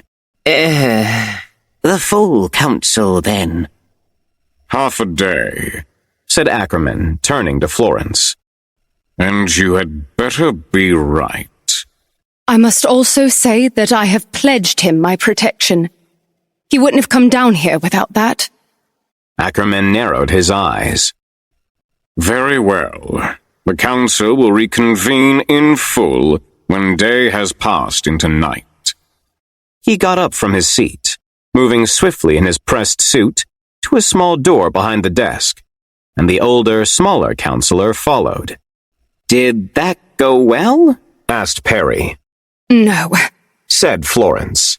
but the full council is more conservative, more apt to deal with this in a way that keeps things contained. But they're sleeping. At lunchtime? His stomach was growling, since the last thing he'd eaten had been roast mutton a world away. They're old. They slumber. The eldest of them was there, at Kamesh, 1,200 years ago. I see. He hoped he'd have a chance to ask the elder questions. There were more data points to be had, to get a better understanding of what a thresholder actually was. He was still turning the unfamiliar word over in his mouth. You've been to worlds like this? Said Florence, watching his face. I know of worlds like this, yes. He hesitated on the word vampire, but that was the direction that everything had seemed to be pointing. I need some food. I didn't have breakfast. And I need to get my armor. You can't walk the streets wearing armor, not even wearing a powerful glamour. All the same, I'm at half strength without it. And without knowing where or who the adversary is, I need to be prepared. He wouldn't have admitted any of that without her assurance that he was under her protection. But it seemed as though he'd found this world's ally. If it was like the others, there would be a power as well. Mordant had his lightning bolts, which Richter had been at a loss to explain, and Pulver had his halo and wooden arm, neither of which had been local. Pulver had even mentioned being to other worlds. That they were, like him, caught in the same patterns, seemed more and more obvious. When Perry had stepped through that first portal, Richter had been there, a brilliant scientist and inventor who'd tracked his arrival using subsonic vibrations. She'd been just as surprised as he was that there was someone from another world, and had taken him in, not wanting to go to the authorities until she knew more, an opinion that he'd shared. Mordant's arrival in her front yard a week later had been a shock to both of them, and had seemed to establish that Perry's unwitting world-walking was something else. They'd had theories, lots of them, which had been blown out of the water by Mordant's appearance. When Perry had finally beaten Mordant to a pulp, when the whole thing was over, Perry had gone through the portal thinking that maybe it was over, that he was going back to Earth, though he hadn't known for sure. And then it had been a world of magic, of dragons and dungeons, and all the theories had been reduced to shambles again, only this time without Richter to help reconstruct them. You can move with it on at night, if you keep to the rooftops. The sword allows you to leap. To fly, said Perry. He was holding on to the sword, so he rose into the air by way of demonstration. His hair, which he kept cut short for the armor's helmet, floated up as he did, untethered from gravity, and his clothes rose around him too before he dropped a few inches back to the ground.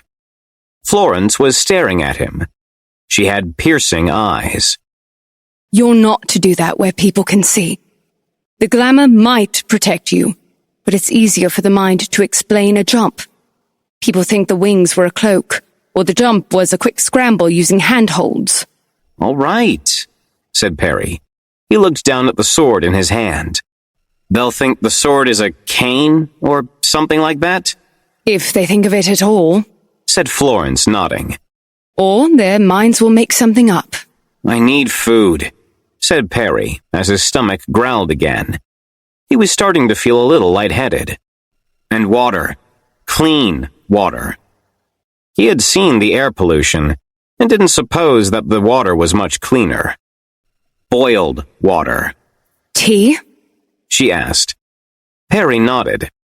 They had tea. That implied all kinds of things.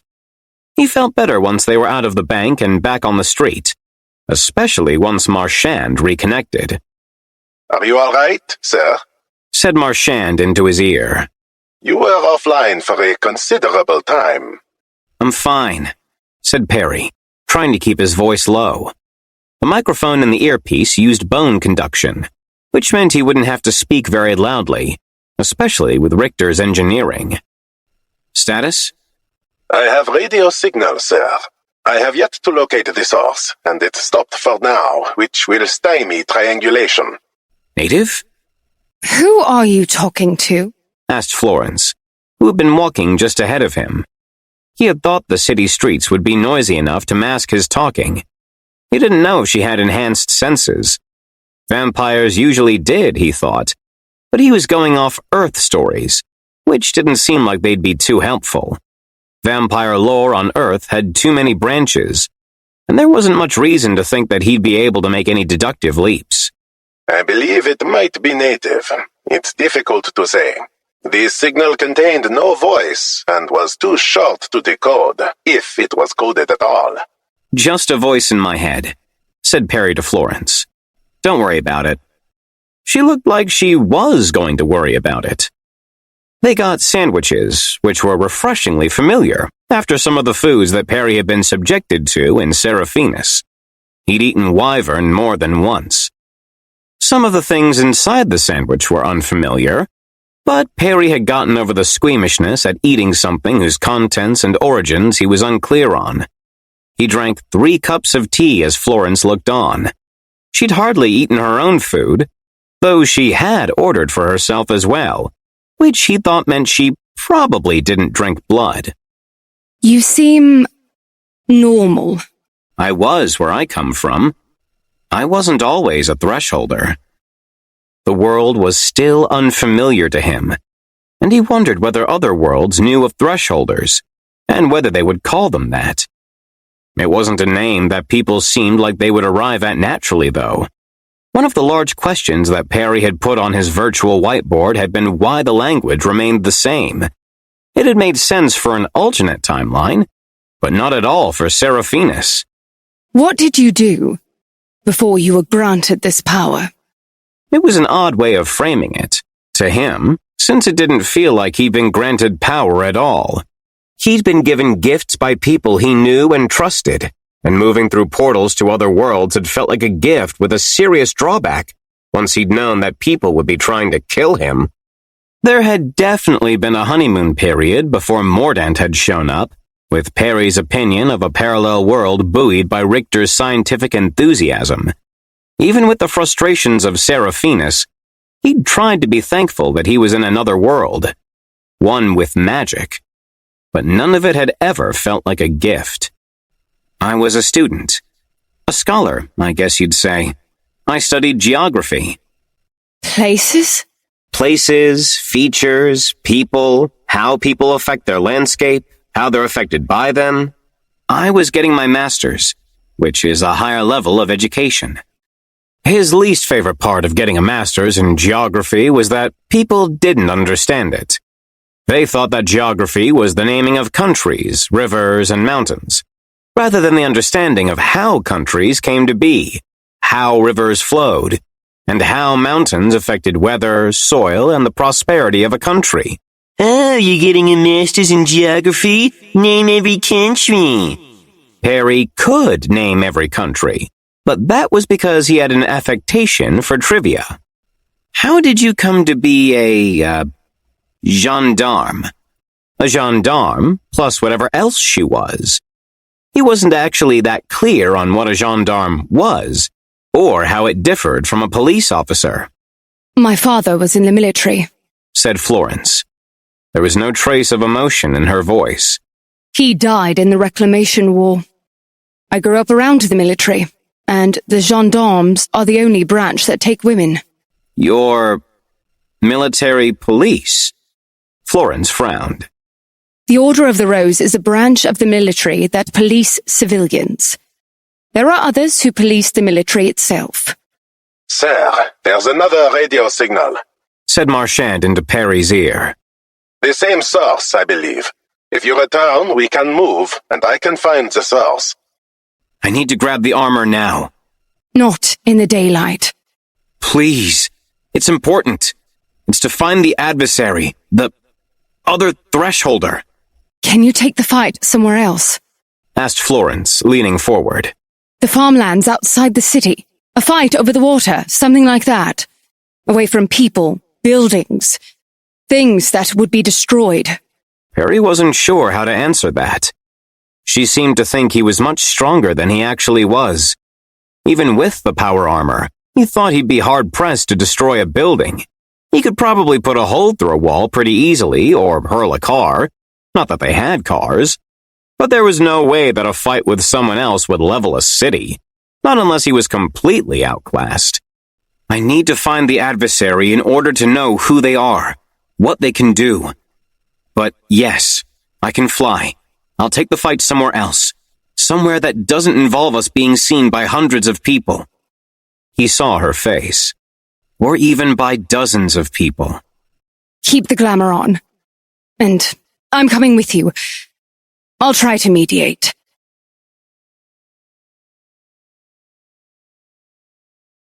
Chapter 16. Transmission. Perry felt better once he was in the armor, partially because of the air filtration. It also fit him considerably better than the suit had.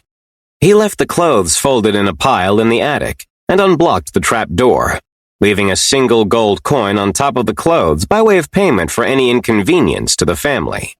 He still had no way to spend the gold, and hoped that Florence would be able to find him a place to sleep. But he had a lead, which was the important thing. He'd been in the first world for 7 months, and the second for 9 months. But he hoped that by seeking the adversary out, he might be able to spend his time in this world without constantly worrying about attack, or whatever the adversary might be getting up to. They had at least invented the printing press, which meant there were books to read, and there were also historical records of thresholders, which was a new wrinkle that he hadn't even considered as part of the pattern. He didn't particularly like the world, at least from what he'd seen of it. If it mirrored Earth, then it represented an ugly period. The air was acrid, and the water was suspect even when boiled. And besides that, it seemed like a violent place without any of the structure that underpinned Seraphinus. There, at least, people had known their place, and felt some duty toward each other. I'm giving you this, Perry had said before he'd floated up into the house. He'd placed the earbud in her hand. It goes in your ear. We'll be able to speak to you with it. We? Asked Florence, looking at it skeptically. It's complicated. The armor has a voice. You need to not be seen. That's the custom? I'll be flying high, above the clouds where I can. And if I can't, then high enough that I can be mistaken for a large bird. There's some fog. That will give me cover. The glamour should do the rest. She seemed skeptical, but relented, and kept a lookout to let him know when he was okay to break into the house through the attic window. Encased in the armor once more, which was a bit of a process, Perry slipped back out the window, quietly closed it, then rose with the sword straight up into the sky. Can you see me? Yes, sir. What was that? Marsh, someone else has the earpiece. I'm using it to communicate to them, said Perry. He hadn't thought too much about how this would work. Can you make a bridge? Yes, sir. Sir, the earbud was shaped to your ear canal. Might I suggest that we use the fabricator to create a new earbud for our companion? Not right now, said Perry. The fabricator was 2 worlds away. It wasn't the first time that Marsh had given a suggestion like that. To the AI, it seemed as though they might reconnect to the internet at any moment, or come back home for repairs and resupply. It simply couldn't grasp the concept of being completely stranded, away from all the things that had been built to expect. Flora, did you see me? No. You're out of the house? 500 feet up and rising, said Perry with a glance at the altimeter in the corner of his vision. The suit couldn't fly on its own, but it did give information. Marsh, how's the signal? Between the suit and the earbud or the unknown signal, sir?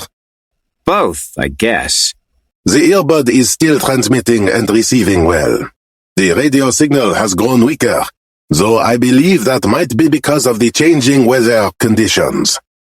It had been bright and sunny in the morning, at least through the haze of industry. But it was foggy now and slightly wet. Track the signal, give me a bearing, and go radio silent. No sense giving ourselves away. Except for the earbud, I mean. Yes, sir. I have a bearing for you, sir. Perry's HUD updated, and he commanded the sword to swing him forward. It was relatively slow by the standards of speed that Perry was used to on Earth, but fast enough to outrun a horse, which had meant that Perry was the fastest thing in the last world, even when he wasn't using the power armor to run at a sprint with leaps and bounds that could quickly drain the stored energy from the reactor. Perry couldn't see anything except a blanket of clouds as he moved through the sky. The HUD gave more information, but the clouds seemed to cover everything, and it almost felt like he wasn't moving at all, or moving across an infinite field of soft white. Marsh, any signal analysis? I have detected what I believe to be a representation of the Fibonacci sequence, sir. By the way, sir, we appear to have moved out of range of the earbud. That's fine, said Perry. He hoped Flora wouldn't mind. And we're outside the city? In the farmland to the north, I believe. If we are done with radio silence, I could make a better map for you, or send the drone out once the fog lifts. Not yet. He was peering down at the clouds.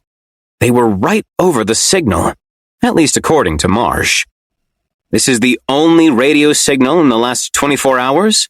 The only radio signal of non-natural origin, sir. There has been other noise from other sources, including the sun. Perry frowned. This was, according to Flora, the start of the century of progress, whatever that meant. They had electrical telegraphs and other crude electrical components. It wasn't impossible that some inventor was monkeying around with novel radio equipment at a farmhouse out in the middle of nowhere, and that this happened to coincide with Perry showing up in this world.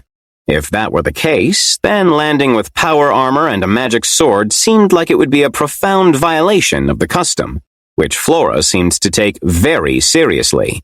Seriously enough that she'd been on the verge of fighting him with claws out. Perry had always felt like the Prime Directive was a bit bunk, but he figured it was a good enough rule of thumb when you didn't know what kind of civilization you'd found yourself in. He dropped down into the fog, wishing that the armor had a stealth mode. The manor was shrouded in fog, though once Perry was actually in it, the visibility wasn't as bad as he'd feared.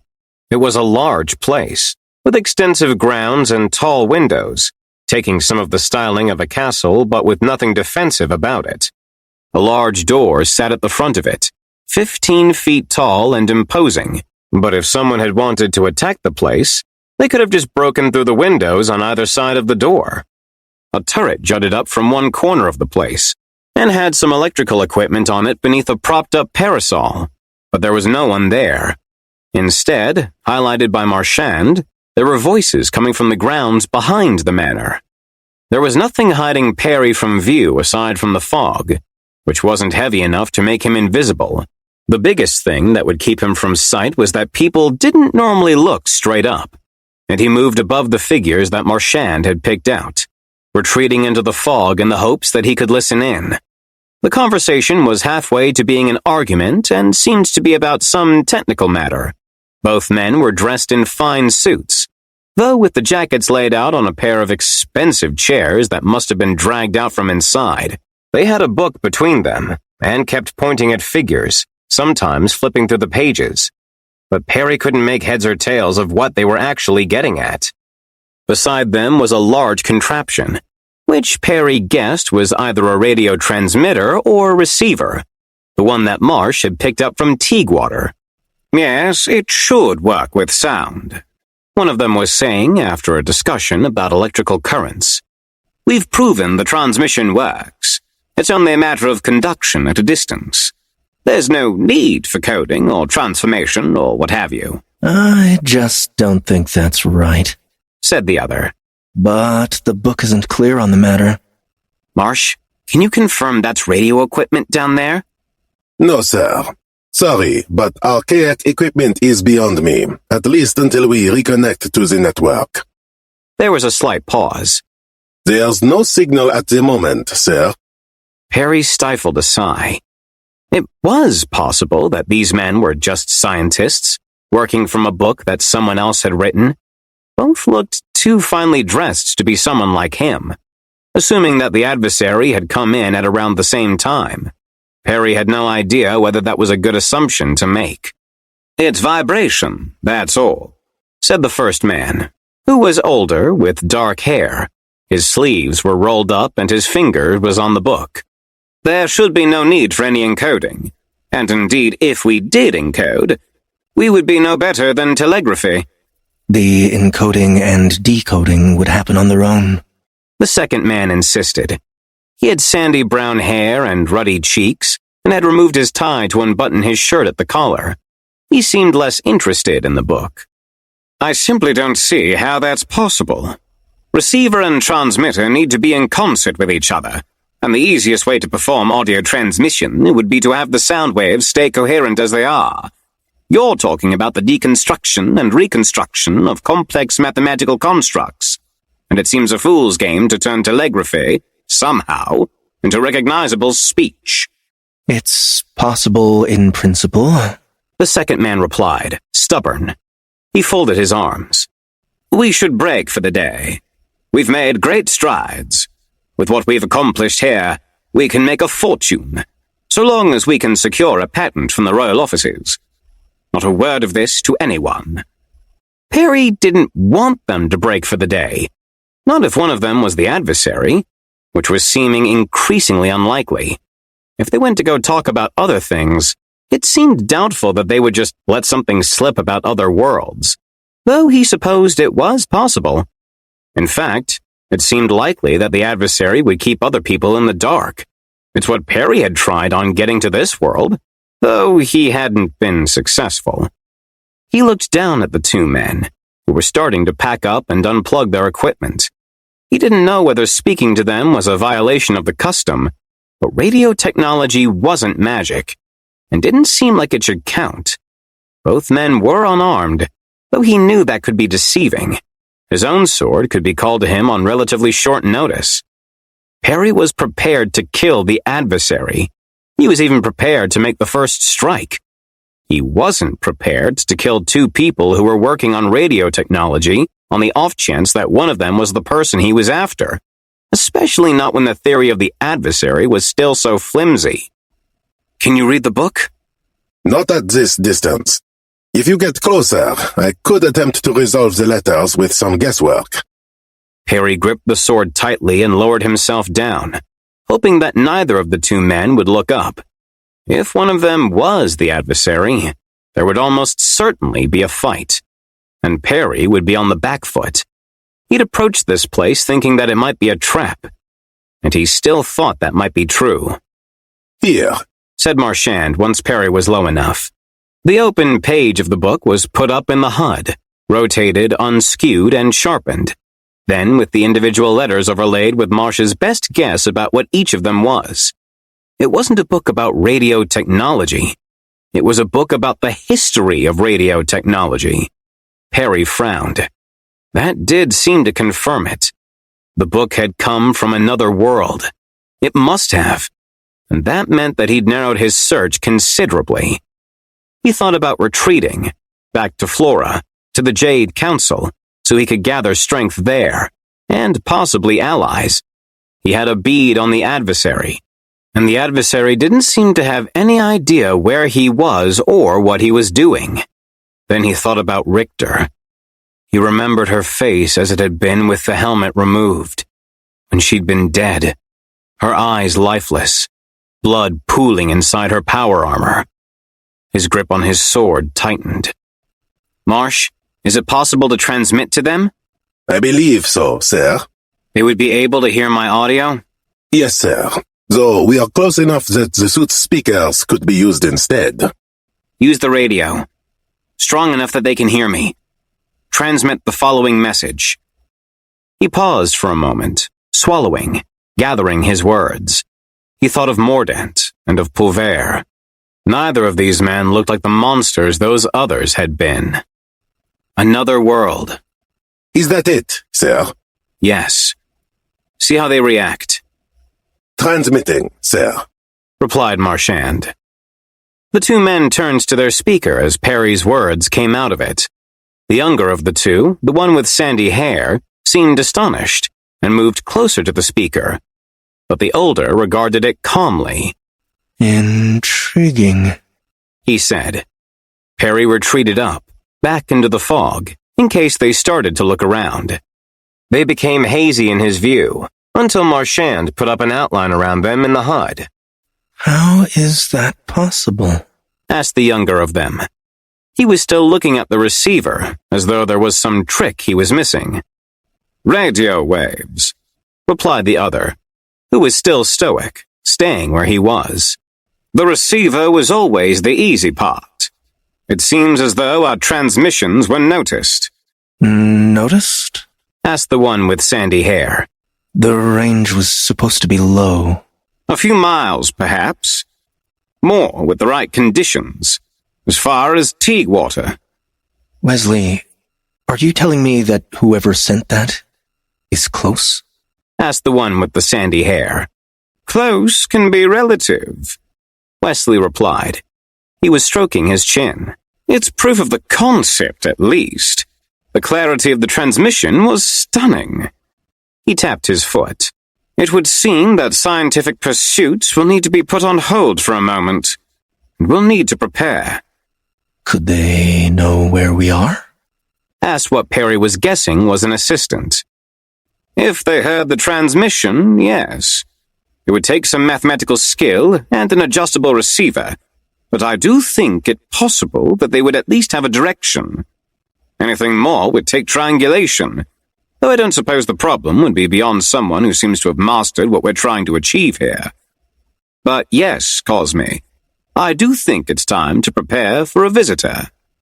Perry dropped to the ground without another thought, putting himself between the two men and the manor. His sword was still sheathed, his hand on the grip, ready to draw it, as well as granting flight and moving through the air at a command. It was sharp enough to cut into plate armor with a bit of effort. The two men were wearing suits made of cloth. I don't think I'll be giving you time to prepare, said Perry. His voice was firm. He was thinking of Richter and her dying breaths. He was tense and ready. Intriguing, said Wesley, whose eyebrows had gone up, but who had otherwise shown no sign of shock or alarm. Now, hang on just a moment, said Cosme, whose face had gone white. That book came from another world, said Perry. His voice sounded more imposing, filtered through the armor he knew. Which of you brought it here? Wesley and Cosme glanced at each other. Given the sword, it seems as though the question might prove deadly for someone. Though I'm curious how you know the book's origins in the general sense, but not the specific. That armor, said Cosme. He was short of breath. He raised a shaky hand and brushed brown curls of hair from his eyes. Perry unsheathed the sword. He would have preferred to end this without violence, but he didn't know how that was possible. The other adversaries, if he'd disarmed them and let them live, seemed as though they'd have regrouped to go after him. Here, there was nothing to disarm. No obvious wooden arms or bulging weapons. Violence, said Wesley. I've never had my life threatened. He seemed energized by the idea, rather than afraid. The book. Where did it come from? Incoming, said Marchand, shortly before Perry suffered a blow to the back of the head. The armor had tensed up, protecting him from the worst of it, preventing a broken neck. But he was knocked to one knee. When he bounced back to his feet, Cosme was holding a long staff in one hand. You, said Perry. He tightened his grip on the sword. It hadn't hurt much, but it had been an attack. Just not one that was followed by a second strike. Perry wasn't sure that was enough to start in with his sword. Not when Cosme looked so pathetic. I really hoped that was going to go better, said Cosme. He was shaking slightly. He took a steadying breath. Look, you're from another world. We're in the same situation.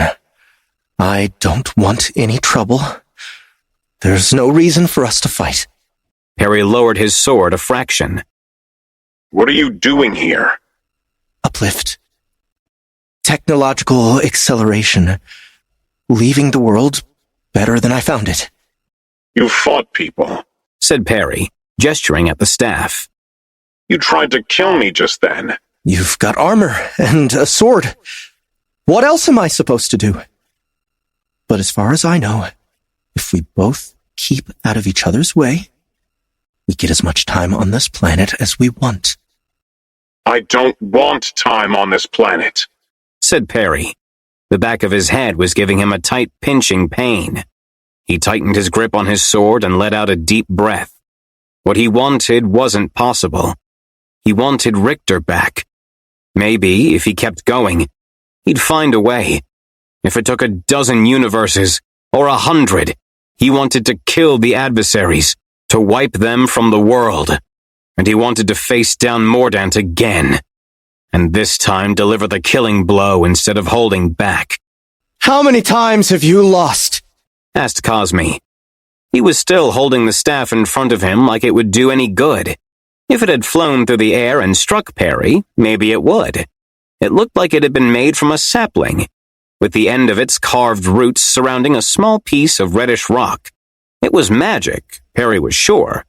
Maybe from the same sort of world where Perry had gotten his sword. How many times have you? 7, replied Cosme without hesitation. This is my 10th world. Perry regarded him. Some of Cosme's fear made more sense now. Not that Perry was never afraid when going into battle. 9 months as a knight engaged in warfare had cured him of some of that fear, or at least a quivering response to it. But if he'd been badly beaten and left for dead, 7 times no less, he wouldn't be trying to reinvent radio technology. That was for certain. Give me a month. Then we can fight. Out, away from people. Somewhere just the two of us. You can kick my ass then, and Wesley will have invented all kinds of things to help push this world into modernity. Perry did consider it, though not for long. He was being asked to leave an opponent who was on the back foot, caught unaware, so that they could both regroup and gather strength. Cosme had the staff, but probably something else as well. If this was his 10th world, that left room to have accumulated all kinds of power, and Cosme knew more about what being a thresholder was, which would give him an advantage. It was entirely possible that they didn't even need to come to blows at all. Cosme had said that they got as much time on the planet as they wanted. Was that true? Could he be trusted? What happens when you lose? You've never lost? No. How many worlds? This is the 3rd. Cosme nodded slowly. His staff was still in front of him, held out defensively. I've been beaten. Beaten raw. I spent one world wearing a cast on my arm, not able to move it, before I got beaten again, and landed in a world with healing magic. What kind of healing? How strong? Resurrection? No. Just mending. Perry felt himself frowning, which he knew wasn't visible to them with his armor on. That was one of the things that he was looking for in these other worlds. Because if he could find a way to bring people back to life, then he could bring Richter back to life. If he could find a way back to her world. She was dead, but on ice, preserved by a cryonics clinic. At least in theory. Even without magic, she thought that death didn't need to be the end. I'm not good at this. I'm not built for fighting. Just give me some time so I can do some good. It felt like a lie, or a trap. To Perry, it felt like setting himself up to be killed in his sleep. Even if he did accept the arrangement, he'd spend the next month having to watch his back, trying to accumulate power. 2 enemies were enough to establish a pattern. Pulver had specifically requested a fight to the death, and Cosme had framed it that way too. Not in terms of encounters, but wins and losses. It was competition. Obvious competition. And when you had the opponent on the back foot, when they weren't prepared, that wasn't the time to let up. That had been Mordant's lesson. Give me the staff, said Perry. Cosme's lips tightened. I can't. It's bound to me and responds to my call. And if it goes missing, I'll know you've betrayed me. I don't want to kill you. He was surprised to find that was true. It had been easier when the adversary was an abstraction, rather than a slightly short, somewhat scrawny boy. Cosme was of age, but Perry could imagine him as a kid brother. Cosme still hesitated. The staff is a tool. It's a method of defense. You're asking me to give up my shield to someone who's asking at sword point. It does seem unfair, said Wesley, who had been calmly regarding the exchange, standing apart from it. The only sign he was at all perturbed was that his eyebrows seemed permanently lifted. Your other option is that we have our fight here and now, said Perry. He had been in enough fights before that his heart was racing in anticipation. He knew what it would be like to fight, if not the specifics. The staff had appeared in Cosme's hand, and must have flown out of the house, hitting him hard enough to bring him to his knees. Cosme was claiming weakness, saying that he was bad at fighting, and holding an item of significant magical power. I'm not giving you the staff, said Cosme. He shifted his stance. I'm asking for mercy, for time. There's work to do here. Wherever you're from, you could be making this world better too. You must know things. Science, medicine. The staff, now. If you don't want to fight, then... Cosme changed his grip on the staff, holding it in one hand by the end. There was plenty of lead up to his swing, more than enough time to react, and Perry had his sword up to block it, feet planted to absorb the blow. He was not at all prepared for the sheer power of it, though, and was knocked backward, tumbling across the grass, landing dazed, 100 feet from where he'd been. Cosme was moving closer, holding the staff like an overly long club, anger written on his face. His ruddy cheeks had grown redder. Marsh, shoot to kill, said Perry. The gun rose from where it was encased in the suit's shoulder, was aimed with servo motors, locked into place with clamps, and fired, all as one smooth action that barely moved the suit. The staff changed positions, moving with such speed that it should have broken the hand that was holding it. There were no sparks and barely a sound, just the conclusion that Cosme hadn't been hit. It was a conclusion that Perry came to only once the gun had fired again. The staff changed position again, marginally this time, in front of Cosme's face. Cease fire, said Perry. That was 2 bullets down, which left 5 remaining. He should have just shot from the moment he knew that Cosme was who he was looking for. When Cosme came close enough, he swung again, this time overhead, and Perry slipped out of the way, then in, aiming for Cosme's chest. The staff came up again, changing positions for a block, moving so fast that it would have been impossible to avoid the parry. It was like swinging a sword against stone, firm and unyielding, and the armor wasn't able to stop the shock entirely. A small gouge in the staff was all there was to show for it, and Perry pulled back, sword held in front of him. I haven't gotten anything from this world yet, said Cosme. He was very visibly angry, face red. That's part of the deal. Perry looked down at Cosme's arm, the one that was holding the staff. Beneath the white shirt, something was glowing red, right on the wrist. There was something beneath the fabric there. You're weaker than you look. 2 worlds, sword and armor? It seemed like a bad idea to answer honestly, or to say anything at all. Perry had ended up on the back foot, unclear on what he was even facing. But what he'd seen so far showed more strength than he had imagined. Cosme had said that he'd lost 7 times, and those hits made Perry wonder how. These bits of magic might have been recent acquisitions. 1 month. Meet again in 1 month. It sounded weak coming out, even modulated through the armor. In a month, you'll be stronger, said Cosme. He was breathing hard. There's power somewhere in this world. There always is. I wouldn't have taken the deal either if I were in your position, for the record. I just thought you'd be tougher to kill.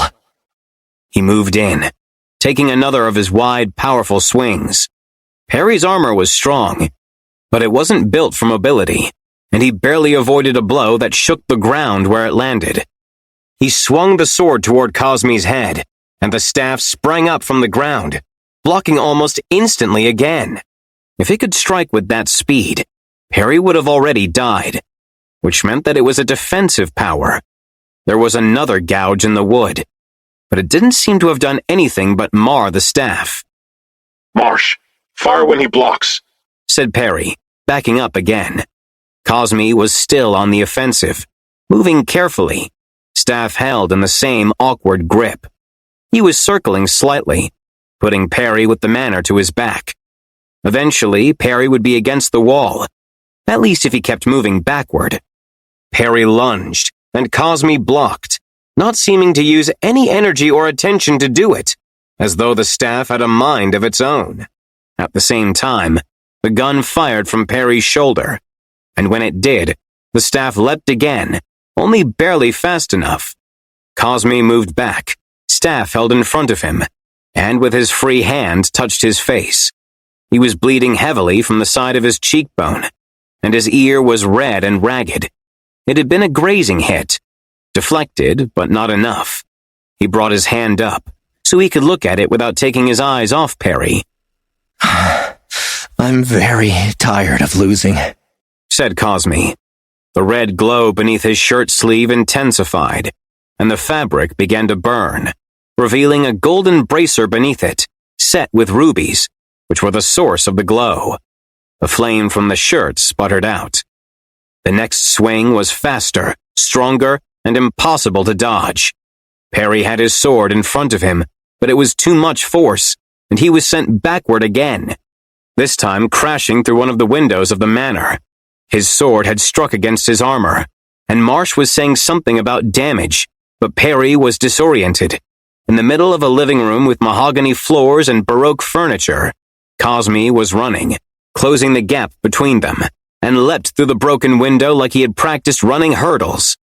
Perry flew, letting the sword take him, and crashed through a window on the other side of the room in a rain of wood and glass. He had the sword lift him up, into the air, until he was 100 feet above the ground, and he saw Cosme go through the broken window and look up into the sky. Perry didn't think that he could win. He hadn't had a good measure of Cosme. Now that they'd fought, it seemed as though the armor wasn't tough enough, the bullets too easily stopped, the sword not a match for the staff. He was certain that Cosme saw it too, and the aggression was more frightening, because it meant that for all the front he'd put up, Cosme had a killing instinct. The staff began to spin in Cosme's hand, faster and faster, and it shouldn't have been even remotely possible, but Cosme moved the spinning staff above his head and began to fly. Perry fled, and Cosme was faster. They were both hundreds of feet off the ground, moving into deeper fog, barely able to see each other, but the distance between them was closing, and fast. Marsh, fire, said Perry, breathing hard. The gun fired, and Cosme's staff immediately moved to block it, which caused him to drop down into the fog. The flight interrupted. Half of Perry wanted to follow after, to try to finish it in an arena where he had an advantage. But Cosme was out of sight, and there was no better time to increase the distance. In the fog, Cosme wouldn't be able to follow. There was power in a world, Cosme had said, and before they met again, Perry was going to find it.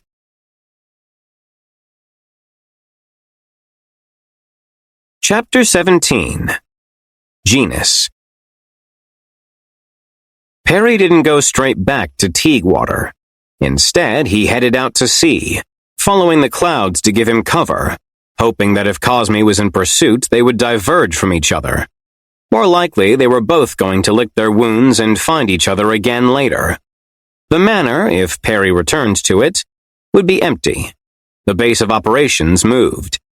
That would be what Perry would do. He would go back in the middle of the night to see whether Cosme was stupid enough to stay there, but he wasn't holding out hope. He had 3 bullets left. That wasn't much. Hopefully Flora would be able to guide him to a machine shop, and hopefully they would be able to make something workable. Guns needed cleaning, though, and the powder and rounds made here would be nothing like the highly refined stuff that was in the remaining 3 rounds he had left over. The shoulder-mounted gun didn't eject the casings, which meant they could potentially be reused. But Perry wasn't going to count on it. When 20 minutes had passed, Perry found a place to set down by a pasture and had Marchand run some diagnostics. There were tiny cameras with less good resolution in many places on the armor, and Perry moved his hand around to see where the damage was. He breathed a sigh of relief once Marsh gave the full report. There was significant cosmetic damage. 2 of the cameras were non-functional, and a few of the microphones no longer picked up sound. But the core of the suit, the microfusion reactor, the battery, the distributed computing substrate, the armor itself, was all still relatively sound. There was a gash in the breastplate from where his sword had been knocked into it, but it hadn't gone deep. Marchand suggested repairs in a polite voice, but obviously that wasn't going to happen. Play the fight back. Do an all-angles reconstruction. The video enlarged itself across Perry's field of view, which momentarily felt claustrophobic. But Marsh was on the lookout and would warn him if anything came at them while the simulation was going. The suit stored enormous amounts of video, though at a lower resolution than it had been when shown to Perry as it happened. Marchand was able to use those recordings from multiple angles to generate a full scene, showing Perry things that weren't directly on any camera, only guessed at by the many angles that were available and from inference when no actual video was available. The first moment that Perry wanted to look at was when he'd been struck in the back of the head. The staff had shot out from the house at speed, visible from one of the cameras that was facing backward, and Marchand had clocked it just in time, blocking the suit. It hadn't been a hard strike by the accounting of the armor, not hard enough to leave a dent. But if Perry hadn't been in the power armor, it would have been a killing blow. Even if he'd been in merely normal armor, it would probably have snapped his neck.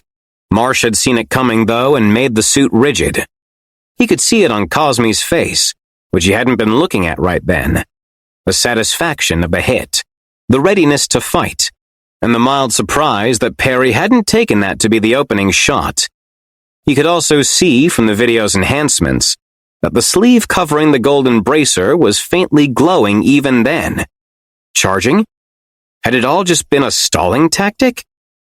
Perry looked at other pieces of the video, the large wind-up, the way the staff was held like a club, and tried to draw conclusions or make plans about how their next fight would go. There would be a next fight. He was certain of that. The thing that upset him the most, that made him angry just to think about, was that he really should have just skipped over the conversation altogether. He should have shot them both from above when they hadn't been aware of him, or dropped down and swung his sword while they were still coming to terms with his presence. At the start of it, Cosme hadn't had his staff, only the bracer, and depending on what it actually did, it might not have been able to save him. Perry stewed in the anger, then tried to wash it away. It was hard work, though, and he could feel the emotion at the back of his mind, like it would come back if he allowed it. He hadn't been firm in his understanding of the adversary. The sample size had only been 2, and it was 3 now. He hadn't wanted to kill them both either, when it would have been easiest. Wesley seemed like just a man with an interest in technology, and that shouldn't be enough to just murder someone from above without even talking about it first. He watched on the video when Cosme had been shot, a grazing wound, and wondered whether that was worth trying again. They had guns in this world, and it was possible that Perry could get his hands on one. Wearing power armor and shooting someone with a Victorian-era pistol seemed stupid in a way that he couldn't quite put his finger on. But the staff moved so fast that the blur of motion was only a frame or 2 on video. Perry also watched the part of their fight when he'd been flying away, and focused on Cosme's staff blocking another bullet. Cosme had dropped, and Perry wondered whether that was a tactic that could be reused. Cosme flew faster, but it left him without a defense unless he was willing to drop. The final thing that Perry focused on was Wesley, the man that Cosme had been with, who hadn't run when the fighting started, instead regarding it with laser focus. From the conversation, he was a scientist of some sort. Did adversaries have allies? Perry wished that he'd gotten more from Cosme, though of course Cosme couldn't be trusted even a hair. At least some of the simpering he'd done had been an act. Perry believed that Cosme had lost, though, and was tired of losing. Eventually, Perry picked himself up from the ground and gripped his sword, letting it carry him up into the air, back to Teaguewater. When he was close enough that the earpiece he'd given Flora reconnected, he spoke to her. I'm back. Found the adversary, sparred with him a bit, and might need some help. It's been 2 hours, said Flora after a moment. Her voice was low, and he imagined her in a place with too many people around. How much was seen? Nothing. One outsider who the adversary had already told everything to. He wasn't entirely sure that was true, but they had been working from a book on the history of radio.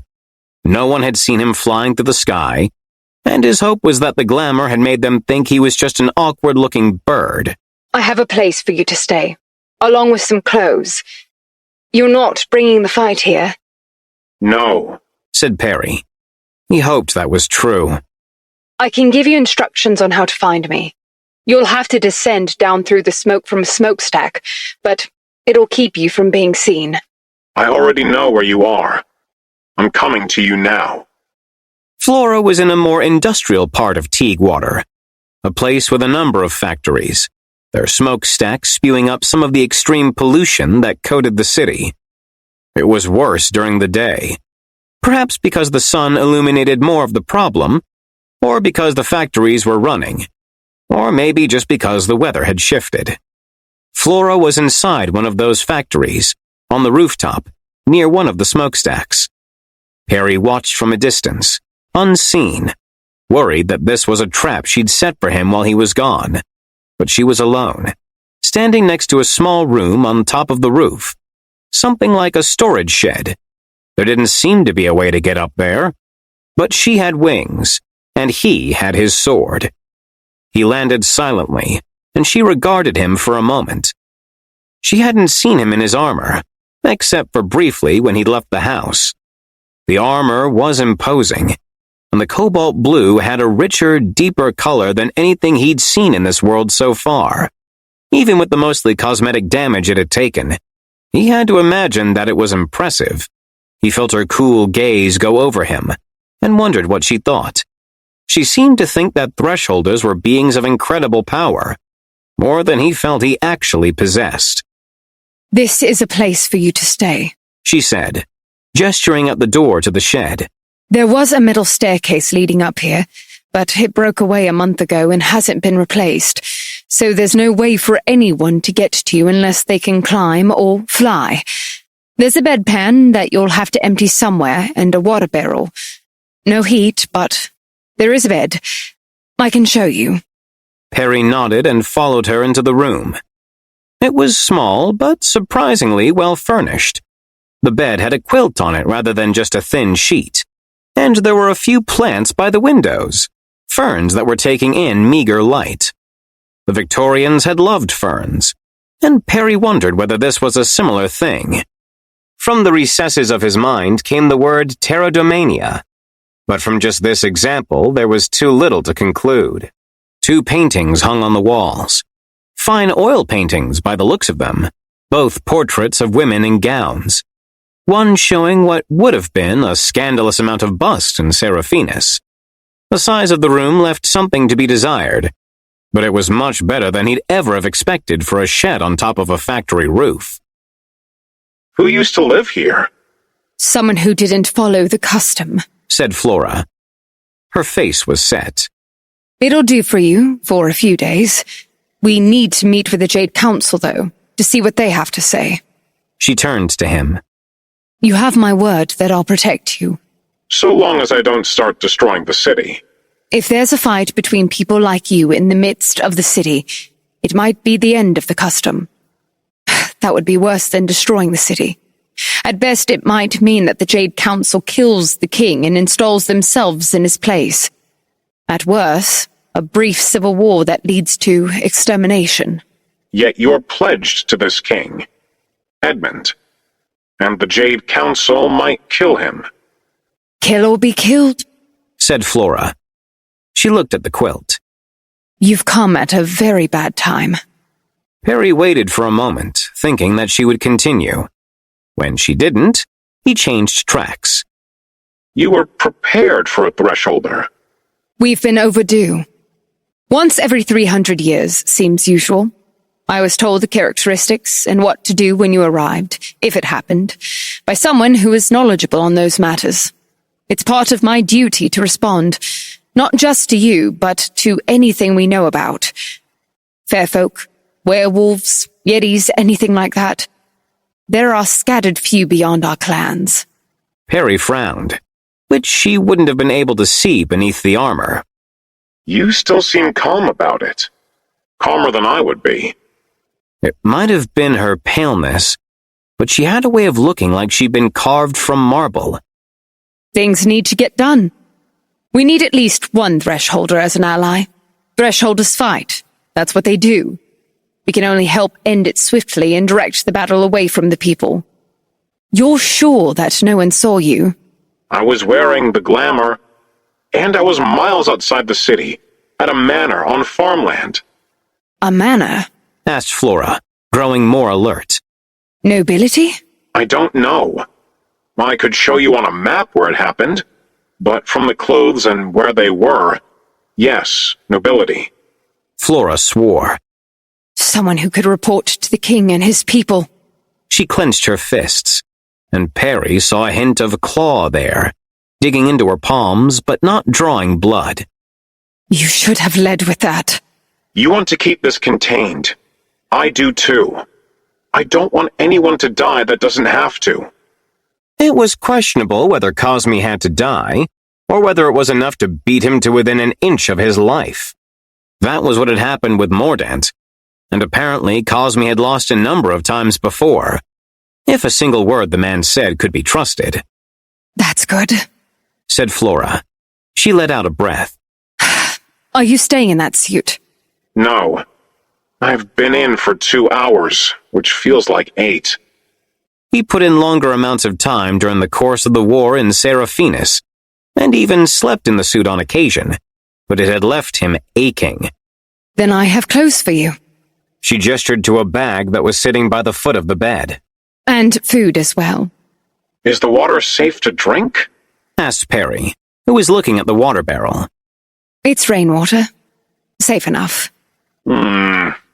He wondered whether he could somehow get Marchands to purify the water for him. The suit had gills of a sort, and could filter air. He really did prefer not to get violently ill from whatever parasites and poisons were in the water table here. He'd somehow avoided food poisoning in Seraphinus, even though he'd seen how long and how casually they left meat sitting out. None of it would have met American food inspection standards. The factory is on half-time. You should be able to come and go without being spotted, so long as you take care. In the bag is a piece of fabric you can wrap around your sword sheath to carry it with you and not draw attention. The glamour will do the rest. Thank you, said Perry. He felt supremely grateful to her. She was thinking things through and supplying him with solutions to problems that he hadn't even considered yet. Don't thank me yet. You still need to face the council. The scholars. Scholars and a tribunal of sorts. But they might go against me, which would mean that I'd risk death. I don't think they would, but they might have things to ask of you. Conditions for your continued presence here. Perry's lips went tight. More than just following the custom? Flora nodded. She pursed her lips. She was either wearing lipstick, or her lips were exceptionally red. The Jade Council is the primary power within our circles, but it's not the only one. I don't know that they would expect you to hold yourself to a pledge, but they might have you make one. Or it might be something more. It depends on which way they think the wind is blowing. Perry let out a breath. And you're all vampires? Flora looked at him as though she was trying to see the expression beneath his faceplate. It's only now you ask? I'd been hoping you would explain. It's complicated. Perry had spent time in the last two worlds, getting to know everything he could. He'd had maps of Seraphinus and detailed the entire alternate history of Richter's world. In Seraphinus, Ramald had given him lessons on how magic was performed, and how alchemical solutions were created, and even on the ways in which artifacts like the sword were forged. Perry had let it all wash over him and had been frustrated by how little stuck. He'd always considered knowledge to be a good thing. Every fact added to his mental file a tiny boon, but it demonstrably hadn't helped him. Everything that he'd theorized with Richter had needed to be thrown out. The whiteboard they'd filled up together entirely wrong on every point. There was magic in some of these worlds. He had a taste for it, and a hunger to learn more. The adversary comes first. He has to. He's a threat, one way or another. And if I bury myself in a book, people are liable to die. That had happened in Seraphinus. He'd let the wizard Ramald hold him back from one of the engagements with the enemy, and 100 of their soldiers had died. Perry might not have been able to turn it into a victory, but he was certain that he'd have been able to save at least some of those men. I do want to know everything there is to know about your kind, and about the others under the custom, and especially the previous thresholders. It's just secondary at the moment. It's enough to know that you're allies until I have my footing. That might be easier if he didn't have to know how many people they were killing to sustain themselves. You said you were a scholar before you became a thresholder. I was. Though, not because I loved to learn, or because I was curious. More because I didn't know what else to do. I liked knowing things, but are there things you need to tell me that I need to know right now? He had to admit that his education in the last world had left a sour taste in his mouth.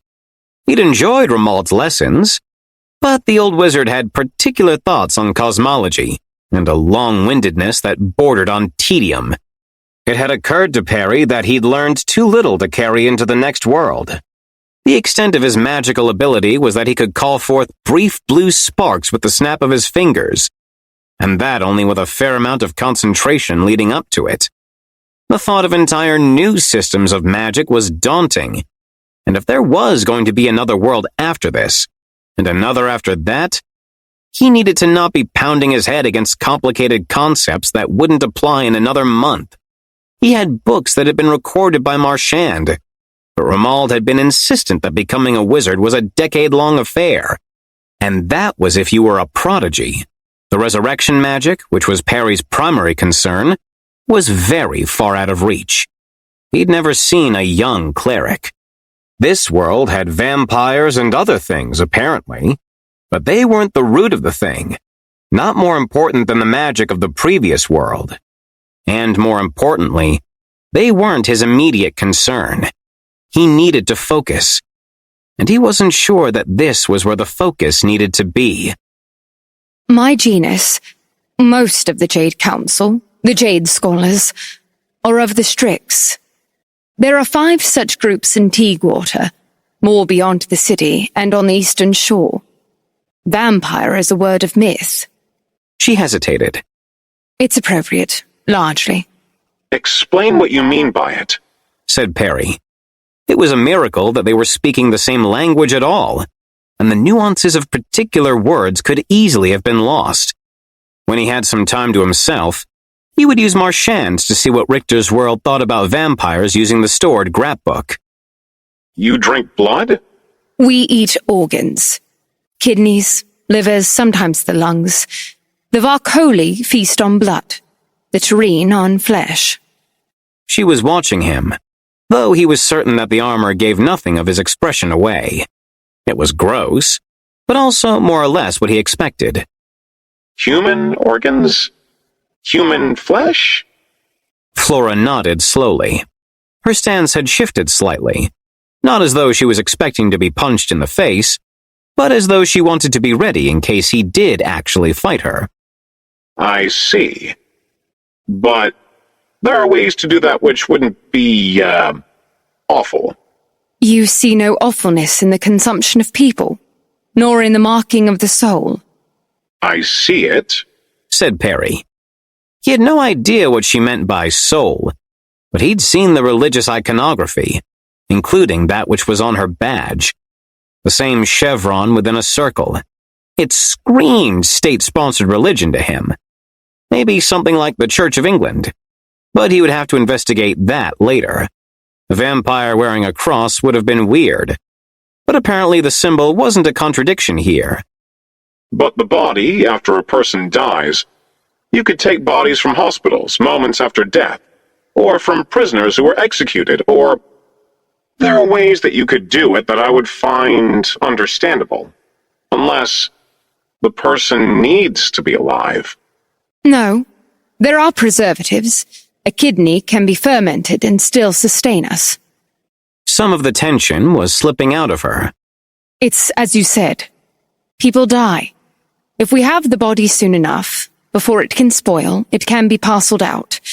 Blood, bones, flesh, organs, brains. Those are the 5 genuses of Teaguewater. A single body providing for many. We don't kill lightly. Or unless we have to. It's against the custom. Vultures, Perry thought. He kept the thought to himself. And you have wings. Claws. He paused. Glamours. Glamours are of the cerebral, the brain-eaters, artificers. Perry thought about this for a moment. And normal people become these things? Flora watched him. You're thinking that the same could be done to you. I was just wondering, said Perry. There's power somewhere in this world. There always is. That had been what Cosme said. It didn't seem like it was a lie, though Perry was again wary of the small sample size of worlds. You would feast on blood or kidneys. You would decide that within moments of knowing that it would grant you. You don't even know what it would grant you. Claws. Wings. Probably something else. The thought of such a feast was disgusting. But he'd eaten disgusting things before. He also thought they were more durable. Faster, maybe. But that was on the basis that she'd been ready to match her claws against his sword. That appealed. He was too vulnerable without his armor. For her part, she seemed stricken. You were granted the power, or suggested as much. There was deliberation, vetting, and understanding on both sides. I knew the custom by heart. She frowned at him. These are among the things you should not say to the Jade Council. They'll see a lust for power in your heart. It doesn't endear us. He didn't think that was quite fair. He'd only been asking. Though he was asking because he was interested, yes. He'd given Cosme a wound, but he thought it fair to say that he'd lost that fight, or at least managed to leave it as a bare draw. If there was power in the world, he was in no position to refuse it. And when he fought Cosme again, he was determined to go in with an edge, something that would turn the tables, especially if Cosme knew nothing about the secrets hiding behind the custom. I'll leave you to change. We'll speak more later. I'll help you prepare for the council. Perry felt like this would be a good place for an apology, but he wasn't sure what he would even be apologizing for. He didn't understand enough about Flora, her genus, or the custom to know why it was such a bad thing for him to have suggested he would become one of them. Maybe when he was speaking to the council, he would find out.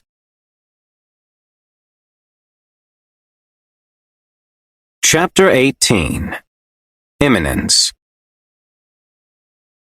Why did you go through the portal that first time? Asked Flora.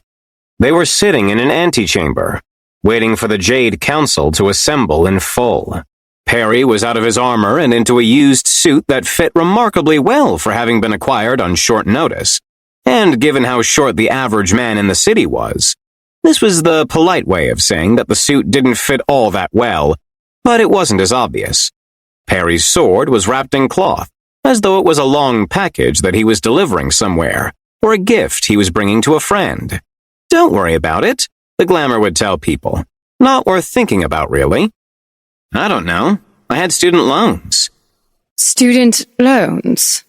Asked Flora, raising an eyebrow. To be a scholar requires money. You borrow money on the thinking that your degree will make more than the cost of the loan, at least in the long run. So it was a joke, sort of, that I stepped through the portal because I wanted to escape the debt. Richter had found it funny. They had a whole set of jokes together. He'd been without her longer than he'd been with her. It was a sobering thought. It's only half a joke? Asked Flora, quirking an eyebrow. I mean, I did have a pile of student loans with onerous interest on them, and I didn't know that I would actually be able to earn all that much with a master's in geography. Really, I thought that I might go for a PhD after I was done with the master's, but then I would probably only have been suited to be a professor of geography. He could tell that none of this was making all that much sense to her, maybe because they had a different system of credentials. Most of what he'd said made very little sense to the people of Seraphinus, so he was used to this in a way. Certain concepts needed a few hours of background. Ramald had begun to understand by the end, but that had taken weeks of building up concepts, and it was clear that they would have seen each other as aliens for a long time after if he had stayed. I saw a portal, thought about going back to my car to get supplies, then went through because I was worried that it would disappear. I think my thoughts at the time were, is this happening? And this is happening. I had what I was carrying, which seemed like less than I would have liked, but it's not every day that a portal appears in front of you, beckoning you to somewhere else. It had happened 3 times now, though, which was something. But you hadn't known about other worlds.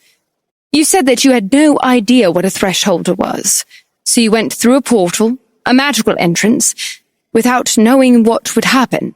Well, yes. It could have put me anywhere. It could have been a portal to another planet, to another place on Earth, anything. Flora was silent. She was probably thinking that it was reckless or stupid, which he thought was fair. There was probably a way of presenting it that made him look better, and he thought about it as they sat in silence.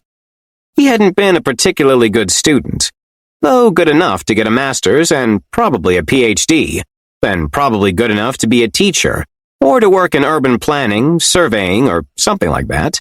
He hadn't really known what he was going to do with his life, which he found vaguely embarrassing at 24, and getting a higher degree as a stalling tactic was, in fact, a pretty bad plan. The portal had offered a way out. More than that, it had offered grand purpose, something that was new and different and important in a way that his life, up until that point, had not. Also, it got him out of his student loans. He didn't think that any of that was particularly more sympathetic, so it was probably better not to say. When he'd been talking to Richter, he had framed it differently, and some of that came because the "why'd you go through a portal" conversation had come after they'd understood each other to be from different Earths, and talked about that some. His Earth was worse, hot and dying, or at least felt like it was dying, pandemic-stricken and with rising notes of fascism. He wasn't a doomer, but Richter's world was better in almost every way, and it made his Earth look worse by comparison. Seraphinus hadn't been quite so rosy, though it was good enough if you were a knight or someone who everyone treated like a knight. Does this world have a name? Merrick. Huh. Good to know. She was still in the police uniform, the gendarme uniform, though he thought she had probably changed into a different, identical set of clothes, because everything looked pressed and in place. Her hands were folded in her lap, and she was looking straight ahead. He had the impression that she was rehearsing her words in her head, and he would have done the same, except that he really didn't know what he had to say. Cosme was out there somewhere, probably relocated, probably having abandoned radio altogether, and probably not stuck in administrative meetings, or stuck in an antechamber waiting for an administrative meeting to start. Perry hoped that they would help him. Flora, so far, had been an enormous help. The doors swung open, and they were led into the same room they'd been in before. The change was dramatic. Not only were all the council seats filled, but many of the pews were as well, and there were armed guards at every entrance. They had guns at the ready, rifles with good workmanship, but which couldn't hold a candle to the gun embedded in the shoulder of Perry's armor. He was without his armor, though, and vulnerable to bullets. The guards made him feel like he was in the lion's den. Flora led the way, back straight, and Perry followed after her, trying to look professional and unthreatening, but also like he was a force of power not to be trifled with. The sword helped, he hoped. He wasn't entirely sure what he would do if they decided that he was a liability that needed to be killed, other than lean on Flora and hope that his sword was sharp enough to get him out. He'd wanted to go in the armor, and she had told him that it would be seen as an implicit threat, not to mention a violation of the custom. He had reluctantly agreed to leave it behind. There were 7 on the council, divided up among the various genuses of vampire, though the Tureen, who ate flesh, didn't hold one of the seats, and the Strix held 3 of the 7. There was significant inequality among their kind, some of which stemmed from their differing powers, and some which came from historical circumstances. There were other creatures besides the vampires, but they had no representation, and were numbered in the dozens among all their varieties. Perry didn't have anywhere near the full story, but knew more than he had 12 hours before. First proof, said Ackerman, once some formalities were out of the way. Can it be furnished? Yes, said Flora. She held out a hand in Perry's direction. As they'd discussed, he let the sword float up and then out of its sheath, displaying a glow about it. He was careful not to flourish it too much, nor to make any motion that might seem like a threat. Thresholders come with many powers. Are there others? none that he would wish to disclose at this time. He's cautious, which is good. I'd prefer less in the way of commentary, Imperator, said one of the counselors. This one, a man with a scowl. Perry hadn't seen him before, but he was Mercer, the council's lone Austin. Bone eaters. You have been informed of our custom, asked Collingwood, of our Coley, more traditional vampires in some respects, as they drank blood and shunned the light.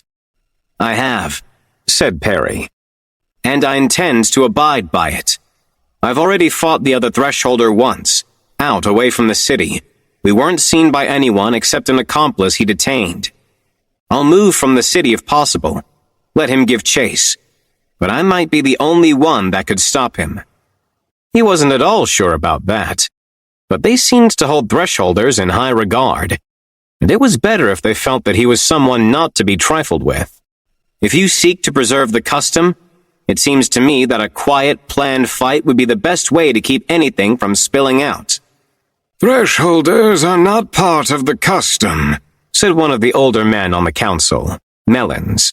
In a technical sense, no, said Ackerman. But a fight between two individuals whose powers make science look the fool would lead the king to devote his resources to the unexplained. A scrutiny that we cannot, at this point, withstand. There were general murmurs of assent at that, but two members of the council gave each other a look. The Austin and Melons, the council's other Varcoli. There is some question about the cost of the custom, said Melons. A point which it seems necessary to retread. The question before the full council is that of the Thresholder and his enemy, said Ackerman. The custom and its very existence are not up for debate. This is the first time we've had a full council in nearly 2 decades. History has been moving quickly. We find ourselves in the century of progress, when the custom costs us more than ever before, when becoming unveiled appears to be just around the corner. Better to control it, said Mercer. Better to position ourselves as a force for the king to reach détente with, especially as his own position grows precarious. It is a separate matter, replied Ackerman. The question is the Thresholder, and the havoc he's likely to wreak on Teaguewater. He leaned forward, looking at Perry and studiously not looking at the others. Does your opposite understand the custom and his place in it? The importance of secrecy? No, replied Perry. So far as I know, he's completely ignorant that any of you exist. Ackerman leaned back in his seat. That presents a hazard to us. I would have informed him, but I was afraid that he would find a way to use it against me, and so far as I knew, it was against the custom to say much. That wasn't entirely true. In fact, it just hadn't occurred to Perry to ask, "Hey, did you know they've got vampires and stuff here?" The position of these people was delicate, Perry now knew, though he could have guessed as much by the fact that they were so secretive, hiding in the shadows, and convening only beneath a building that acted as a front. Firearms had evened the playing field far too much for their liking, and forensic science was a burgeoning field. King Edmund had declared the century of progress, which was both capitalization on existing trends and substantial investment in a few different areas. Everyone agreed that this meant the custom might be facing its most serious challenge in hundreds of years. Edmund was also in need of political support, and the vampires would make an easy target to direct the wrath of the laborer class. The writing was on the wall, and Perry had come at exactly the wrong time. At least if he planned to have a grand, splashy battle in the middle of the kingdom's most populous city. 5 times Thresholders have come before, said Collingwood. 5 calamities have been visited upon the world, always with upheaval in their wake. The end of empires, the fall of cities, not always to our benefit. 5 that you know of, said Perry. He'd been ready for this one, though Flora hadn't had time to fully brief him on what those battles had been like, and she was a cop, not a scholar. It's possible there have been more, the disputes settled silently, never known to anyone, leaving nothing more than a smoking crater in a field. We have no interest in exposing you. We would both prefer to leave this world better than we found it. He wasn't sure whether that was true of Cosme, but it was what Cosme had said, and it seemed a prudent line to repeat. Better? Asked Collingwood. The vampire leaned forward. How? It's the century of progress. Some of that progress can be to the benefit of your kind. I have personal knowledge of preservatives that could make your food last longer, and some machines, too, that can make it keep almost indefinitely. It would take some work to get them manufactured, but it would be one step toward reducing your exposure. I come from a place that has these things. Synthetic materials and chemical study could reduce your reliance on bodies that need to be moved in the dead of the night." "Synthetics?" asked Mercer. He was one of the two who had suggested that the custom be broken deliberately, and Perry had put him in a separate group from the others. He didn't seem to like the idea. Or perhaps he was just confused. But in either case, he made a face. Blood, made from chemicals, which suits the same function. Bone, brains, organs, all of which might have substitutes that would serve you. They needed human organs, and that was a big ask. Perry had questioned Flora about that. Animal parts would not do. But to meet that challenge, he had Marchand, who had incredible amounts of information about many subjects, and Richter's world had artificial blood, lab-grown organs, and all kinds of other miracles. He had no illusions that he'd be able to get any of that working for the people of this world. He was a grad student in geography, not a doctor, engineer, or scientist. And even if he had been, the technology they had available just wasn't there, let alone the expertise and materials. Cosme had been having an argument about how to make a radio, and they had made a radio, or at least wireless telegraphy, but it seemed like it had taken a substantial amount of time. Artificial blood, if that would ever work for the Varkoli, would need at least half a century of substantial forward progress, institutions of learning, and people far more brilliant than he was. He could still offer what he had, though, and dictate principles that they were still ignorant of. He could prove Fermat's last theorem, or whatever the equivalent was, and lay out some of the basics of medicine, like that people should wash their hands, that milk could be pasteurized, and that germs caused diseases. "And in exchange?" asked Mercer. "Nothing," said Perry. He shrugged. "I would offer it freely. I think that as much as we intend to kill each other, my adversary would say the same." It was hard to tell from only that one conversation. There were some murmurs among the council, private conversations spoken too low for him to hear, which he really didn't like. "You are dismissed," said Ackerman after listening to the man next to him.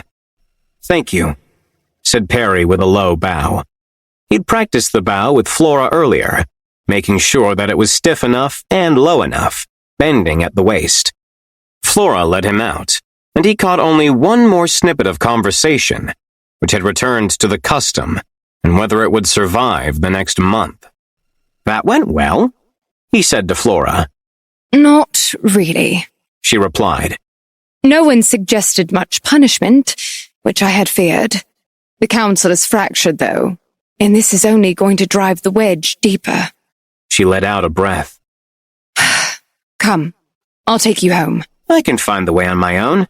You don't need to bother. She gave him a faint smile. No, I'll go with you. There's still some risk to you, and I pledged my protection.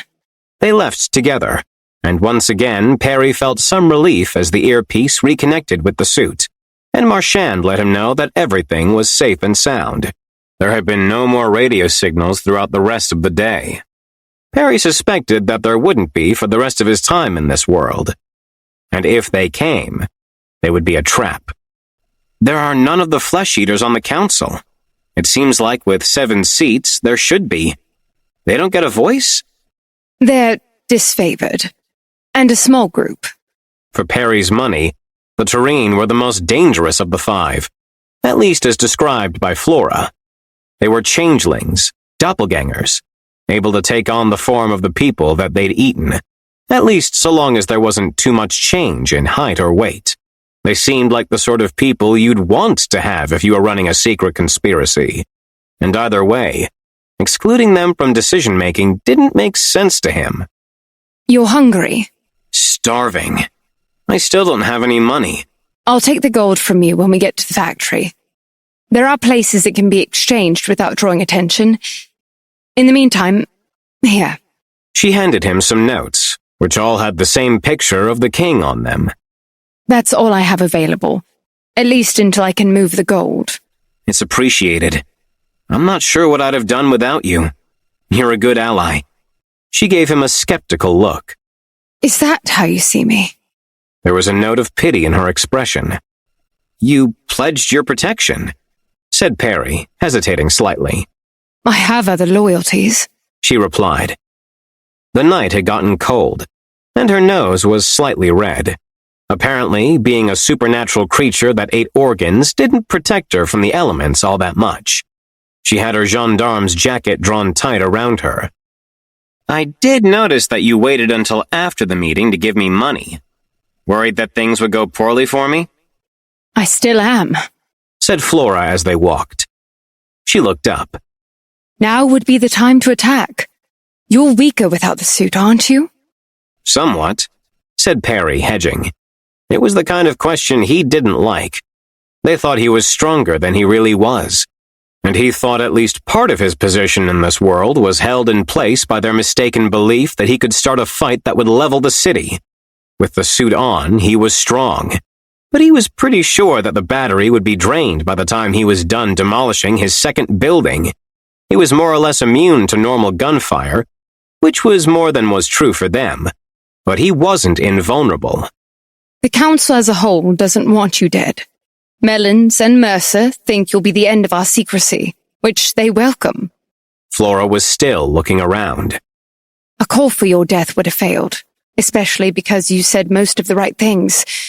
But if someone wanted you gone, they could wait until the council was finished, then send people to see your end. I'm in danger from people on your side?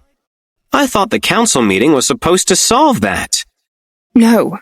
Going to the council was just to ensure that it wouldn't be officially sanctioned.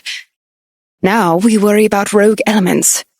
You'll notice that the council didn't say you were under their protection, and the point was brought up that you're not formally a part of the custom. No one rebutted that. Ah, said Perry. He was starting to feel nervous, and began watching the rooftops, same as she was. He thought he saw movement, but it was difficult to tell. No one knows where you're staying, but there's nothing to stop them from following us back there, except the risk of being caught. People who aren't under the custom. They're not safe, are they? Some of them are hunted? Civilians? He'd almost said small folk, which was how they were spoken of in Seraphinus. Formally, no. Formally, all food for our kind is collected from deaths where we're not the cause. The body's processed to take everything possible from them and keep it as well as it will keep. She glanced at him, waiting to see whether he was showing any disgust. He wasn't, though he wasn't sure that he could keep from being grossed out if he actually saw her eat a pickled kidney. Informally, it's not a violation of the custom so long as you don't get caught. If you do get caught, one of the Jade Imperators will put an end to you. But people die all the time in Teaguewater. Accidents, murders, that kind of thing. And an unnatural death happening with the others might not be caught, especially if it was properly disguised. Rats and dogs will eat a corpse readily enough, and if some of it was eaten by a person, then yes, it might be hard to tell. How much trouble am I really in? Other than your counterpart? That depends on how the council members think of you, and how the stakeholders within the council room think your presence here will change things. There's fear swirling around you. Rightfully so. They stopped to eat at a small pub, and Perry wasn't entirely sure whether they were doing it because he needed food, or to throw off anyone that was on their trail. It was a noisy place that reeked of age, at least from the perspective of someone who'd spent most of his life in a suburb of Tacoma. The English would probably have found it laughably modern. Perry's eyes kept roving around the room, looking at the varnish on the bar, the glasses that had obviously not been made in a factory, the clothes that people wore. The world was very new to him, and there was so much to learn about it, even without all the supernatural stuff. King Edmund has always wanted to make his mark, said Flora as they waited for their food. The Reclamation War was an attempt to take back his homeland, though he was born here. That failed.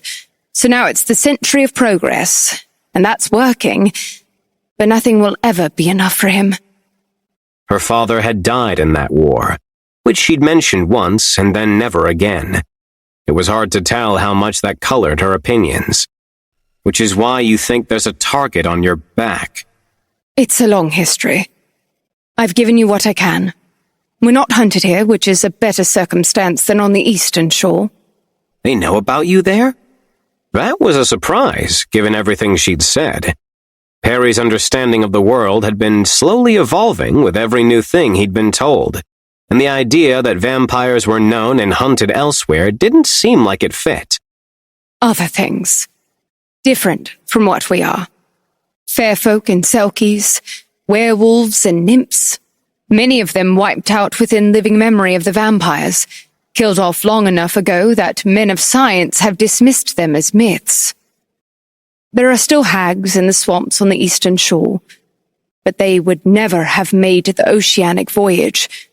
Not like we did. And even if they're not hunted, they're being encroached on by the new inventions of the modern age. Perry shook his head. Hard to believe that all these things exist under the noses of humanity.